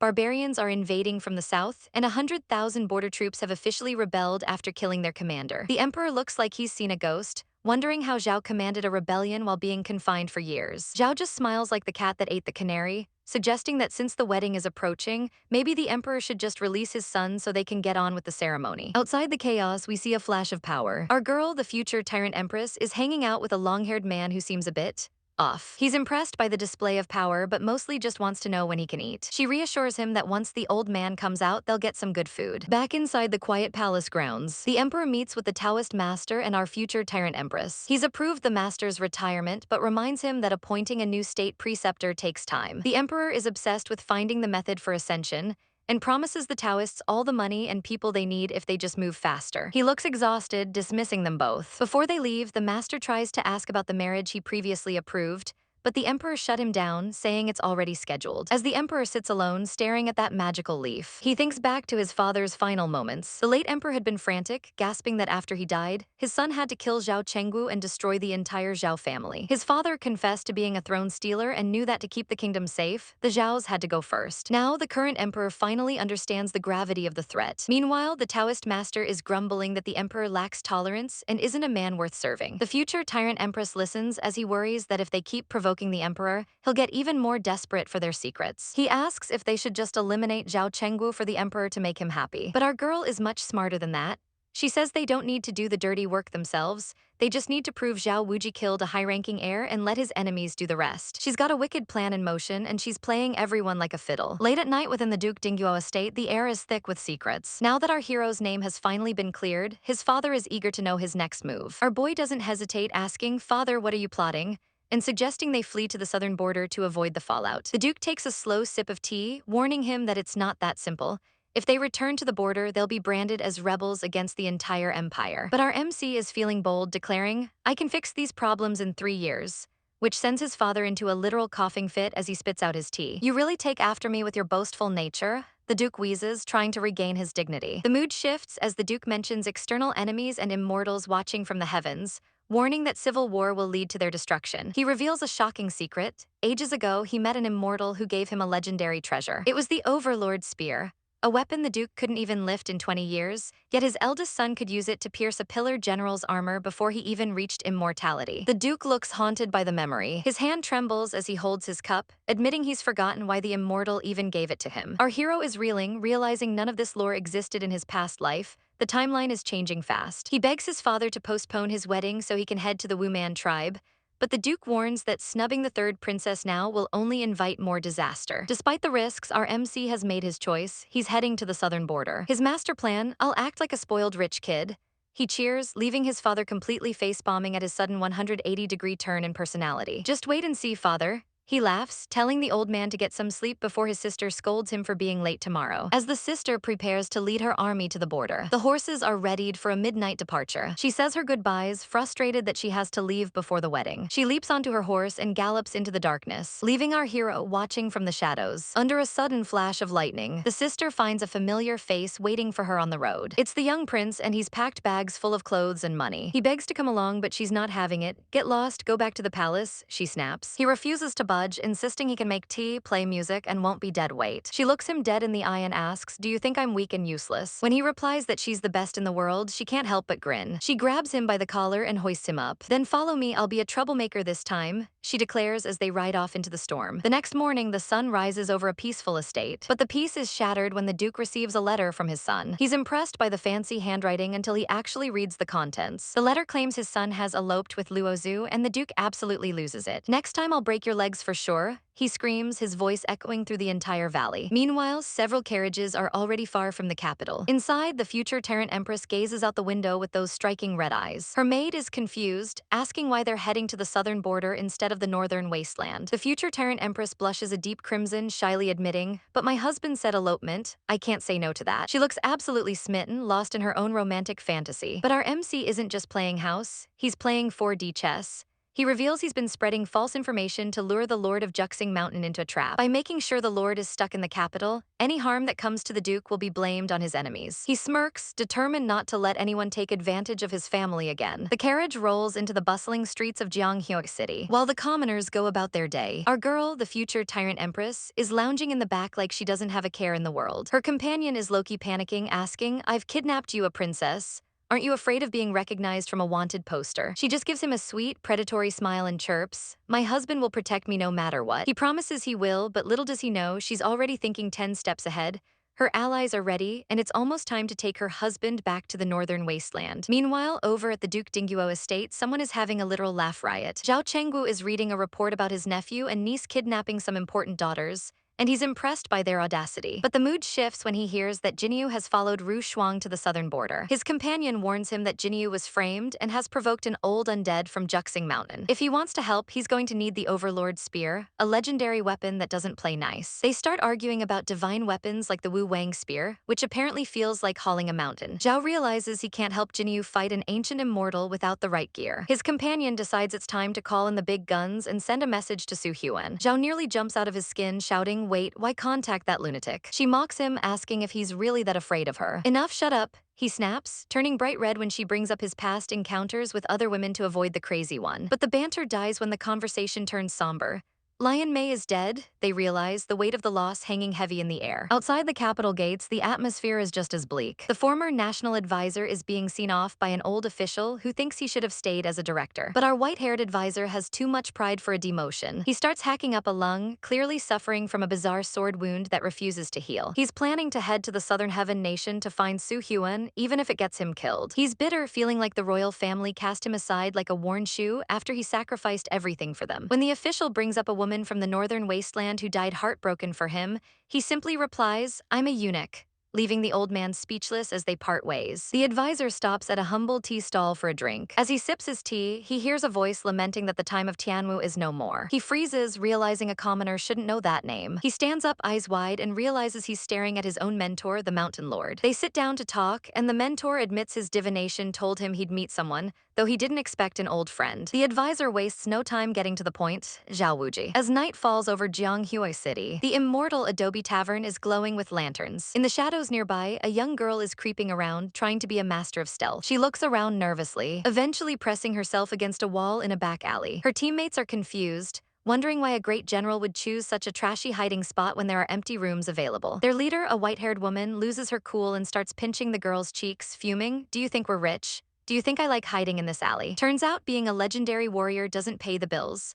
The tension is thick as our dark-haired attendant questions their pay, reminding everyone they're getting double from both the royal family and the Duke. She starts worrying about her finances, realizing she might not have thought this whole secret mission through. But our future Tyrant Empress isn't worried about petty cash. She's focused on the mission the Divine Lord gave them, bringing the young master back to the clan. She takes a swig from her gourd, looking completely unimpressed. Our girl asks if she's figured out who the young master is traveling with. The attendant gives a breakdown that is honestly hilarious. First, there's a big guy who's all brawn and no brains. Then a mysterious, weak-looking person who stays hidden in the carriage. And finally, the young master himself, who she claims doesn't even have the strength to restrain a chicken. She's convinced he's just eloping and managed to shake off his actual guards. The future Tyrant Empress isn't buying it for a second, feeling like something is seriously off. She's told to stop drinking because they might need to move soon. She stares down the attendant, the vibe getting heavy. She mentions that if they activate the war god armor later, The pain will be unbearable without some wine to dull the senses. This isn't just any armor, it's been fused with her flesh and blood for so long she can't even take it off. She laments that she wishes the Divine Lord had appeared much sooner. Suddenly, the atmosphere shifts as they look out into a swirling, dark ritual. Chants about offering flesh and blood to the 5 gods echo through the air. The cultists are deep in their dark arts, and the energy is straight up rancid. Our girl realizes the customs of Jianghu City are way more peculiar than she bargained for. The future Tyrant Empress senses a presence, a disciple of the dark. When someone screams "Great General," the Empress immediately snaps into action. She warns everyone to cover their mouths and noses, and whatever they do, don't look or listen. The Taiyan cult has arrived, and they are definitely not here for a friendly chat. Meanwhile, the young master is deep in meditation, surrounded by crackling lightning. He senses the dark ritual closing in, and decides enough is enough. He draws his blade, ready to test their tricks with a good old-fashioned sword strike. But before he can swing, his companion rushes in, screaming that it's all a delusion. They need to escape, but the cult's influence is making it impossible. Realizing he needs to hide his identity, the young master dons a mask. He meets up with the future Tyrant Empress, who has volunteered to accompany him. He's surprised the Pillar General is coming along,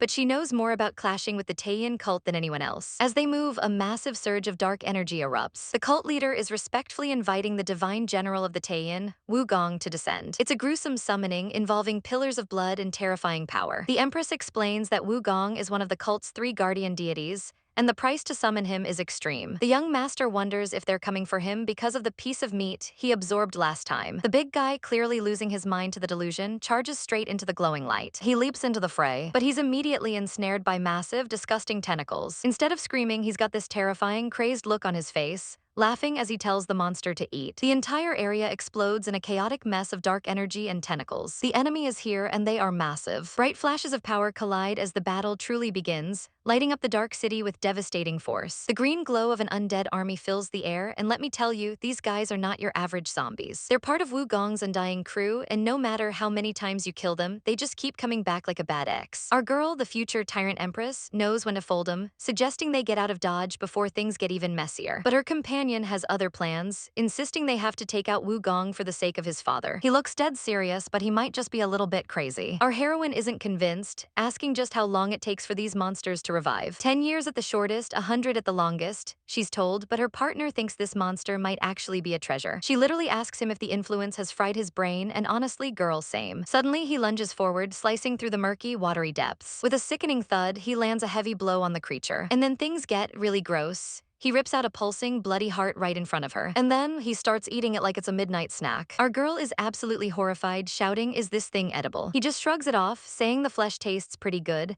leaving the future Tyrant Empress questioning every life choice that led her to this moment. What a beast, she thinks, and yeah, that's one way to put it. Meanwhile, she regroups with her allies, pointing out that the big dummy they were worried about wasn't actually that strong. She's feeling pretty confident until they realize there are 2 even stronger powerhouses watching them from the shadows. She immediately starts scolding her subordinate for having the detection skills of a potato. But there's no time for jokes because the Taiyan cult is making their move. The pollution from summoning Wugong is getting out of hand, and if they don't act fast, the local Taoist is going to be toast. "We must destroy the altar and expel Wugong quickly," she commands, her red eyes glowing with determination. In the shadows, a terrifying statue with glowing red eyes looms over the battlefield. A burst of blue spirit energy flares up, slamming into the creepy monument with explosive force. On the other side of the conflict, Lord Lin is being congratulated on his transfer, but he's shaking in his boots. He knows the Emperor's intentions are never good news. When asked about the deal the Emperor made with the cult, he's like, no, I don't want to know. Smart move, Lin. Ignorance is bliss when you're working for a tyrant. Too bad his peace doesn't last long. An ice-cold blade of energy suddenly rips through the air. One of the 20 has been taken out in a flash, and Lord Lin is losing his mind. A desperate woman crawls to him, offering her own child to serve him instead of the one he lost. But this guy is a total jerk. He just kicks her away, calling her a fool. He's more worried about his own neck than some poor villager's sacrifice. But justice is coming for him in the form of a glowing blue sword. It pierces right through him, and he realizes he's in deep trouble. He tries to use a talisman for protection, but the blade strikes his arm regardless. He uses a blood spirit to protect himself, creating a red shield to hold off the freezing attack. He's sweating bullets, realizing he can't guard against these methods forever. Hesitation only leads to disaster, He screams, deciding to make a gruesome sacrifice. He offers his own blood to the Supreme Wind Celestial just to find a way to escape. A massive explosion of red energy erupts, and he vanishes into thin air. The future Tyrant Empress arrives just a second too late. Damn, he still got away, she growls, clearly annoyed that the villain escaped her grasp. But then a sound cuts through the smoke, the wailing of a baby. She finds a small, soot-covered child crying in the ruins. Looking down at the infant, she can't help but admire its spirit. What should be done with these children? She muses, holding the tiny survivor as she looks over the bodies of those who didn't make it. Even among the carnage, our girl still has a heart. The blue bird tries to make a break for it, but our girl isn't letting this snitch get away. She catches the little flyer, admitting she was already stressing about how to explain this mess to her husband. See those kids, go get your master, let him deal with them, she commands. But then her eyes turn cold as she gives the bird a final warning. You know you can't tell anyone about me, right? The poor thing is sweating bullets, squeaking for its life. Before she finally tosses it back into the night sky, the scene shifts to a heavy downpour, where a massive energy blast obliterates the nearby statues. A man with long, dark hair is left wandering through the rain, looking completely dazed. Our girl and her masked companion arrive at the wreckage, realizing someone beat them to the punch and destroyed the summoning altar. The masked man is shaken. He didn't think anyone in the city was skilled enough to interfere with the Zhao family's military plans. Meanwhile, the long-haired guy is just upset that his meal escaped. They try to track the target, Wugong, but our girl shuts the conversation down. They're running out of time and need to move. Just as she's ready to head back to her room, a little winged messenger swoops in, calling for the high priestess. The masked man can't help but comment on how much the clan simps for her. The news is good, though. There's finally hope for Yuanji. But the little messenger has one more chilling update. She found a strange statue with dozens of arms in the city that looks like a ritual site. Our girl immediately recognizes the handiwork. It might be an altar of the Taiyin cult. They waste no time and head straight to the site. The many-armed statue is glowing with a sinister light. The masked man looks at the fallen bodies, calling them nothing but brainwashed fools. Our girl explains the horror of it all. Anyone who joins this cult becomes so twisted they'll sacrifice their own family to a fake god. They've completely lost their humanity. They find an official among the wreckage, and our girl realizes the conspiracy goes deeper than she thought. It looks like the Emperor of Great Zhou himself might be colluding with the cult. She looks at the mortal vessels, innocent children being used for the ritual. But something is wrong. There are only 19 children and there should be 20. The winged girl spots something and points to a nearby basket. She scoops it up and finds a badly hurt little girl inside. Luckily, someone righteous treated her wounds just in time. Our girl decides that since these children are untouched by corruption, they could grow into something exceptional if raised right. Her companion worries they're just raising future talents for the cult, but he remembers his own sex history and relents. Fast forward to a beautiful, sunny day at the estate. Her husband comes charging in, clutching a bundle of joy. Husband, where did this child come from? She asks, totally caught off guard. She starts teasing him, asking if he wants kids that badly. He's blushing like a schoolboy, explaining he's already arranged for his family to pick them up so they can finally elope. He even gets a little bold, suggesting they could have a child of their own one day. Look at that happy baby. She has no idea how close she came to disaster. The carriage arrives to take the children to safety. The servants begin loading them up. But when it comes to the last child, the mood suddenly shifts. The servant bows deeply, her voice trembling. We're sorry, princess, but we can't take this child with us.